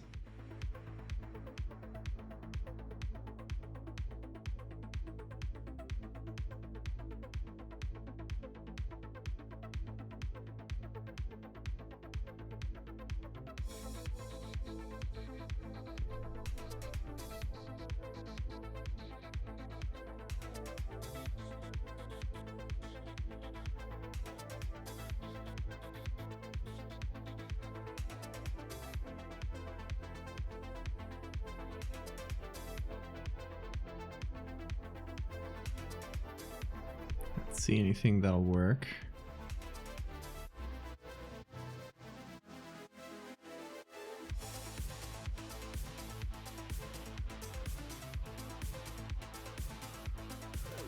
Maybe overlay.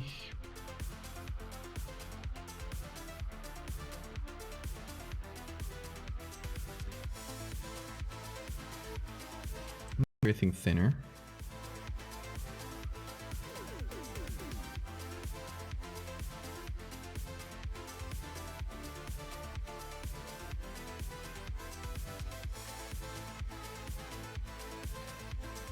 Like so.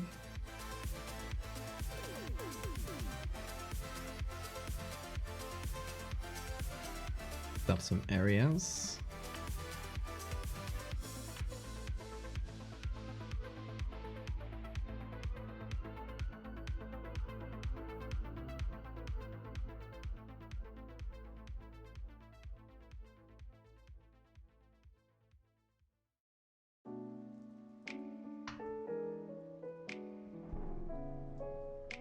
Now to light it up, I think I might take the whole boat, essentially.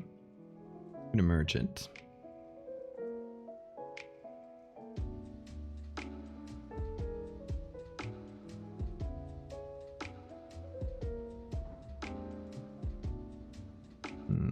Let's see what'll work better.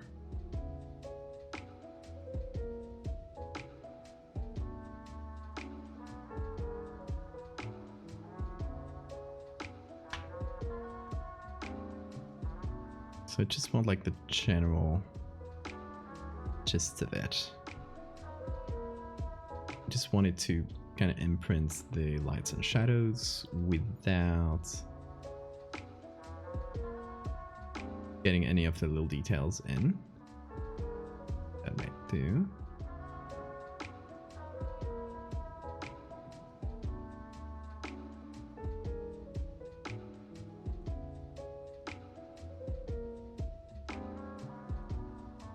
Click everything on the list to see how it looks. Oh yeah.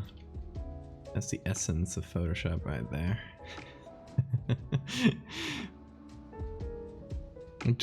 Sometimes you just scroll through things until you like it. That is fine.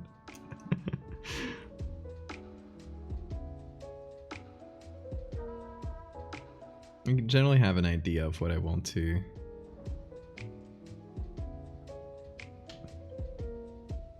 Like if I want to use, you know, overlay or soft light, that kind of thing. But sometimes you just give it a scroll, see what works better, you know?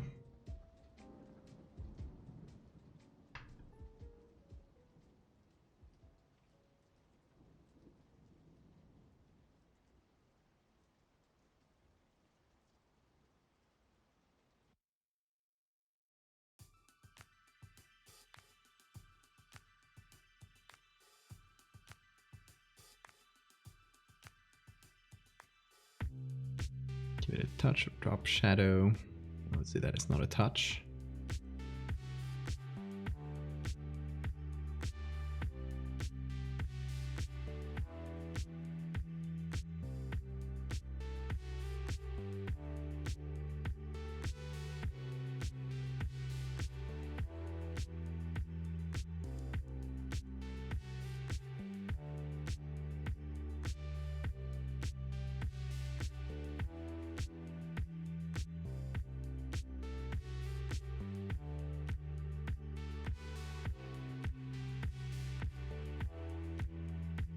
Now let's see. Oh, I completely forgot that there were windows here and that I was meant to hide it.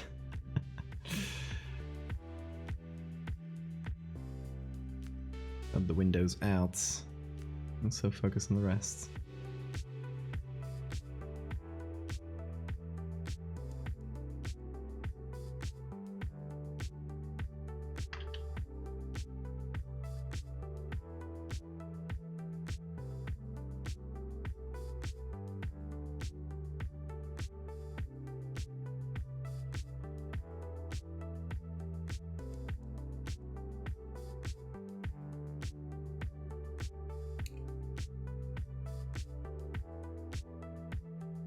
Okay, let's see about filigree.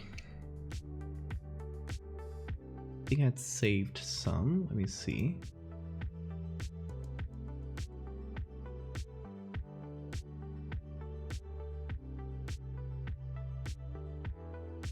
Yeah, I have a couple. Okay.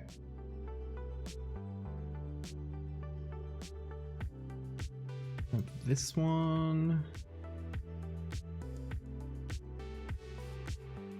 This one I like because it's some nice patterns. Obviously they're not golden.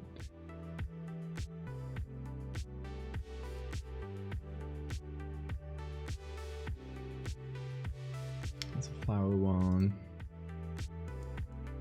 This one I don't really know what I'd do with it. But this one could be cool as a pattern to add, right? Let's see. Log in. So annoying.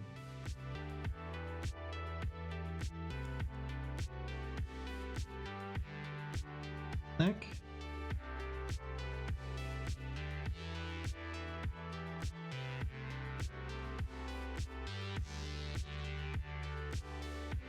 Okay.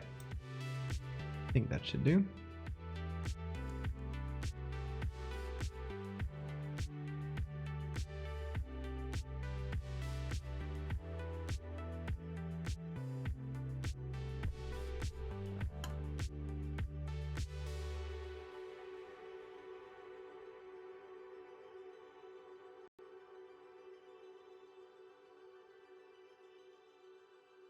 Oh, maybe this could be nice for the center of the eye, although it's not round.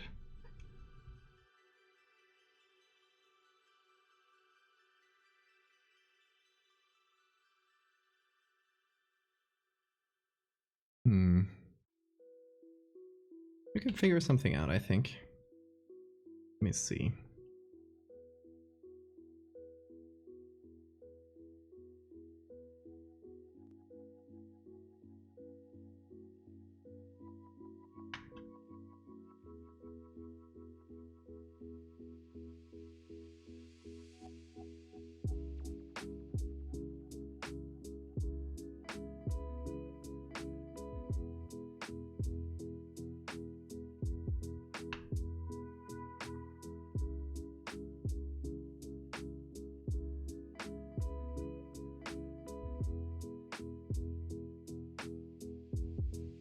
Okay. Oh.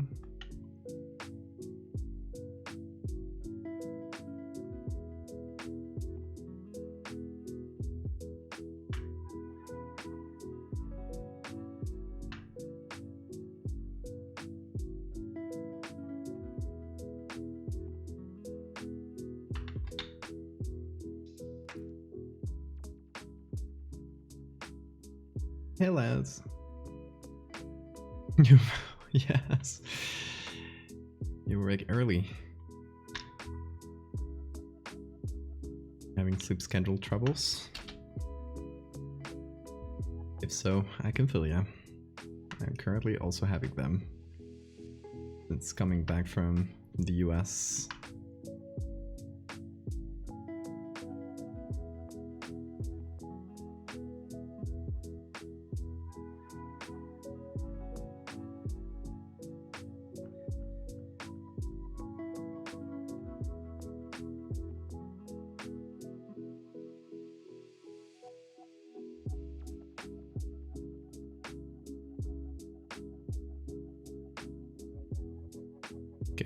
Now to make everything a bit less wonky, it's gonna be small, so I think we can get away with it being a bit wonky.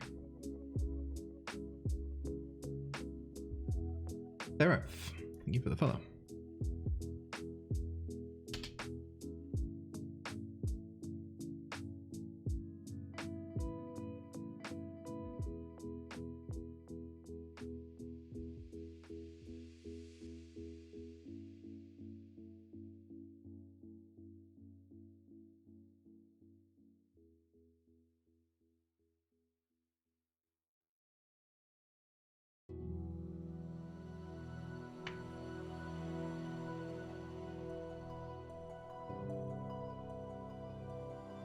Yeah, this is way cooler than what we did. But still I'm not seeing.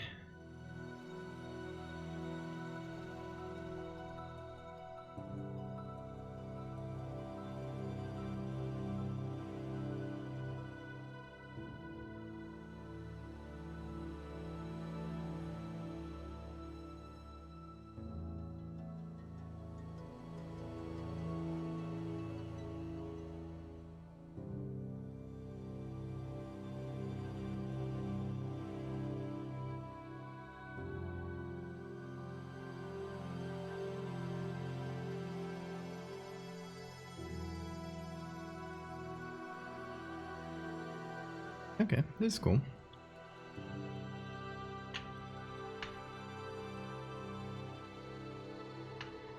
It's not perfectly symmetrical, but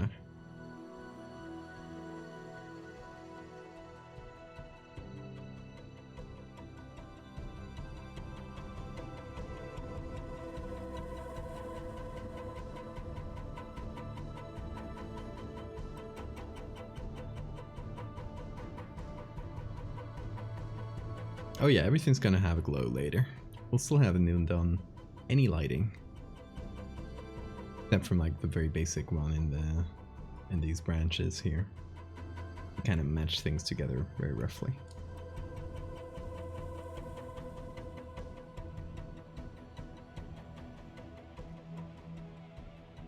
And drive home, what are we doing now? Yes, we're doing filigree.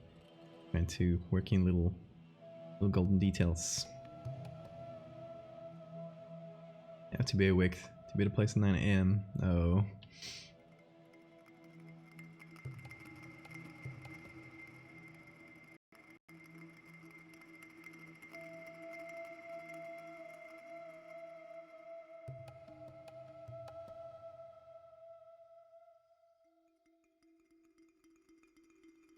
Might make all these things thinner. Let's see. Yeah, that's probably better.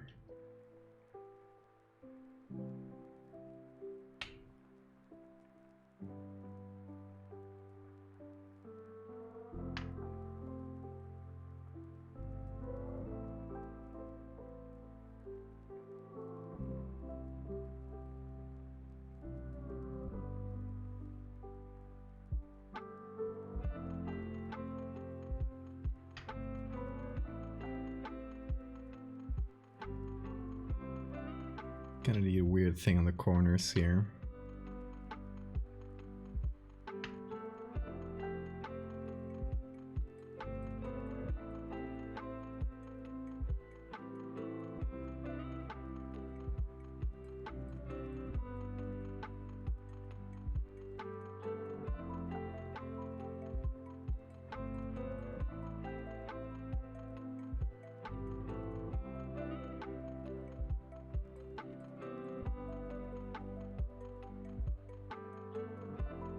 Hey, Arson.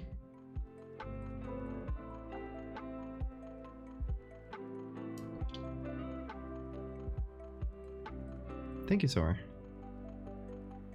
I'm working on the gold parts right now, which are not convincing me.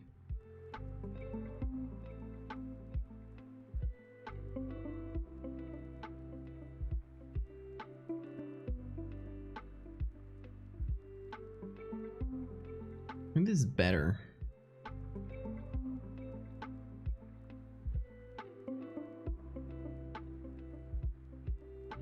Maybe more complex things like this kind of bevels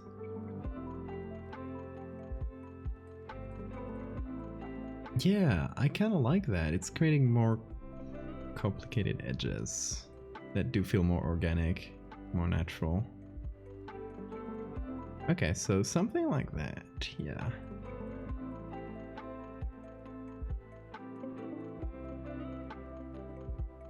I think I like this one in complexity.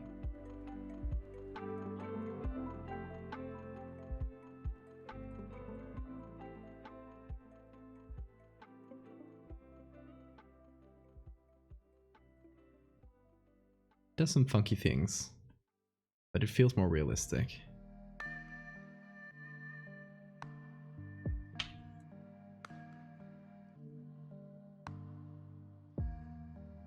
Semi-organic veins.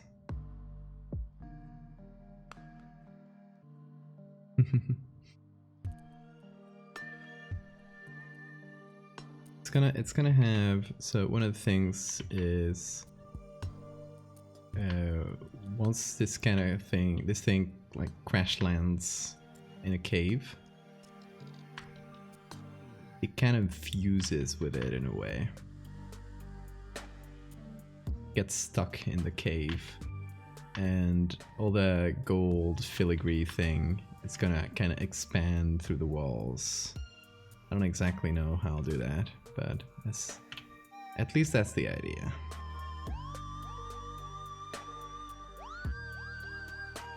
We shall see how it goes. Ooh.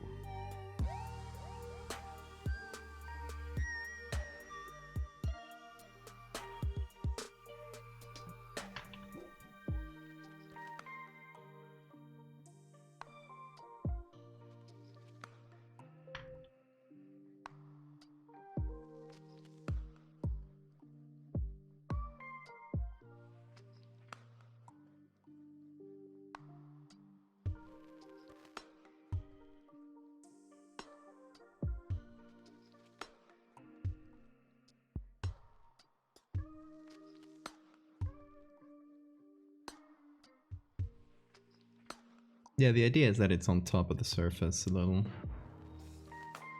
Maybe we can do another, if you do a separate drop shadow, you can make it feel like it's dented inside or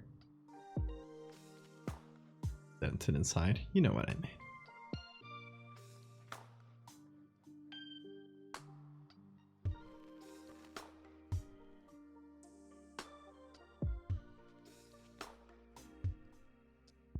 Like it fits inside a little bit.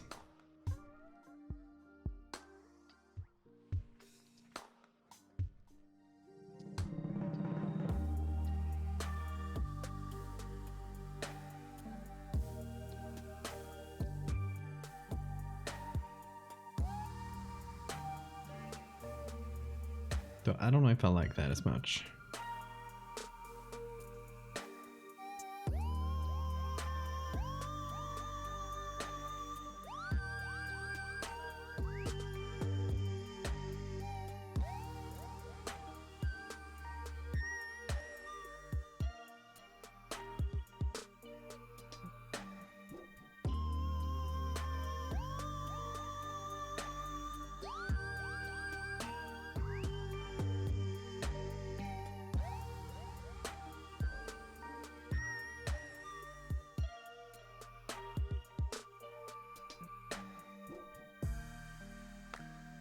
Oh, true, there's global lights. Oh, that would mess with the shines everywhere. Okay, let's see.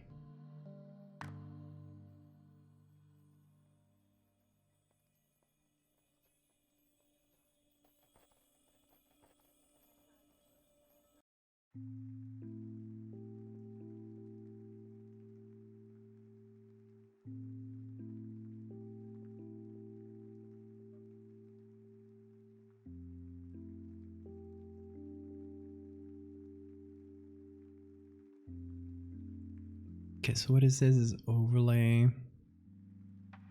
I'll move that to soft light.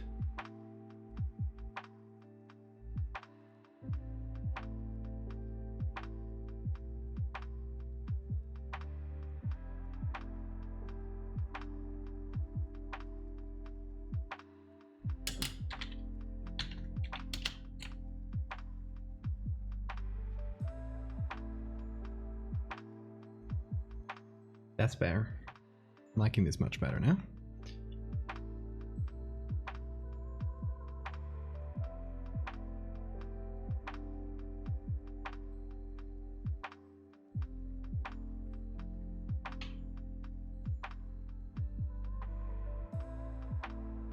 Okay, now a little shadow for it.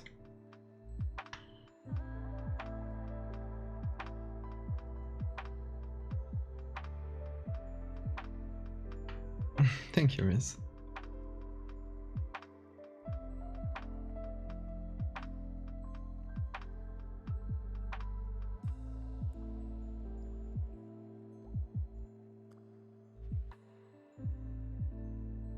I think it's always fun when the commissioner comes into the stream,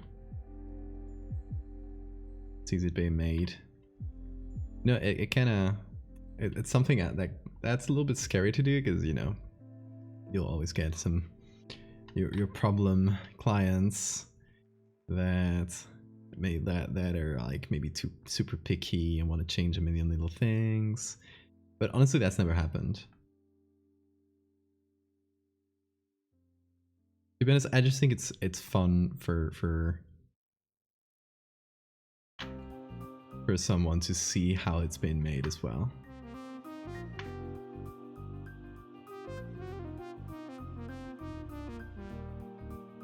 Here's your next little something to what you pay for.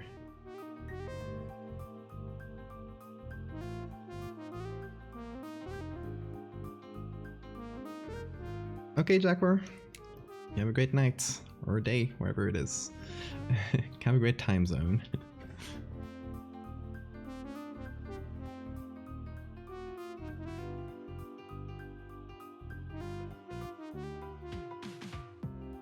So this song goes very hard.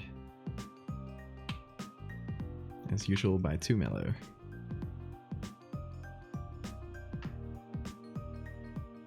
Who created the theme song for the podcast. You'll hear at the beginning.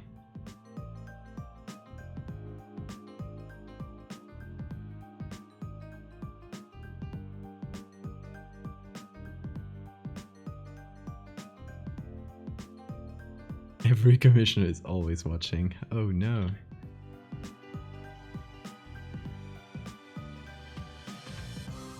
Including the guy who sold clothes made out of human remains. Even that guy? Did I tell you guys that story? I mean, I've told it on stream, but I've had one person. I did not get to do the commission for him, thankfully, because I had the prescience of Googling his name before starting. He was this kind of, you know, Instagram influencer type, and he's like, "Hey, I love your Photoshop stuff." This was before I did horror, by the way. I'd love if you could make something to post on my Instagram feed or whatever. And he's like, it seems like he was gonna paint well and stuff, so yeah, sure. He gives me his WhatsApp. Then I mean, I'm looking at his Instagram feed and it's kind of a little bit iffy. So I Google his name, and one of the first things that pops up is name of the guy, clothes designer, yada yada. Sells a handbag made with a human children's spine. According to him, ethically sourced.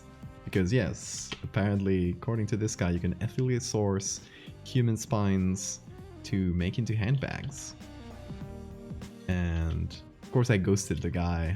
Like I think I told him something like, "Hey, I just Googled you. I'm not comfortable working with you. Have a great day."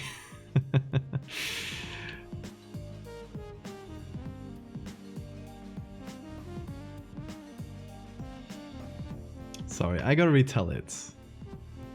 It's always a fun time.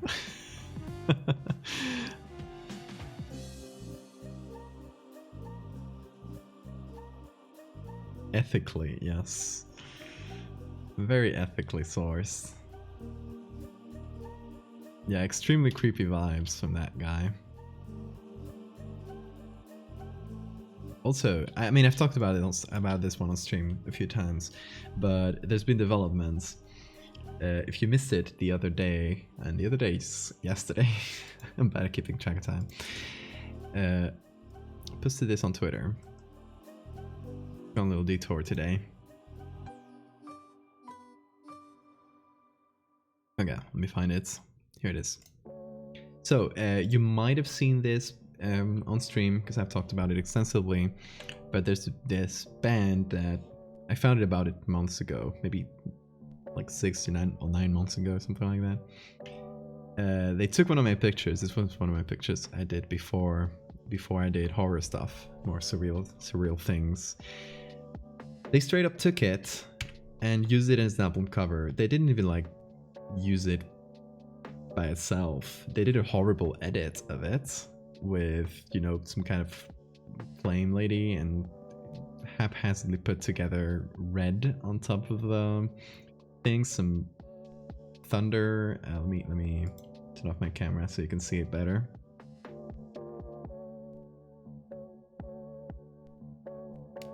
And of course, they never asked me.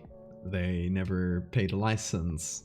So I've been trying to contact them for months, even like having lawyers send them like letters. They never responded to any of it. Obviously they knew about it, because I recently checked back. The lawyers told me like, we're not going to pursue this case because it would be too costly for whatever you're gonna get if we have to bring them to court. So, and they're not responding, so that's our only option. So they kind of dropped it, which is fine. I understand. I was not expecting to get anything big out of this, but they obviously saw the attempts of communication and the emails we sent, because they removed this image from Spotify and from Amazon, and they changed it for a new one. But it was still on their Instagram. It was still on everywhere where it was posted originally. It still was there. So I was like, okay, this is good a resolution as I'm gonna get. I'm just gonna leave it there. Last thing I did was I sent them a takedown notice on Instagram, which might not have worked. I don't know if they deleted it by themselves later. And then I posted about it on Twitter. I was like, yeah, at least I can do after this whole ordeal is complain and let people know what happened, and so they can see how it was stolen. So yeah, I complained about it, and some new developments. Apparently, the flame lady on the image was not theirs either. It was from a Pathfinder game by Paizo.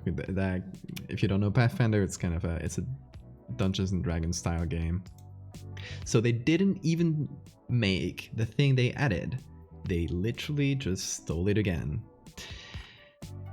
And then I didn't see this originally, because I have a filter on my notifications that makes it so that very new accounts or accounts that seem spammy don't appear in my notifications.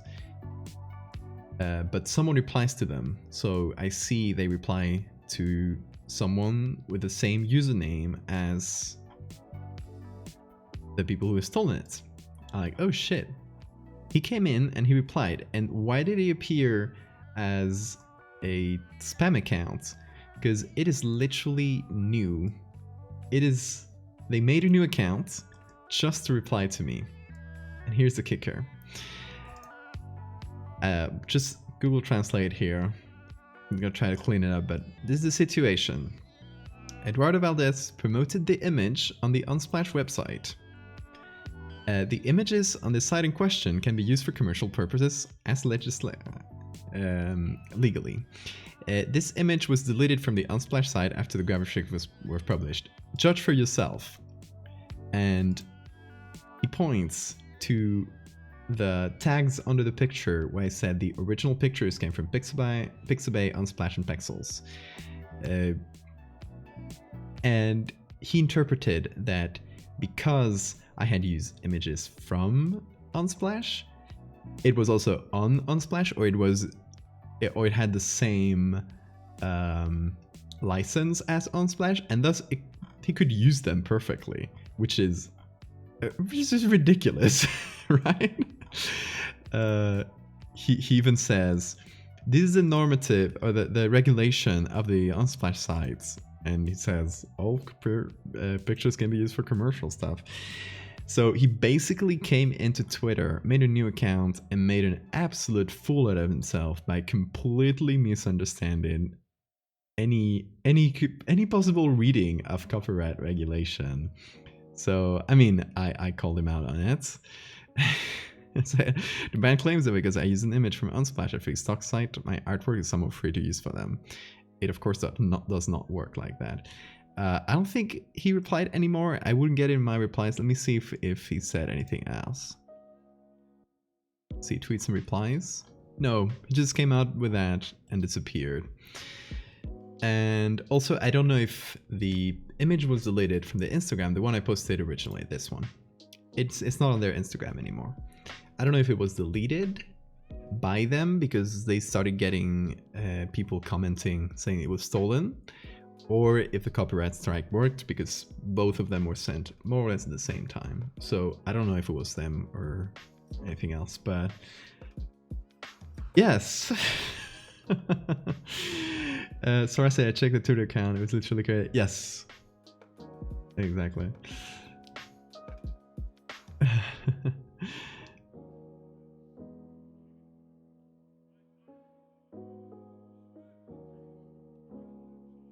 Rose, you sleep well, have a good night.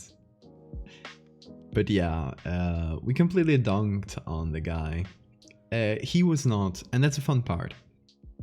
According to this Instagram post, and it's deleted, so I can't, like, if you scroll down here, it says cover made by, and it tags another account, which I can find here. I think it's in my recent searches. This guy. I didn't post that on Twitter because I didn't want people to go after the guy. He seemed like an absolute douchebag, but like, I don't want to start anything with them, right? So, I mean, he looks like an absolute douchebag. He calls himself video maker, graphics creator, as much as that, what he did was create graphics, reels creator. So he posts pictures with Instagram models and backstage pictures of how he did the Photoshop job. And it's like, oh, and pictures of himself bragging with a green Lamborghini. He just seems like such a douchebag, honestly. It's all like, oh, just look at the guy, honestly. So he puts himself as this kind of Photoshop teacher guy, like, oh, I'm the Photoshop master. And yet, when a band comes to him for an album cover, he literally steals 2 images off of Google, puts them together in 5 minutes. It's the sloppiest job I've ever seen. It's very bad. Like, you can see the red here, it's coming out of the edges. He didn't even color the red right. It's the one thing he added. And yeah,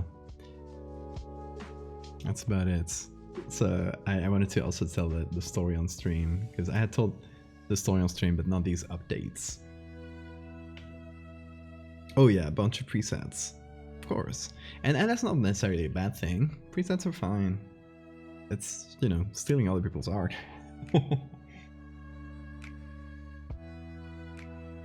That bothers me more.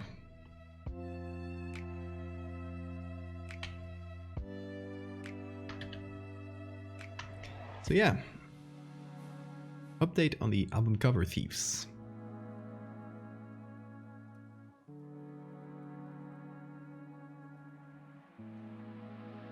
But hey, if anybody listening wants an album cover done for whatever project they have, you can just commission me. You can just commission me in general.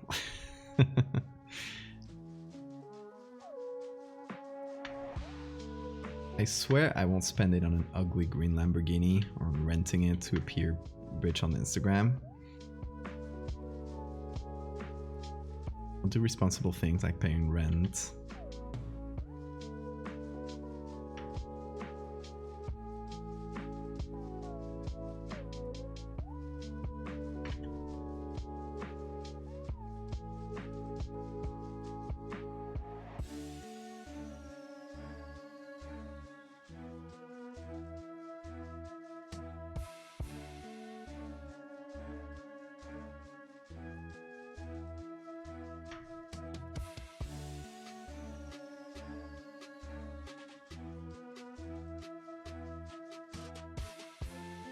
Okay.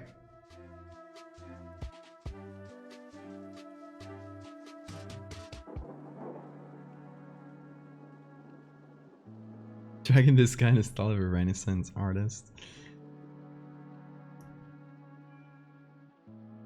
I don't know what style is that, but thank you.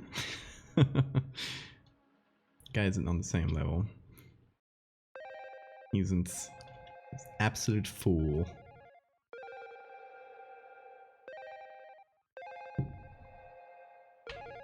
See, the parts I like the least are these two little spikes here. What if I just eat them out?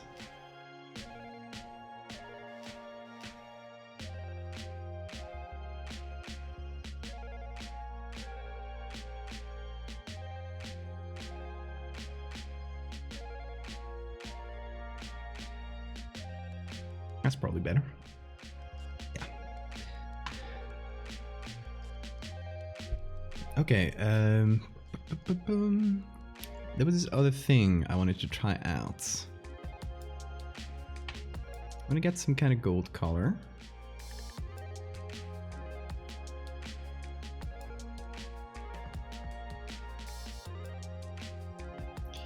Use overlay and see what it looks like if I take all these little patterns. See, they already have some gold thing running through them, so I don't know how that'll look. Let's see.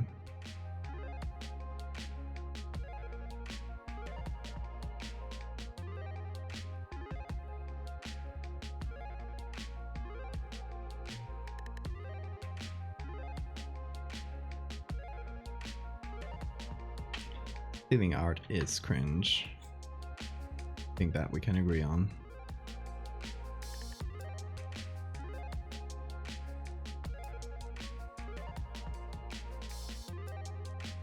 Now the least I could do was call them out. Like, if I wasn't gonna get any compensation from this whole ordeal, at least I'm gonna drag them on Twitter.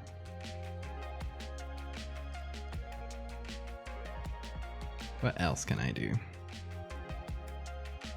Oh, it's the other one.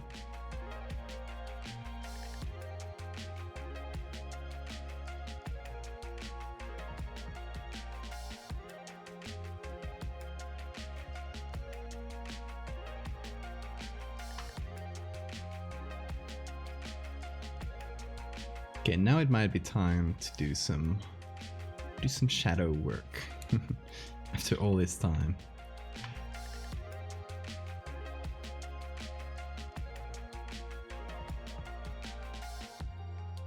Compensation or vindication, exactly.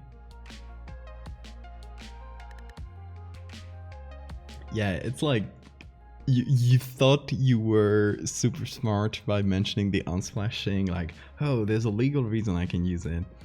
And it's also very funny because he's doing that at the same time that he's deleting the image from every social media. So that if you're so sure about your bulletproof legal defense, that seems a bit sus of you. I think you're just deleting everything. Were you legally using it? I don't get it.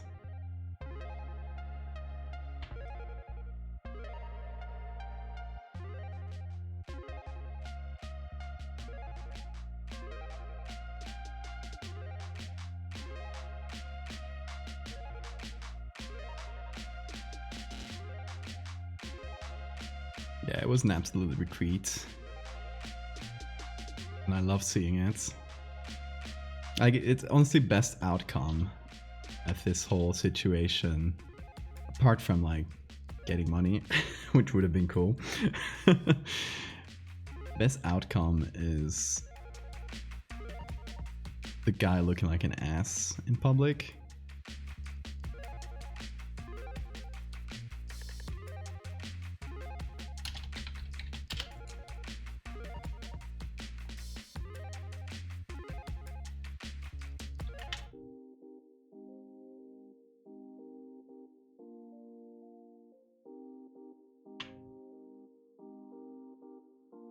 Okay, this is the main body.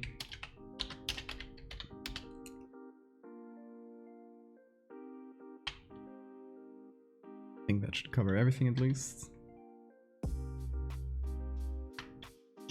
And now is when we figure out the lighting, which actually maybe before I do it.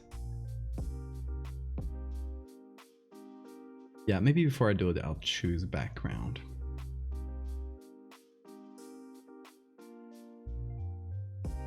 And his Lamborghini compensation. He doesn't have a Lamborghini. He rents it for Instagram.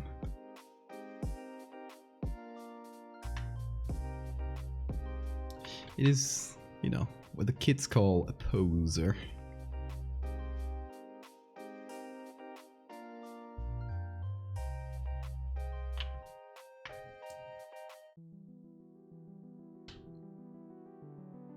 There we go. That's everything.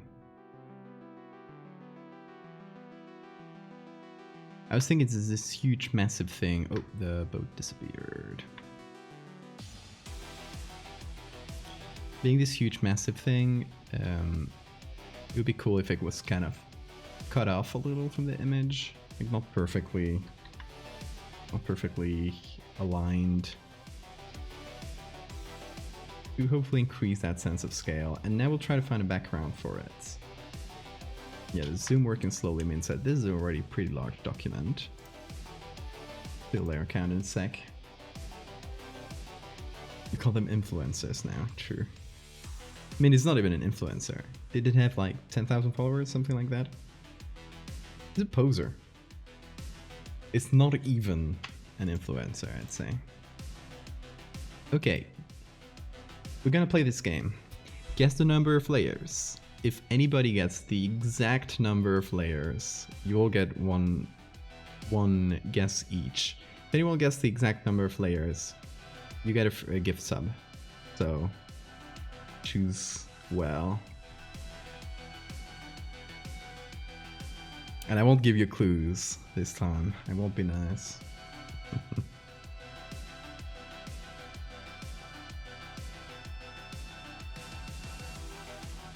In the meantime, I'm gonna look for backgrounds.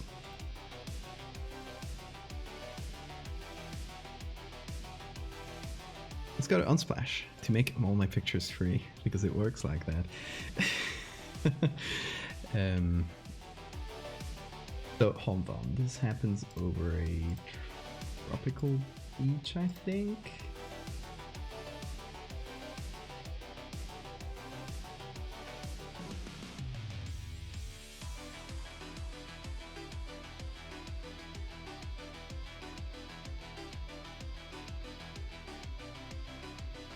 The sky where the ship was built is gray, not overcast, it's just gray. Do we go for that then? Or because what we're representing is the ship kind of coming in, right?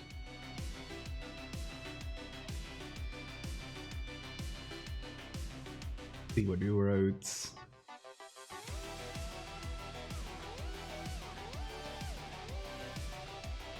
Over tropical island nation.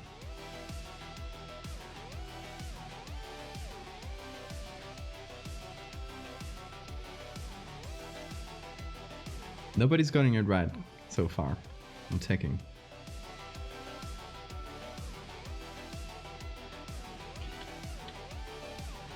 Okay, so maybe something like a tropical beach. So we get like a lot of sky.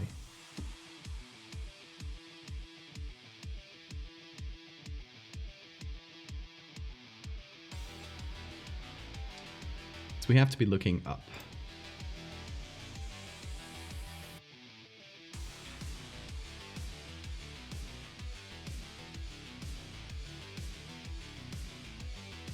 "69 is the right answer in your heart."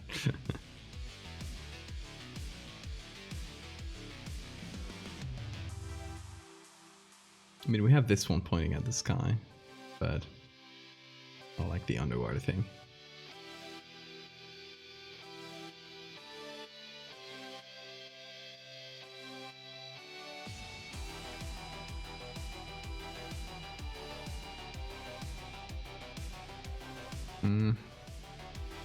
This is nice. Not enough sky though. I kind of like the lonely boat there. I like to show their civilization in this island. It's just like not in frame.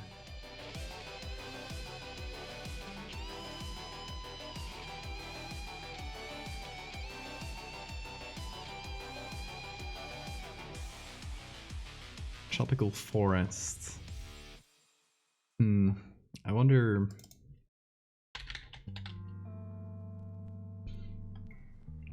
Problem with those is that we'll often not be looking at the sky. This one we do have a little bit of sky. It's not like the looking up angle. This one's nice. It's like coming in semi-cut by the mountains there.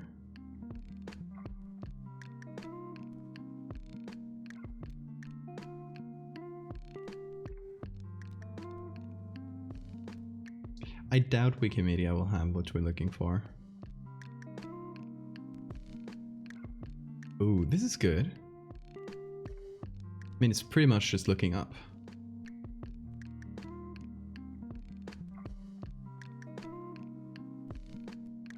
Anything like this with palm trees.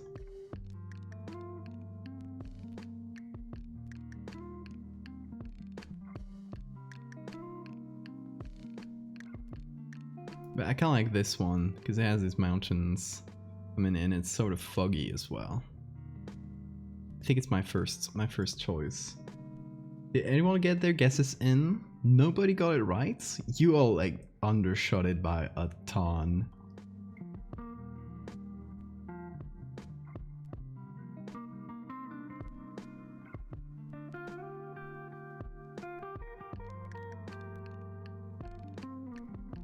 If you didn't get your guess in, get it in now.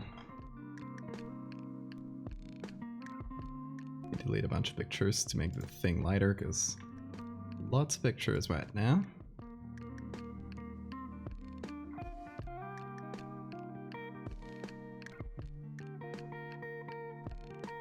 Palm trees bow knots before the ship, exactly.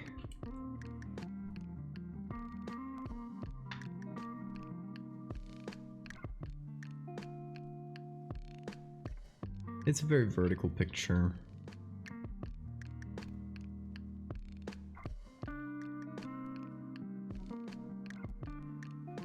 Or 20.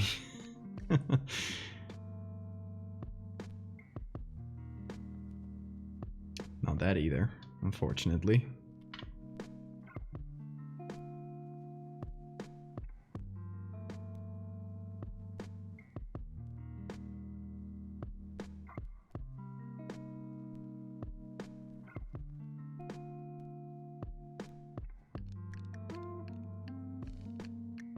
If I had the money, I would absolutely commission Valdevia. Photoshops on my renders. Oh, you mean the typical like adding people to architectural renders? I could probably do that.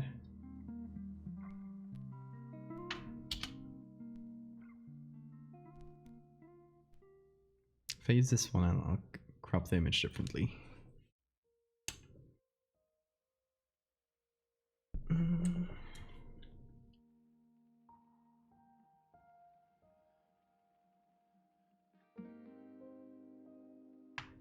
Actually, maybe this one looks up too much.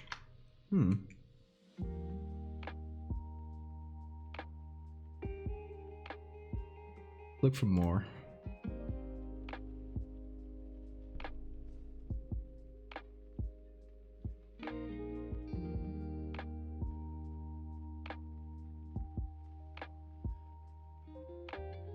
Yeah, maybe it doesn't need to look up as much. Like we're seeing it from below, but not directly below. Let's see, something like this is cool as well.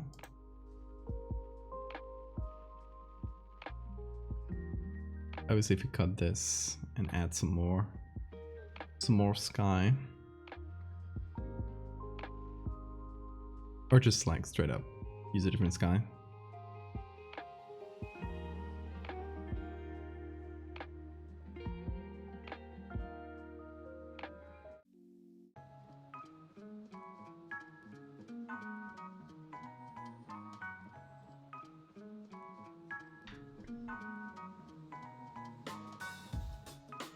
I like making them look nice and putting them in context. That makes sense.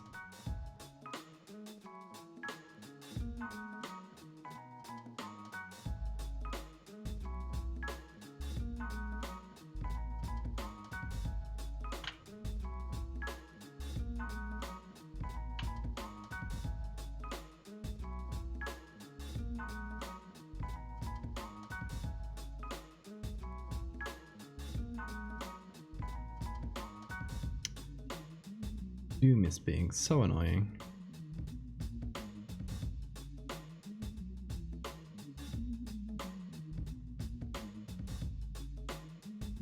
Quick selection here, just to check. Don't worry if my camera goes a bit weird. That's just Photoshop not wanting to work with OBS. That's actually quite nice. Oh, not that nice.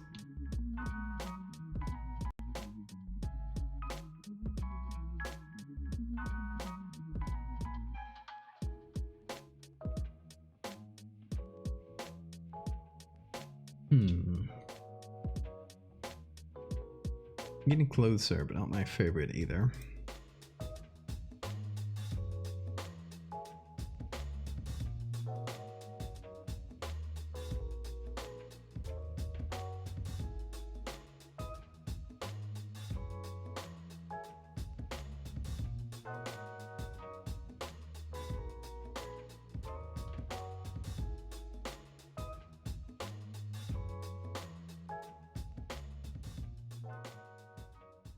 Maybe just some palms from a, or not, leaves from a tree.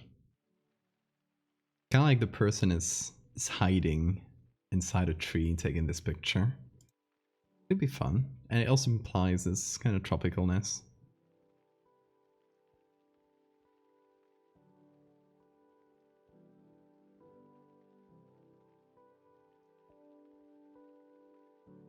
And this one's quite nice as well. A bit less glamour, a bit more realistic, down to earth. Because a lot of these pictures tend to be pretty and glamorous, and sometimes you want something a bit more gritty, you know? Okay, well, let's try these two. Just test things out. See what works, what doesn't.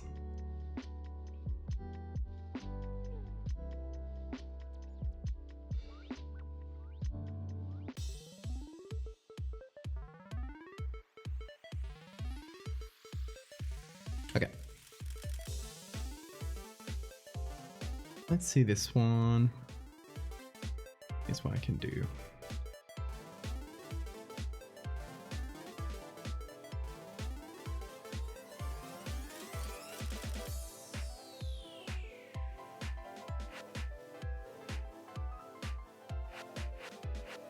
Quick little thing. Here we go. Sorry. Forgot to switch back. It happens.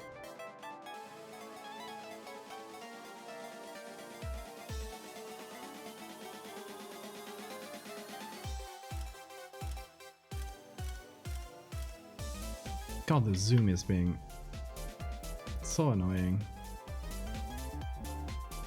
Photoshop is getting over encumbered and cannot run.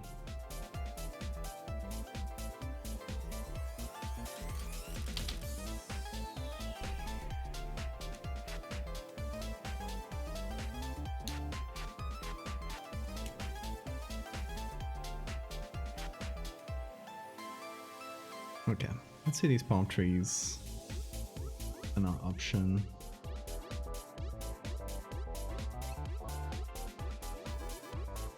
Maybe try this again.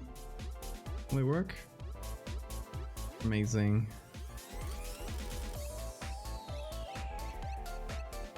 Hold on. Even the magic wand here.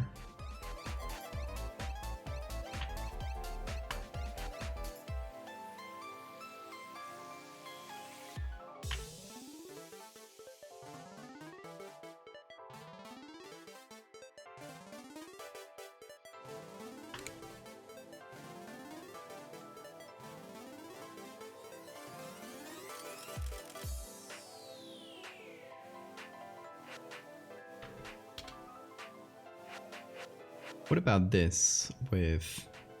It's like a blue sky.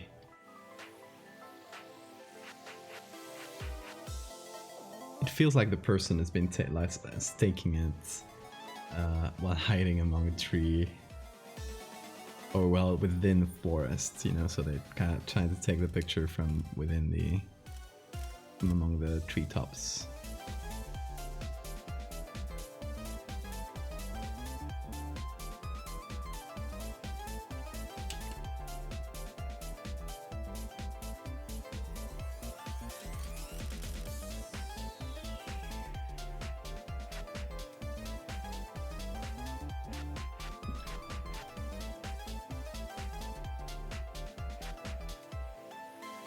Ooh, this is cool. This has a bit of both, actually.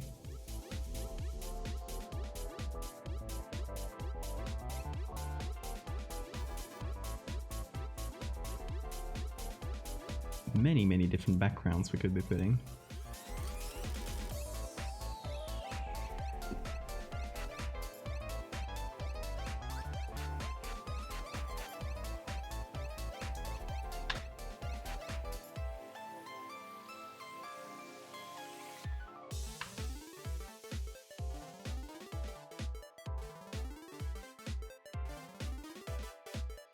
Hold on, here's what I'll do. Duplicate everything. Give it a sec.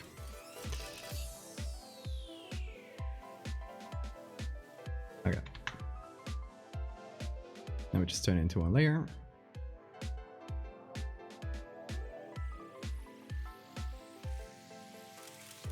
Ooh. Did not want to.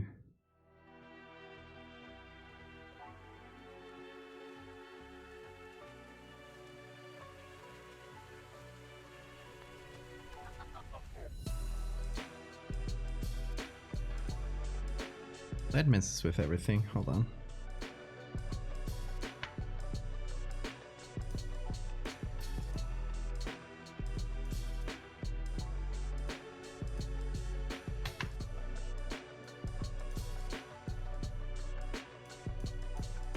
Okay, bit better. Anyway. This is just so I can like move it around without it taking a while every time I do.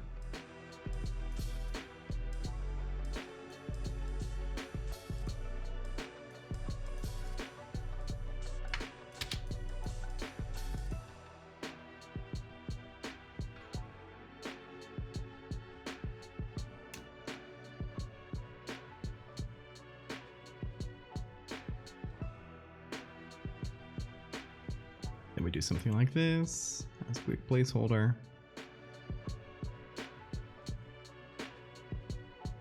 How about that?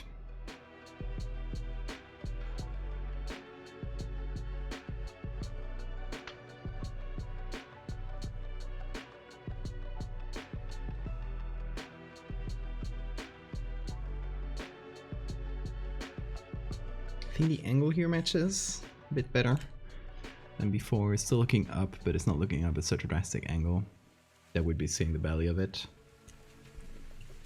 It's just like there in the distance, you know?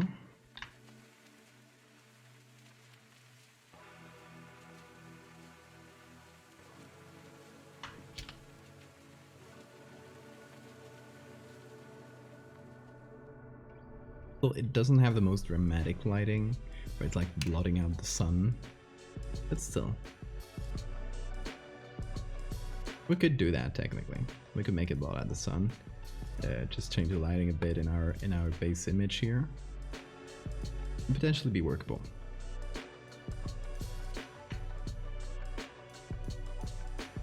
And have everything be a bit more like a silhouette.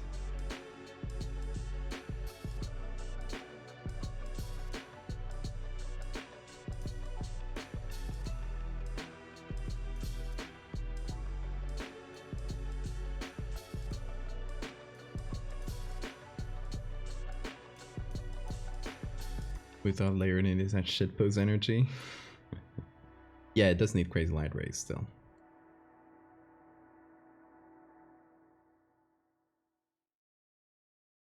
have access to illegal photographic material of a non-colonized world.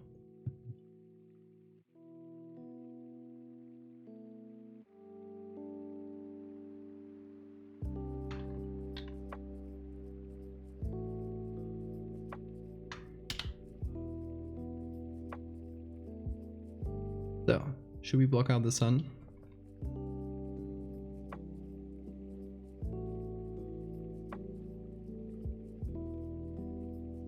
Have everything be a bit more of a silhouette. And then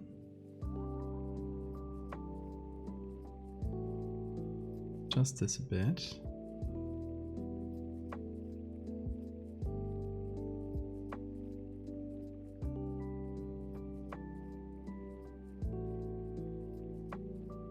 Get a picture of a sunset. Okay, Marina, have a great night.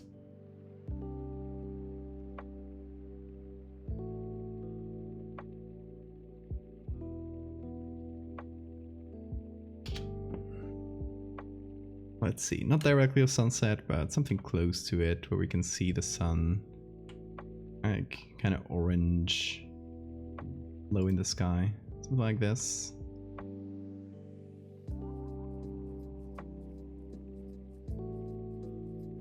I think I've used this picture before. Oh, this is good. Even better, I think.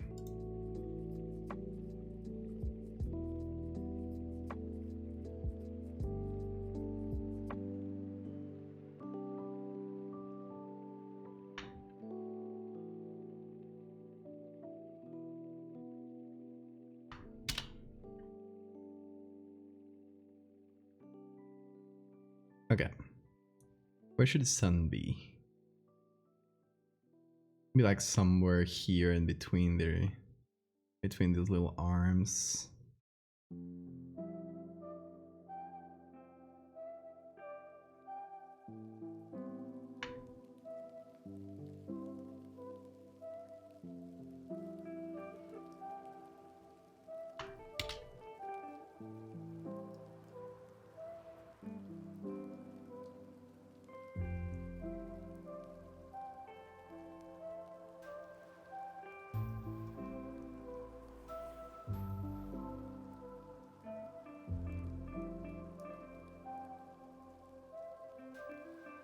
Very shittily put, but trying to get an idea how things work.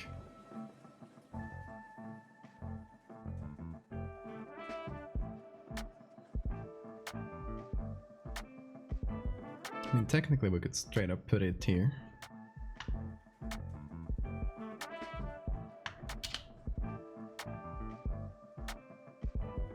Then it feels kind of small, doesn't it?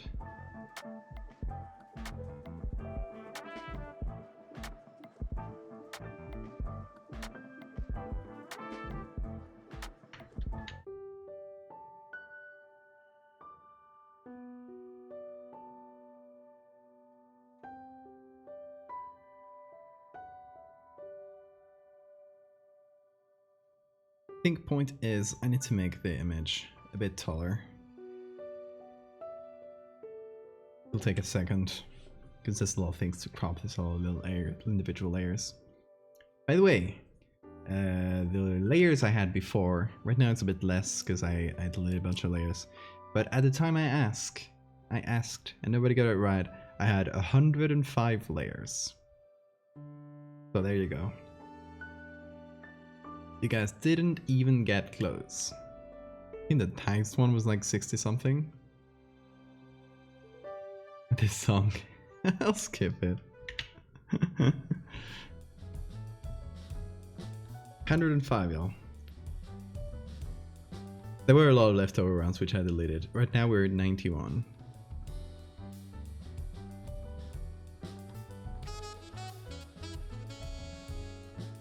But yeah, we get silly here. We get quite silly. And obviously there's the reason why it's taken a million years to convert that. Because I am silly like that. 63 is almost 105. We're getting close. God damn it, it's taking long. Yeah, no wonder Photoshop is chugging along today.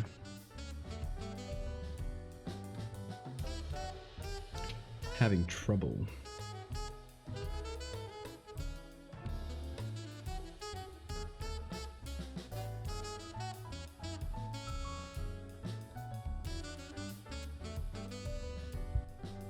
Okay, and then I think I'll try... I tried one of the backgrounds from before, but putting the sky... We're doing smart filters now. I guess we can look for pictures as that happens. Should have done that before.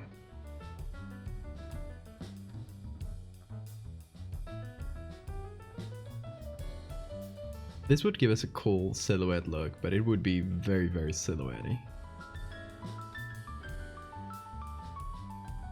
Hey, I was here the other day. That's from the Rockefeller, I think.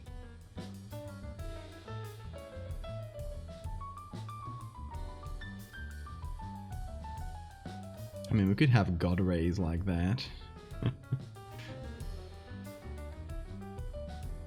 We will have god rays. There will be god rays. This is cool. I like this one.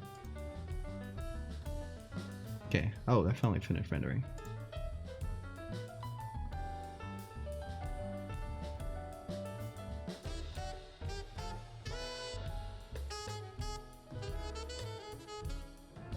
I like the colors in this one. Very pretty.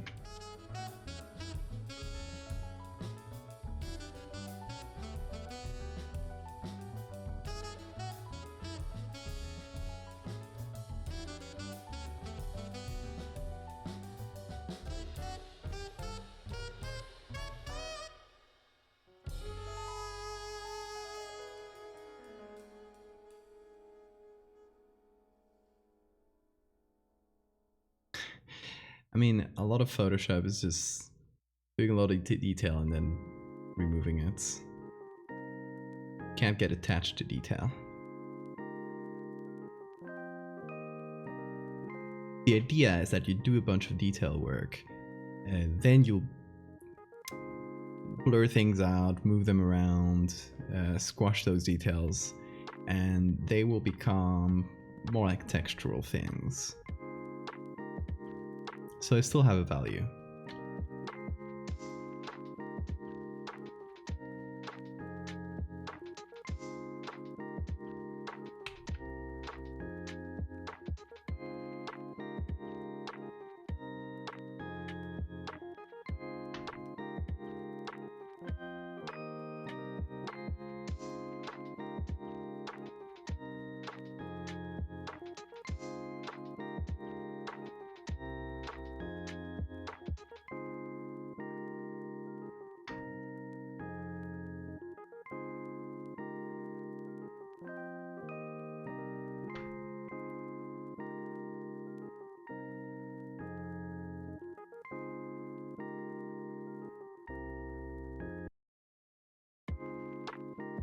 But yeah, that's why sometimes I don't care about getting all the little details right if I know I'll be kind of squashing them later.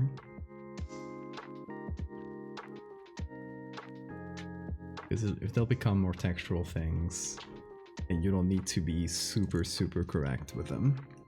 I mean, you can, but you're wasting your time a bit.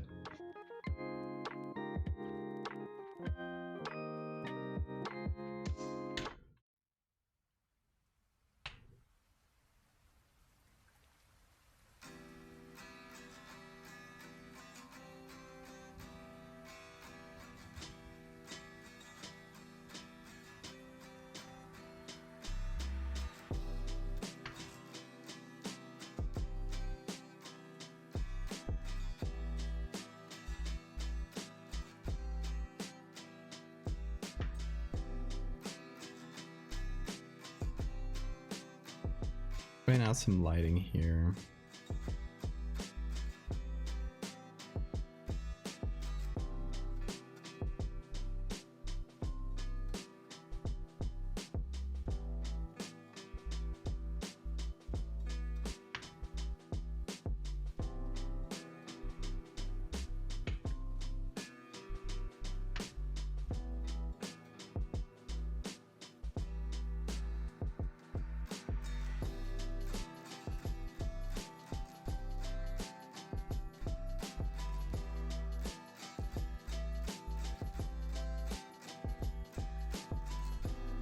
And the good thing is that here, since we actually do have a pretty clear sky and not super light, not super bright, now we can actually do all those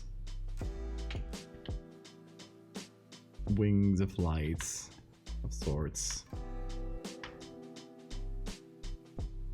I don't know exactly how I'll do them. There's a... I mean, we can go for something more like God rays.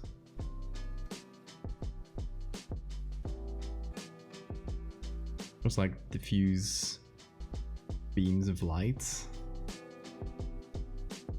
and get projected.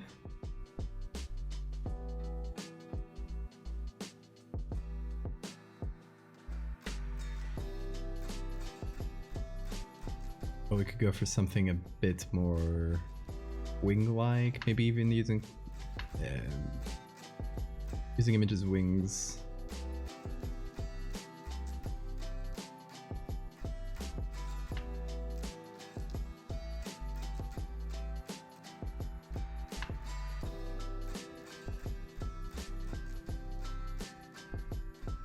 This would be the more spotlight-like version. And I'm taking each of these spikes here to maybe the engines or whatever's propelling this through these beams of light.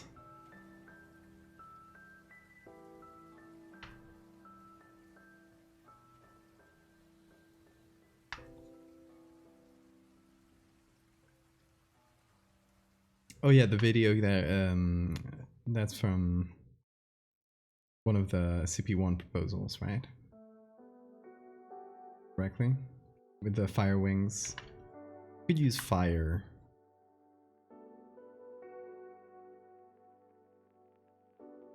Although honestly, I'm feeling like doing something super complex with the wings, considering the already very complex silhouette we have, might be overdoing it. Like, it might just make everything kind of unreadable.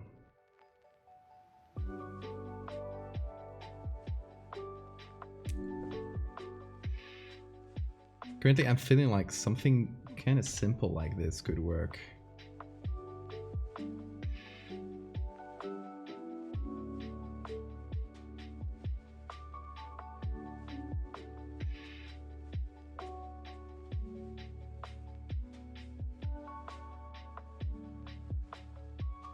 Or just have light emanating and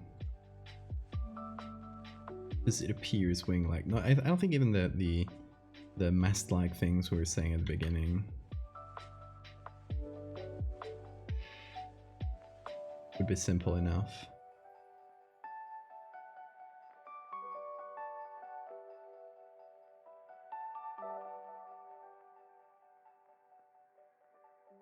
Another thing, of course, would be that if we make super detailed wings, like wings of light, we'd have to make this smaller to kind of fit them in the frame. So we'd be sacrificing a bit of detail on the ship, which is fine. It's not a big deal.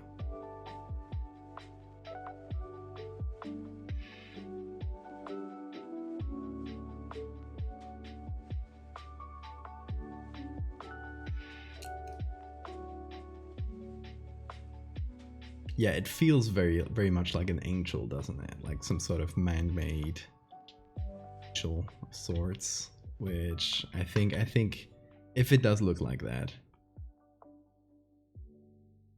that's mission accomplished, because, you know, this sort of religious thing.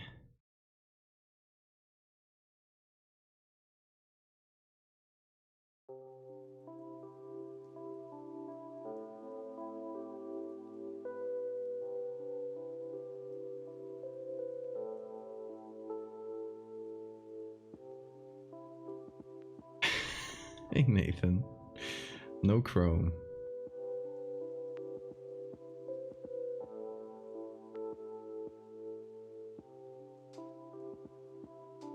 No chrome.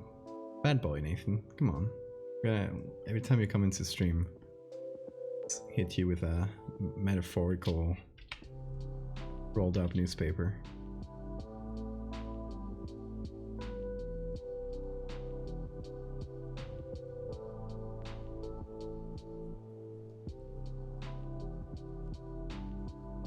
Geometric Angel versus Googlio, exactly.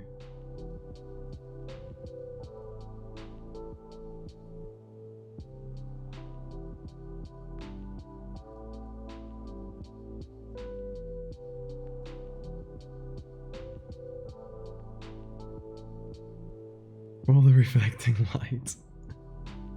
Yeah, you wanna do Chrome? You wanna have to map all the lights and reflections? I'll let you handle that. I'm getting into that mess.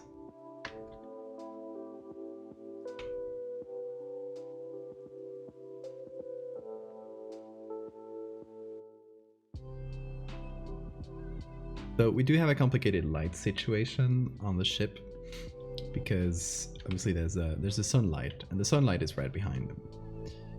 So pretty much everything should be in a pretty deep shadow. Then of course we have light sources all around the ship, basically. These essentially rays of light.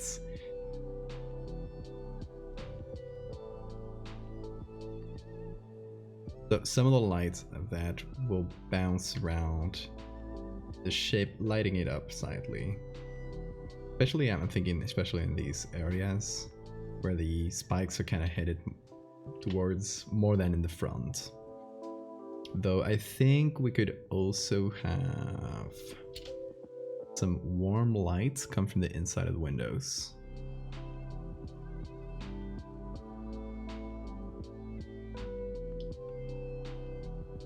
Some oranges and stuff. That overlay not working? Oh, okay. Yeah. Me being silly.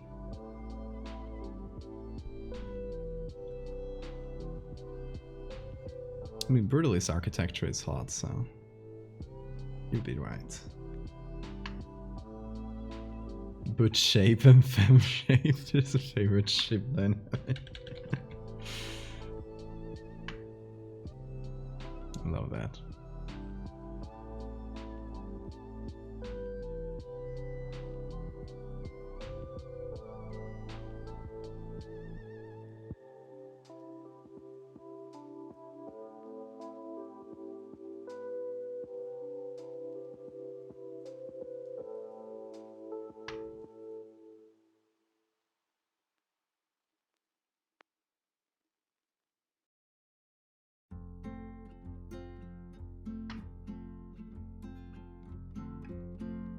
So a little bit of warm glow from the windows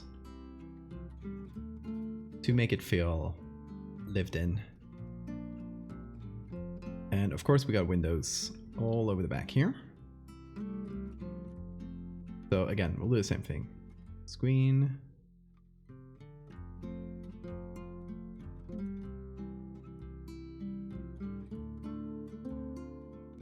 Even these ones will be a bit fainter because they're smaller.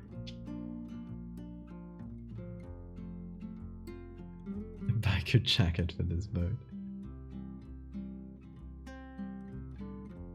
Yes, brutalism is butch. I think we can all agree on that.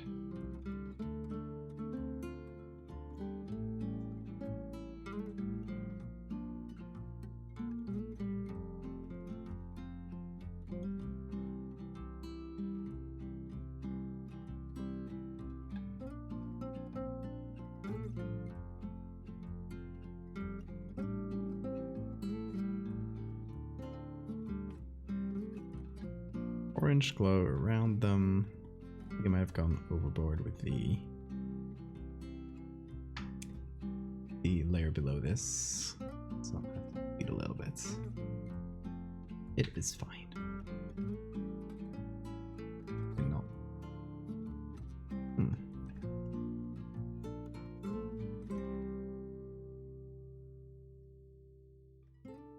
Also the shadows I added.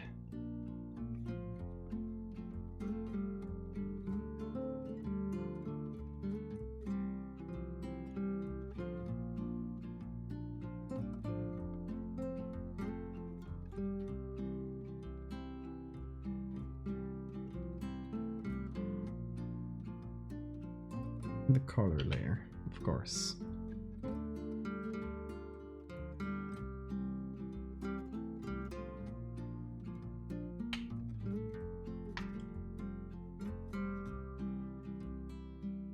Mobile Cathedral. Yeah, that's why I added these this kind of thin windows all around. It felt cathedral-esque to me. While still having that Art Deco vibe.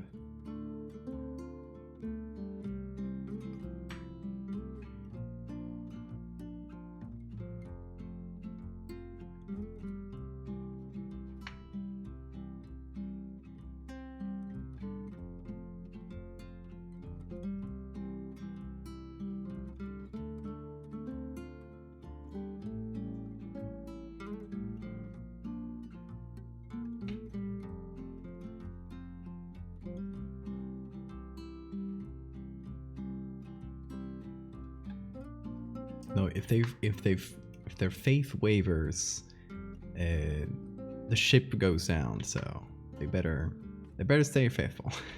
I think.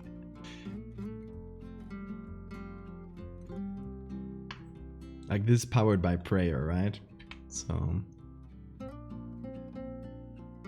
if they start doubting God for like a second, the ship just does. Imagine the mess.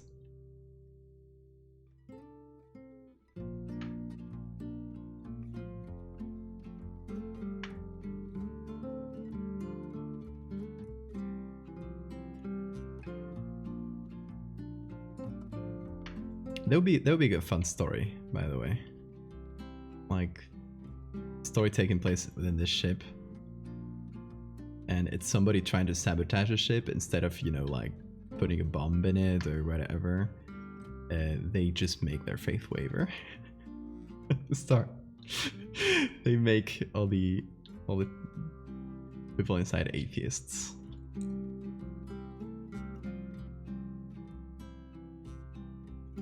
If they party with communion, why it goes faster? Actually powered by nationalistic zeal. Fair enough, fair enough.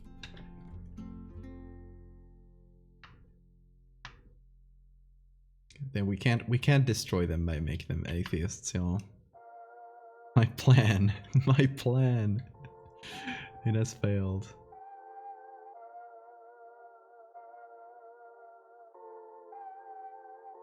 Okay, I think I'll make these two spikes as dark as these to imply that they're more or less in the same plane, same level.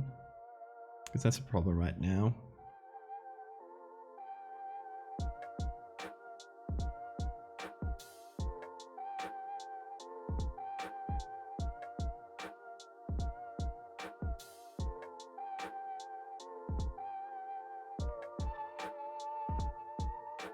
Okay.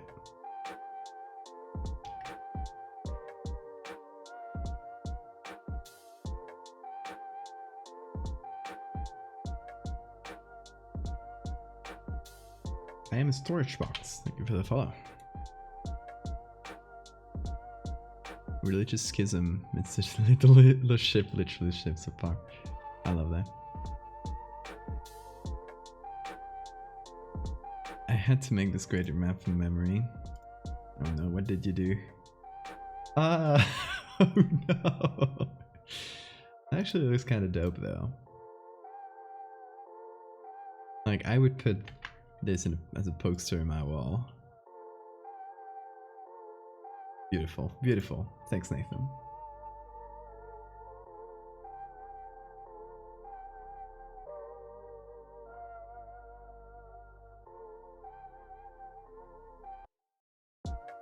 Ship comes across a word that doesn't speak Spanish.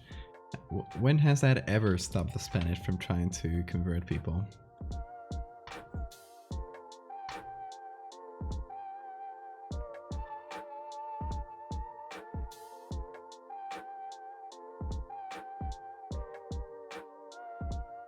They will convert you.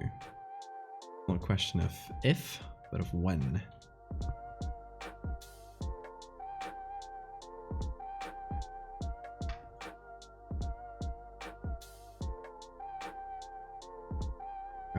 getting there. I think this needs to be just a touch darker.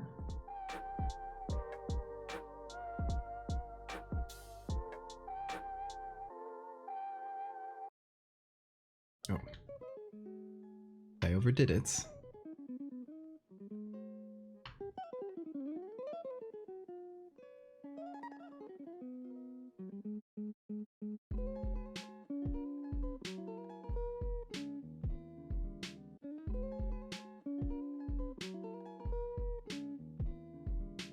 Ships comes across border with no people. We can always colonize it then. That's free real estate, like I say.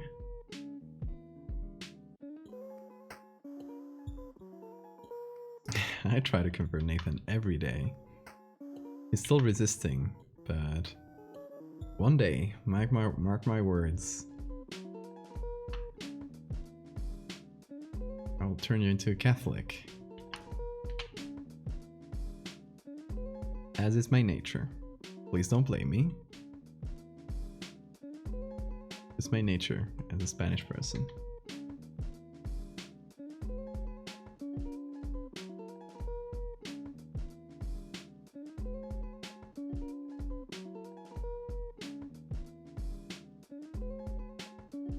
Inquisitor shouting at soil. Hablas español?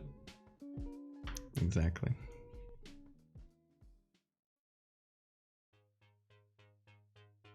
That's how it would go if I was in charge.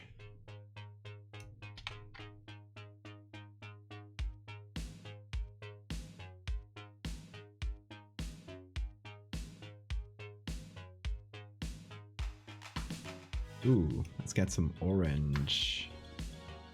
Those. Yes.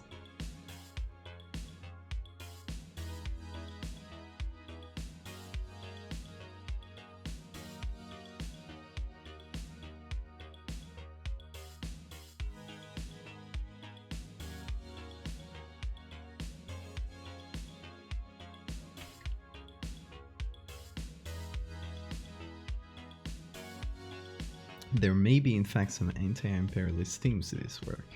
Oh yeah.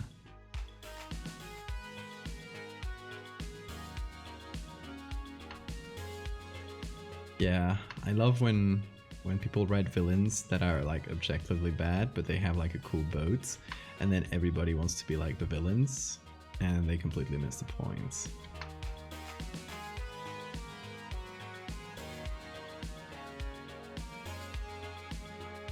And you can change cool boat by literally cool anything.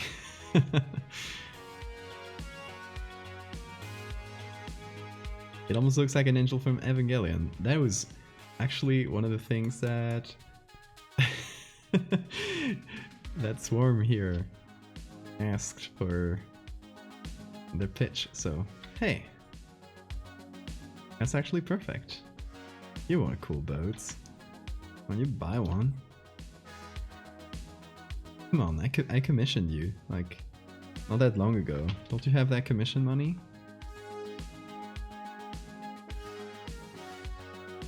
Use it to buy a boat. Aren't you an artist with like 50,000 followers? Can't you afford a boat with all that Twitter art money? Come on.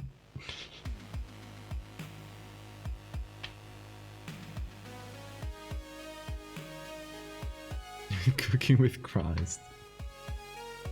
Cooking with Christ is the new reality show that I want.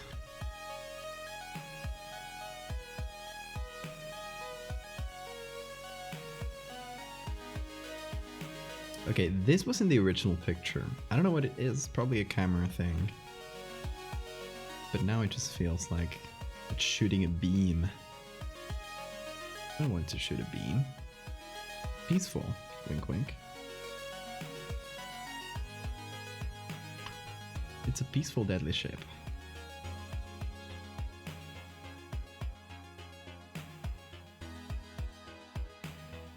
Not enough exposure to buy a boat. How sad.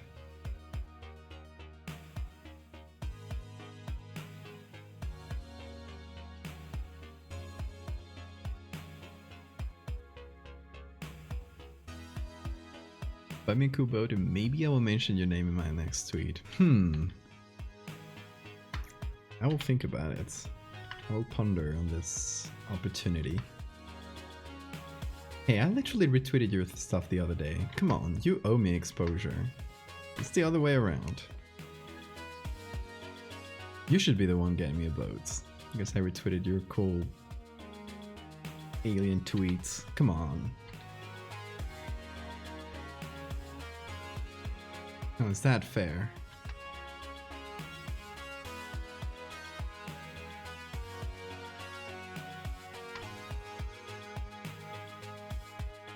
And if you don't do it, I will remove the retweet.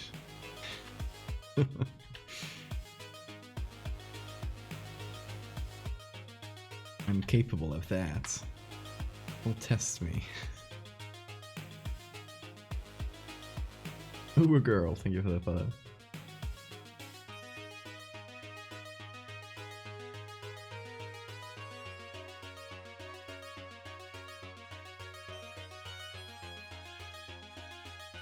Oh, I think we should give some orange lights to these windows there. I also feel like I should have blended them a bit better in the edges here. Let me actually do that now after everything's pasted together, because I'm a mess like that.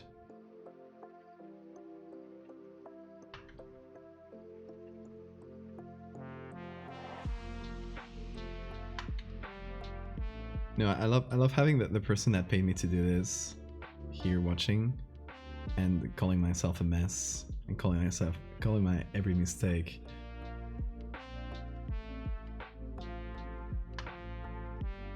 So we gotta be real here.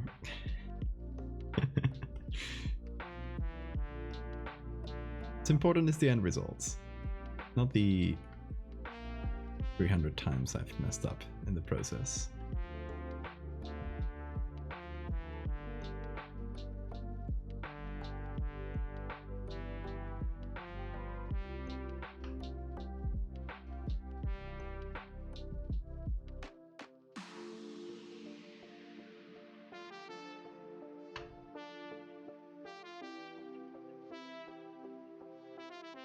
Yeah, it's Oscar. It's a commission for a swarm of bees here in chat.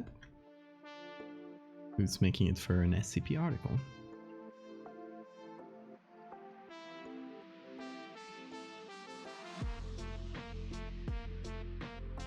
This is almost Chrome.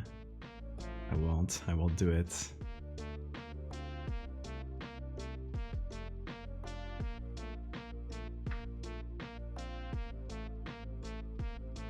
40k YouTuber I watched just did a video about reclaiming the hobby from the far right. Which hobby?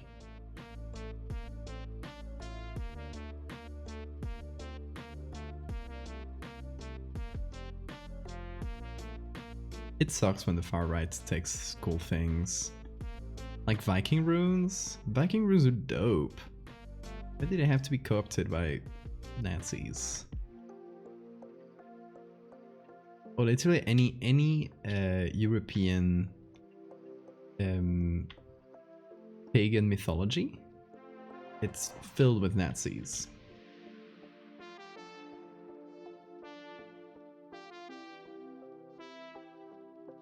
Because they love all the pagan stuff. Oh, these are my European roots, whatever. Dude, I just want to learn about cool deer gods. You have to be an asshole.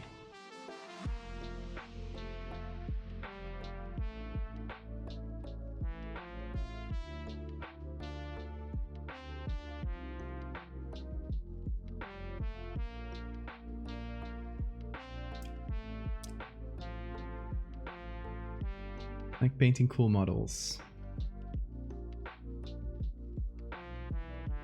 It's the right hues for Chrome.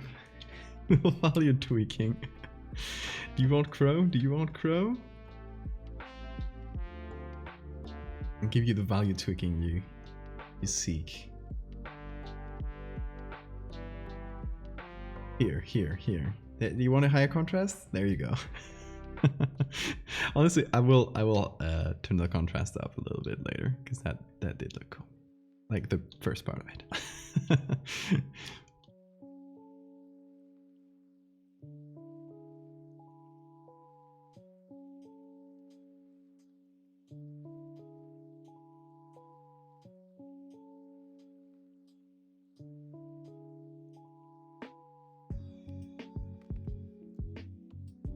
Okay, now let me pick an orange again.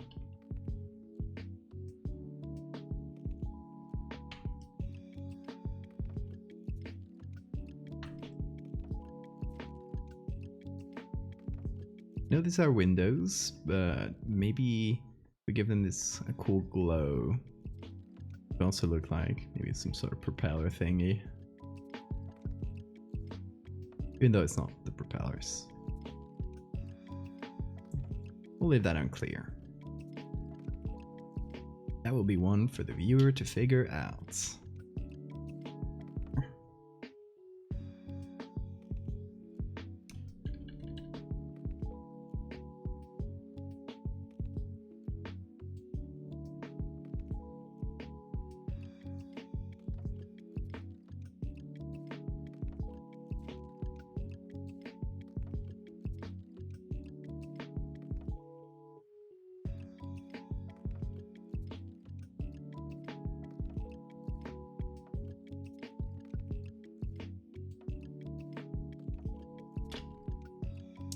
Every time without fail, I will bait you into doing something silly. You say it looks cool.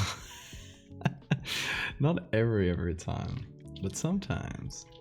Because sometimes doing something silly is, you know, something you may have not thought about. Even though this is increasing contrast, I probably would have done that anyway. But, but you know, often you can find out cool new things you wouldn't have tried anyway.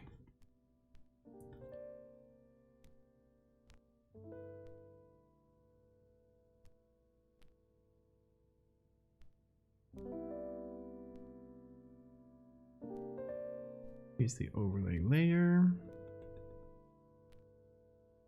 Everything a warm glow.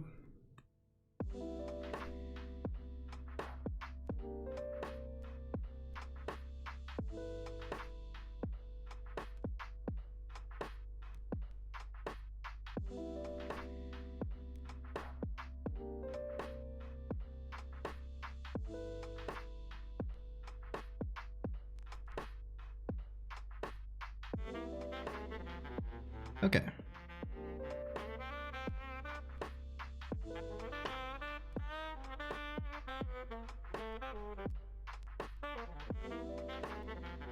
Let me increase some of these rays with some orange, so they're not only spreading light, but kind of colored light.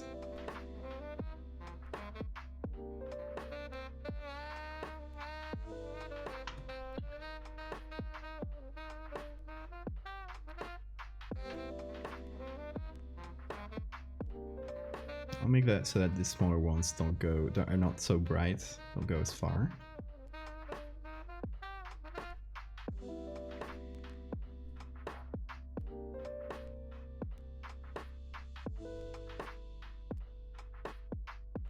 Thank you, Varner.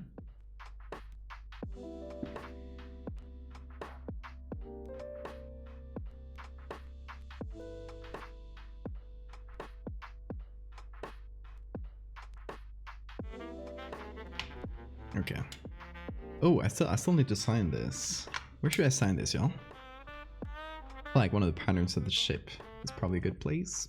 But they may be a bit small to hide a signature and let it be visible. One of these ones in the front. Check it out in a minute. Right now, let's see colors and let's see that contrast. Ooh.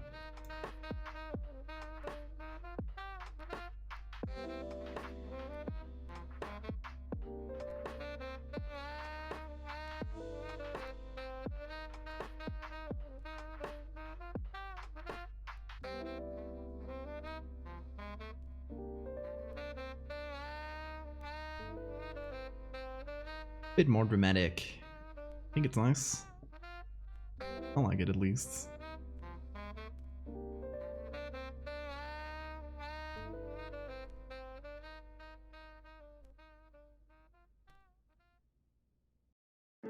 Bit warmer, yeah.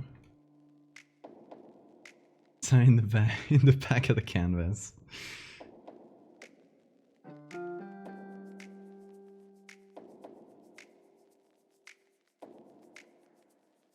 What if there is chrome on the ship, but you can't see it from the front? Exactly. Exactly. There is chrome. Googly eyes. Okay. We're continuing this in a second. Right now there's a priority. Seeing what the ship looks like with googly eyes. I think that's quite important. Oh. Wrong key. There we go.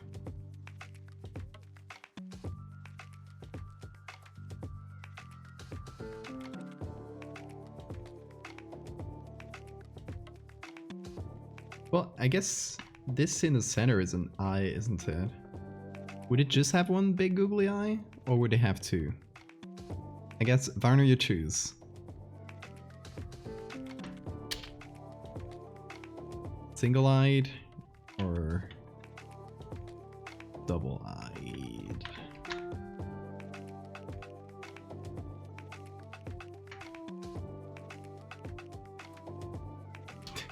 The contract is sealed. The googly vote. One big one. You got it. You got it, Chief. And over fin. Well, if you guys unlock more googly eyes, I will keep adding them to the fins.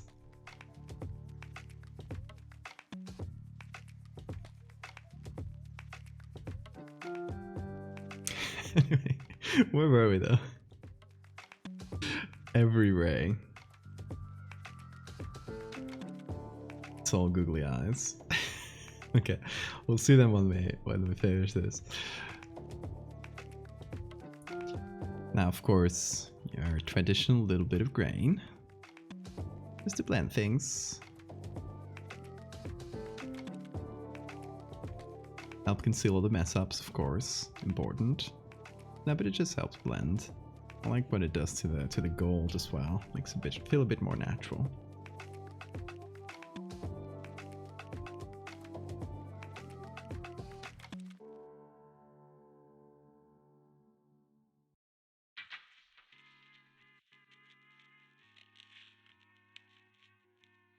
And of course, how would it be one of my edits without a little vignette?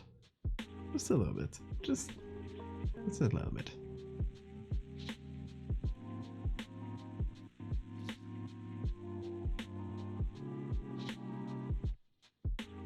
Ed, the champion of capitalism, strikes again. Yes, I am so rich and powerful, fear me. All this commission money.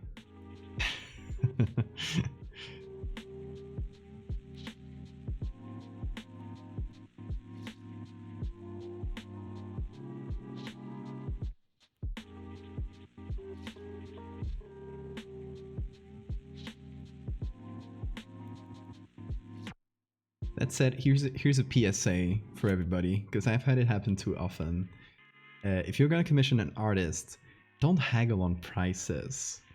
Like, if you're wondering if they have several options and you're wondering which one to pick, that's fine. But if they tell you this is gonna cost this much, don't haggle. It's very ugly. It has happened to me on many occasions. And usually I need like 99 for 9 artists that I know undercharge because they're already like they already feel pretty bad asking for a lot of money, but art takes a lot of time, so it's something that is going to be expensive just due to the time it takes for someone to accrue skill and for the time it takes to make itself.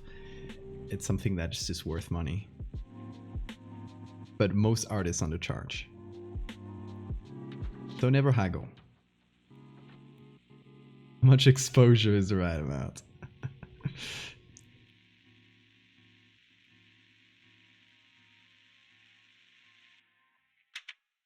Yeah, if you want like split the payment or whatever, it's fine as well.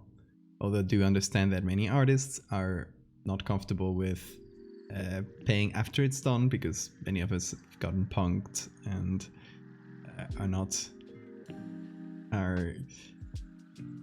don't trust random people too much with "I'll pay you later" kind of deals.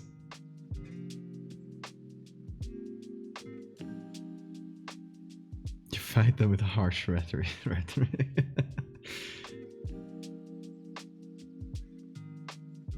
Yes. I haggle with Nathan. Nathan did have fire in chat here. Did one of the channel emotes. You guys have seen the cozy emotes? That was him. This one here.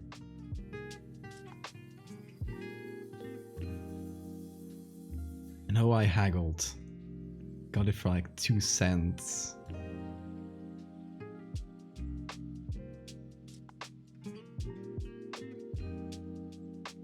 Would you stand up people haggling to pay more? Yeah, that you can do. That's the one exception. I've had I've had people where I've told them like, oh, this cover for whatever, that's gonna be like, I don't recall exactly the price I said, but something like, oh, $300, and they were like, I'll pay you 500. I'm like, gotcha. Yep, I will take that.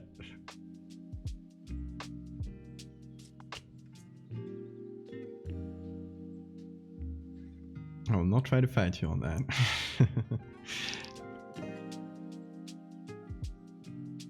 But yeah, if you do think, since all artists undercharge themselves, if you do feel like you're underpaying an artist, do tell them like, I think your art is worth more, and I would like to pay you more, and give them a price, and that will help them be more confident in the future and asking more for the right price. Because if they say, oh, this person was like proactive and told me like, your art is worth more than that, then maybe I'm undercharging and I should be charging more. So do that if you have the means. You'll make an artist's day and week and month, I assume. I find that frightens people even more. Usually that means they expect more. Not necessarily. That can just mean they think your art is worth more than that. Or tip them in the end. That's also good.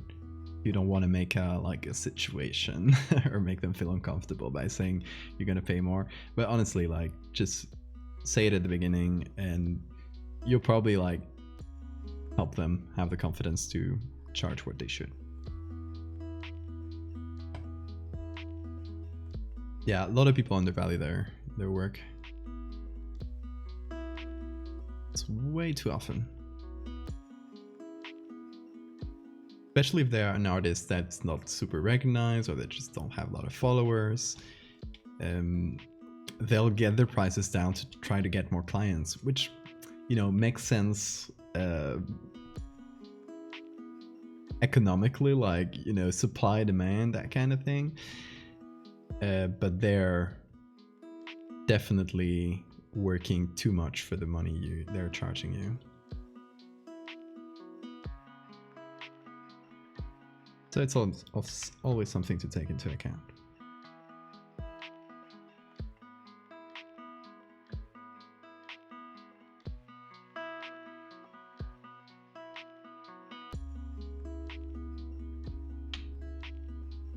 But yeah, if you can tip.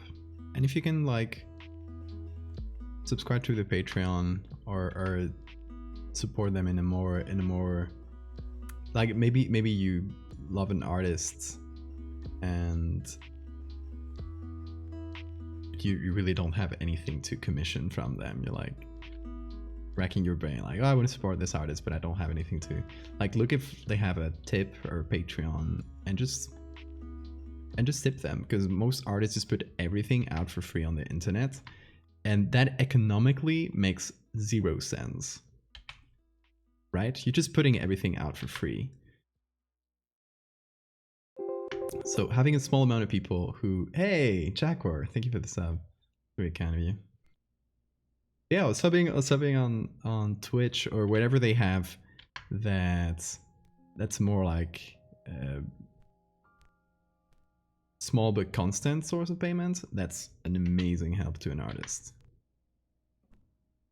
And I'm not saying this as like, oh, pay me. Y'all know. Just saying it in general for artists.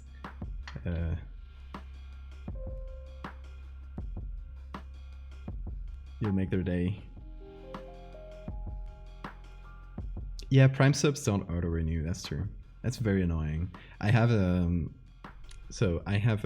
my family, my parents got this kind of package deal where they have Netflix and Amazon Prime and all that kind of stuff. I found out that their Amazon, like the Prime Movies thing, is just attached to regular Amazon accounts with Prime. So they have a Prime sub, and you can also use it for sending packages faster, etc. But they have a Prime sub, so I have a second account, like my burner Twitch account, that I have connected to that, and every month I have to remember, oh, I have to sub to myself. Like, taking the money away from Jeff. We're stealing from Jeff, y'all.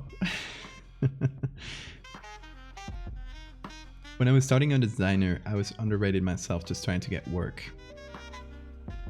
I was taken advantage of a bit. Same for me. I was definitely taken advantage of. Speaking of Ed, I might have a job for you at some point if you're interested. Doesn't need clean seams, no filters, because it's for backgrounds. Oh yeah, hit me up.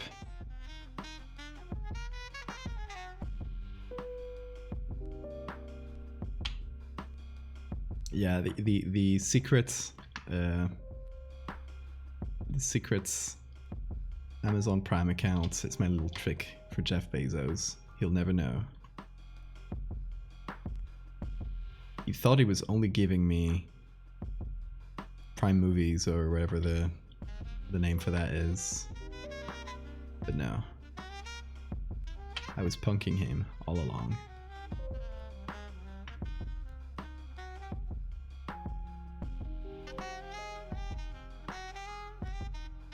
But yeah, DM me, Nathan. We'll talk about it. Well, at some point. DM me whenever you need it.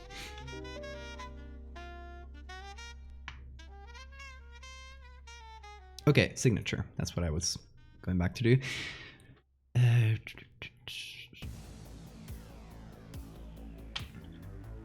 Let's see. Let's pull out a sketch. Wanted to do this.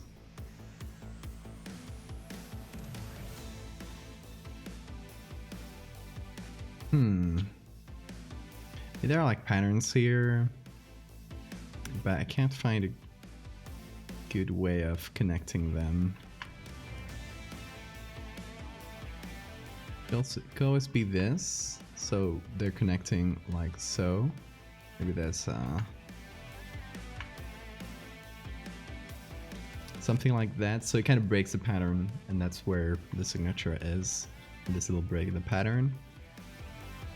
We also have this is the A, so we could potentially connect this that way, which would only imply moving one line a little bit, then adding this.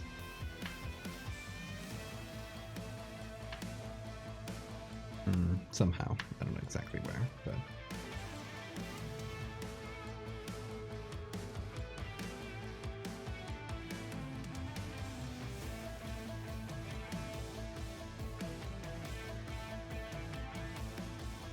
we got 40-50 pages until I get to that story. I just don't want to do the fall clash. That's fair.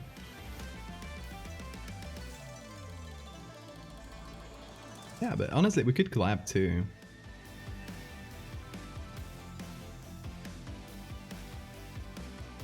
I don't know how exactly, but you know, get a creature and you like create something. I don't know, that doesn't have to be a creature, whatever, and you run it through all your filters and stuff and put it in your comic. That'll be fun. Or not necessarily in your comic, but in your comic style.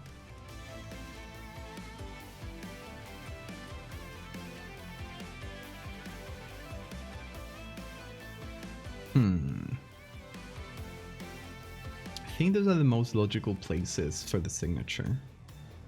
What do you guys think?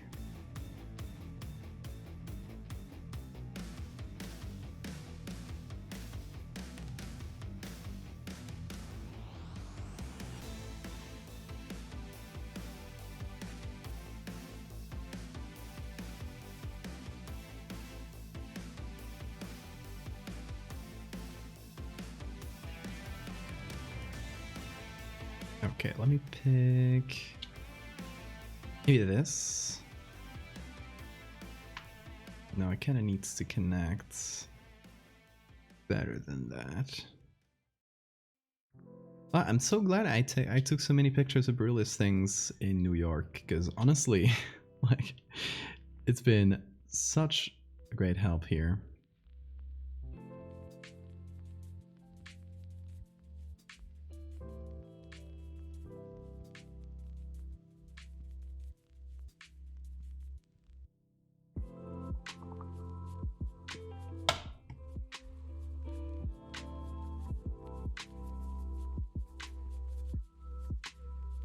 And Riz, that was a great moment to contact me for the commission, because yeah, I was like literally I was doing the trip and I had the opportunity to take so many cool pictures for it.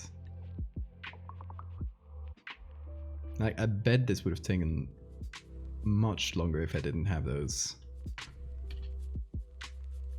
Not that the internet doesn't have cool pictures of Brutalist things, but I took them like specifically for this to use kind of as textures, like some close-ups and windows and that kind of thing. I didn't know exactly what the ship would look like, so I was just like kind of taking them at random, but they ended up being very useful.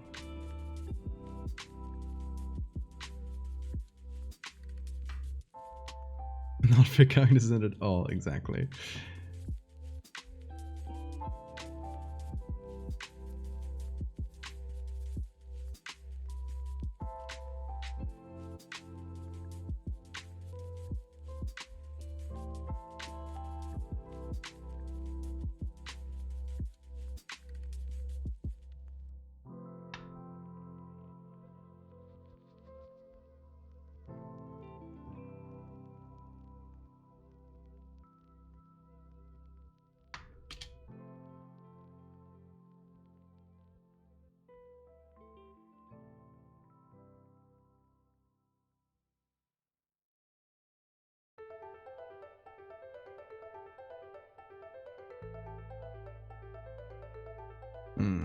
It doesn't read too well.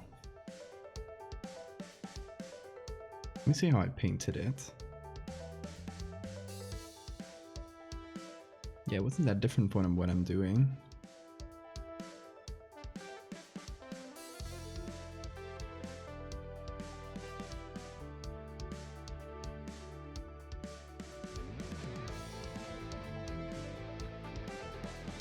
No, did you by chance take photos of generic suburban homes?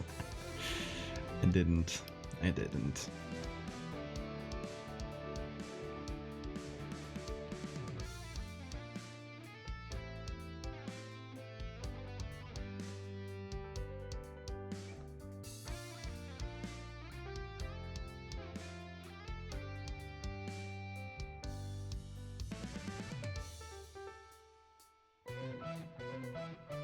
Okay, what I'll do in order to make it more readable,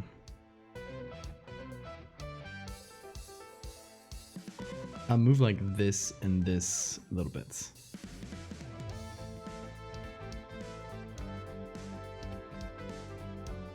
Right, so I'll just do a copy like that. Then pick it here. Make it a little bit longer to fit better.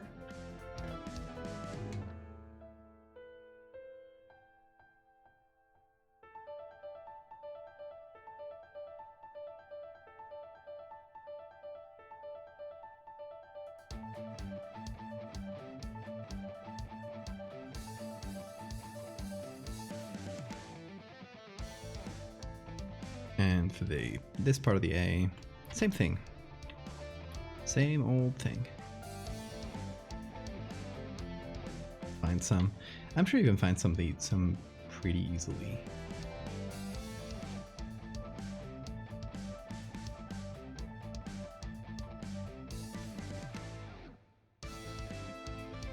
Or to be honest, you know what you could do, Nathan? You could pop into the Discord, into the Sacrificial Altar channel, and ask people for suburban homes.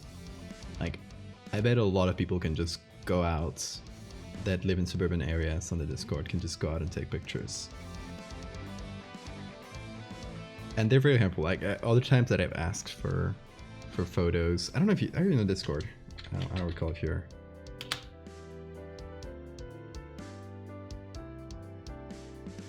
I'll just creep and take photos of my neighbors. If you live in a suburban area, then yeah. Yeah, it depends. I guess depends on the area you need. I don't know where you said it's. Is it for the current comic? I don't recall exactly where that's set, or I don't know if you said it.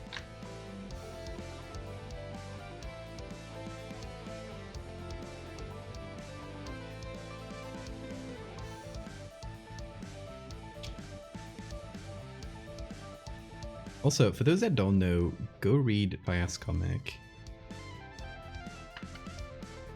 It's called Nocturne. If you Google Nocturne and Vaya with 2 Y's and 2 A's, you'll get it, I assume. It is very, very good. It's a collection of short horror comics.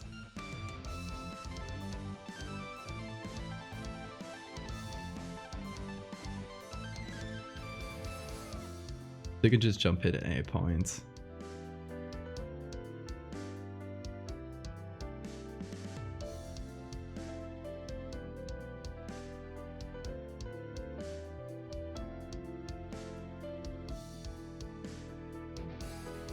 Yeah, thank you, Sora. Thanks for the link. Everyone better go read it. I will check if you've read it. Next stream, I'll be asking questions. There'll be an exam about Nocturne.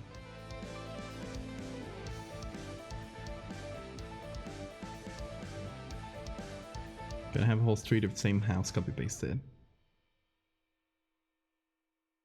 Is that like just to save time, or is it part of the horror thing? Some kind of suburban hell.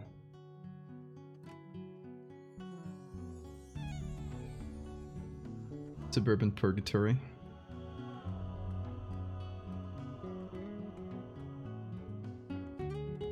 Can you have your notes? Okay, but only if you wrote them yourself. No sharing notes. Okay, it's a bit subtle for my signature, but it's there. Especially because it kind of breaks the pattern a little bit, so hopefully that'll make it noticeable as it needs to be. As always, it doesn't need to be noticeable, it just needs to be there for people who look for it. Render the smart filters. Ooh, I forgot it was that strong. Very important. The eye is very important. Part of the story. Okay, gotcha. Then what I guess what you could do, you could just go out and take pictures. You can even do it with your phone, I assume, considering you'll squash the quality anyway. You could go out to a suburban home that, well, look that there's no people inside, so you don't look like a creep. Take a picture of it from one angle. Then move one house over, take another picture of it. Move another house over, take another picture of it. All from the same like part of the sidewalk or something. As long as the street is straight, you'll be able to, and the angle is similar, so make sure that the angles are similar, you'll be able to just stitch them together and have the same house over and over and over. If that makes sense. I don't know if that makes sense with that. To be honest, many suburban homes just look similar to each other. If you go to places that were urbanized all at the same time, they're already kind of copies of themselves, so. Gonna give it a little bit more exposure. I think that was a bit too dark, possibly.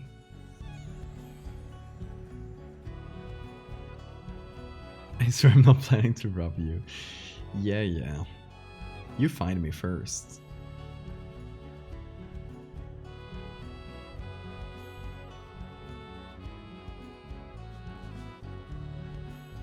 You find me, I'll fight you.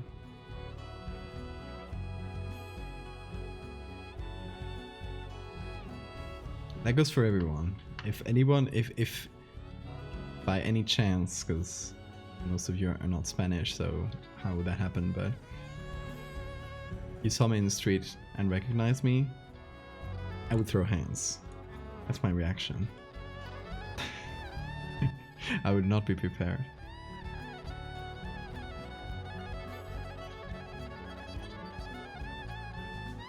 Every time I go to one of those neighborhoods, I get trapped. Yeah, true. Your house will be in the comic and all your belongings will be missed. I'll be trapped in the comic. That seems like something you could potentially do.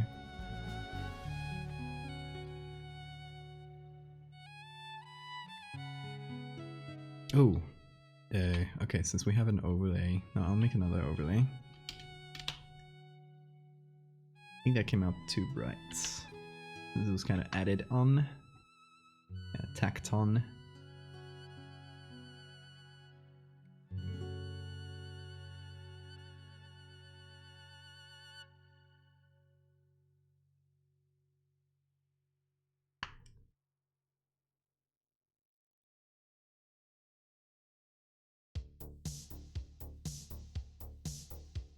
Traveling to Spain, just get sucker punched by Val. Exactly. If you ever recognize me in the street, you know what's coming to you. You better start running immediately.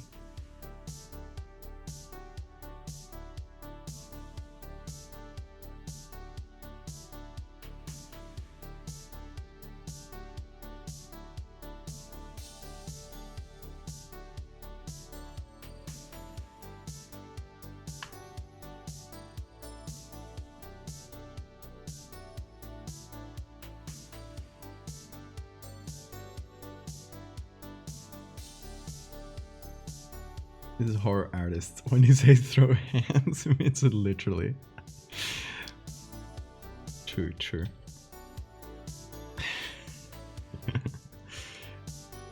I just tackle you.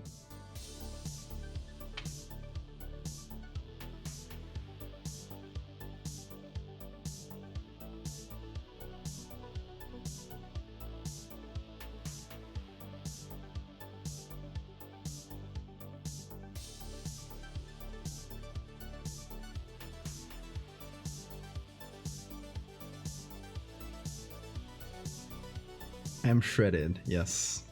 Be careful with me on the chat.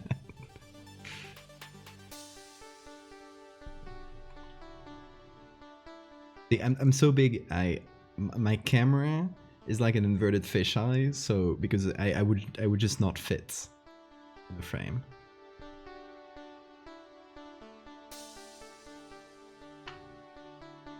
So the camera makes me look smaller and less ripped. Because I don't want to intimidate you here. We're just here for art, right? I don't want you to look at me and run away scared.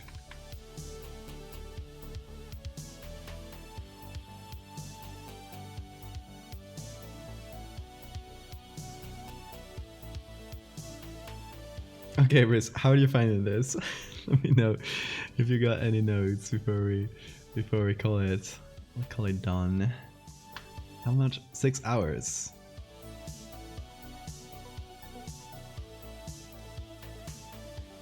Yeah, that was a complicated edit. Many moving parts here. We are at 116 layers or 4 gigabytes of document.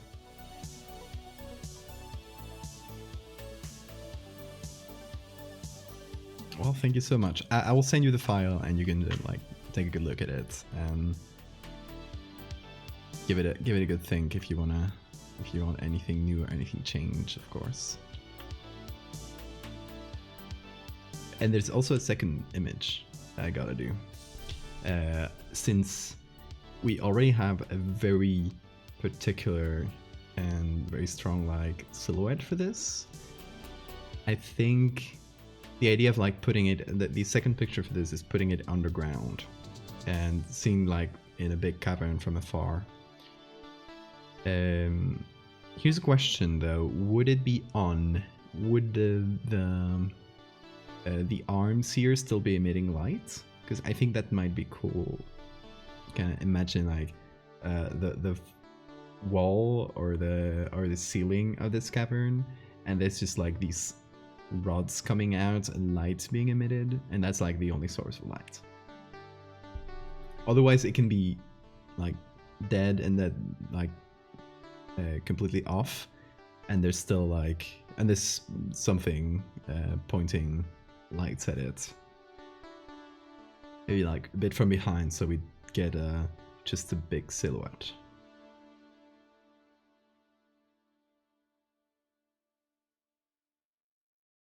They'd had to make the Statue of Liberty bigger for his visit because otherwise it'll look small. That is a true story.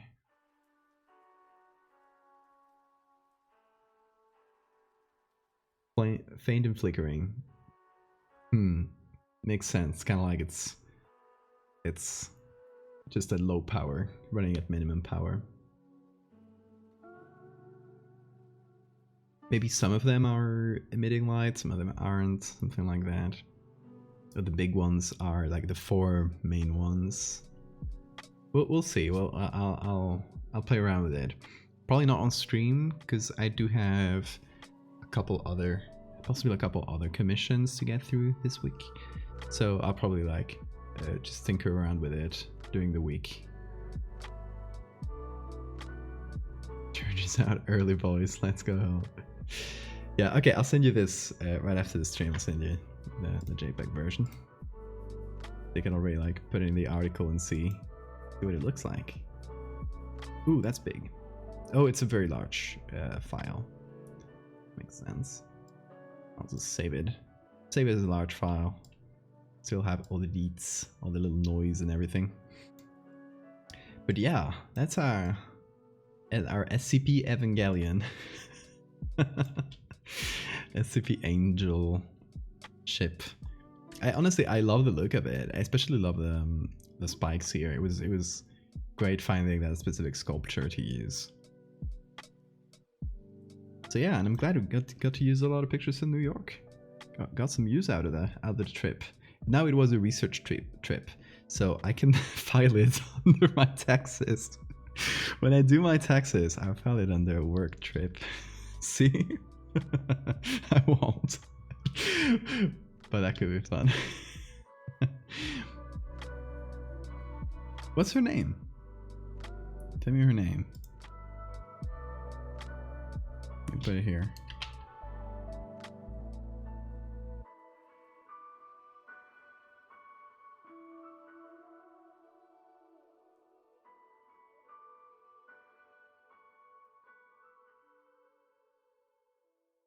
My name is Path of Totality. Oh, okay, good. I left some space.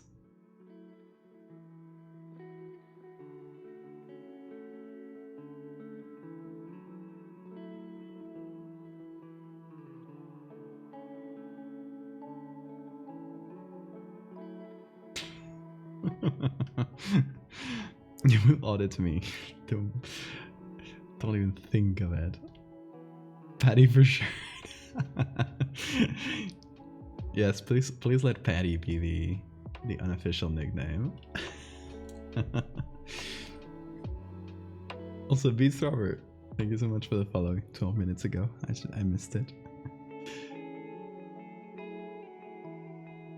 Did I save the JPEG? Oh my god, I gotta check this out. Did I save the JPEG with the googly eye? I'm perfectly capable of doing that. Will it have the googly eye? No, it didn't. Okay. Ramiel X Fatty. Best fan fiction of the year. If anyone calls streaming. Okay, let's switch to cam then. Whew. Okay, that was a long stream, but we got a lot done. 6 hours 15 minutes. So quite long.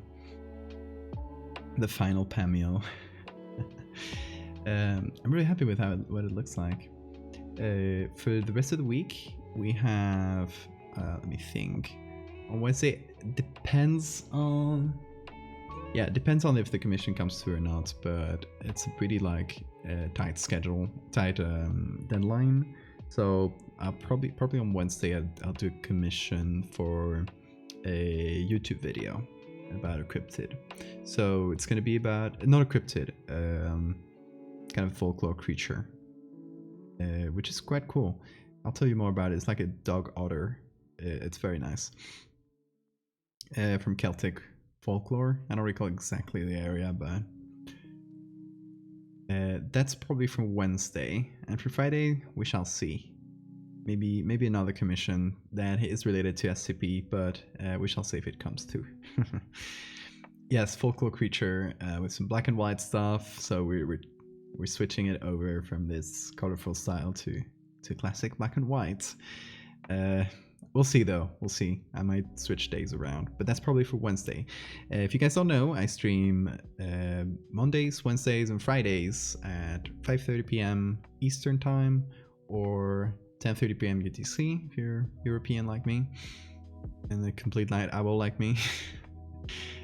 and this Sunday, still haven't announced it on Twitter, but we'll have Abs J Harding, amazing artist who's coming into the podcast, and we're going to be talking about history and werewolves, because as we do the podcast, we'll be live making art and collaborating on a piece that is going to go into the Lycanthrope series. So it's going to be a lot of Lycanthrope talk, I assume.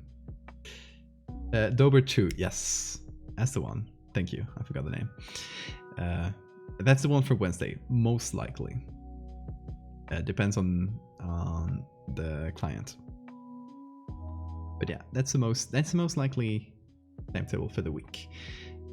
I'll let you guys know on the Discord and Twitter as usual. Anyway, guys, it's been a blast. Thank you so much for coming in and chatting. It's been a very fun stream.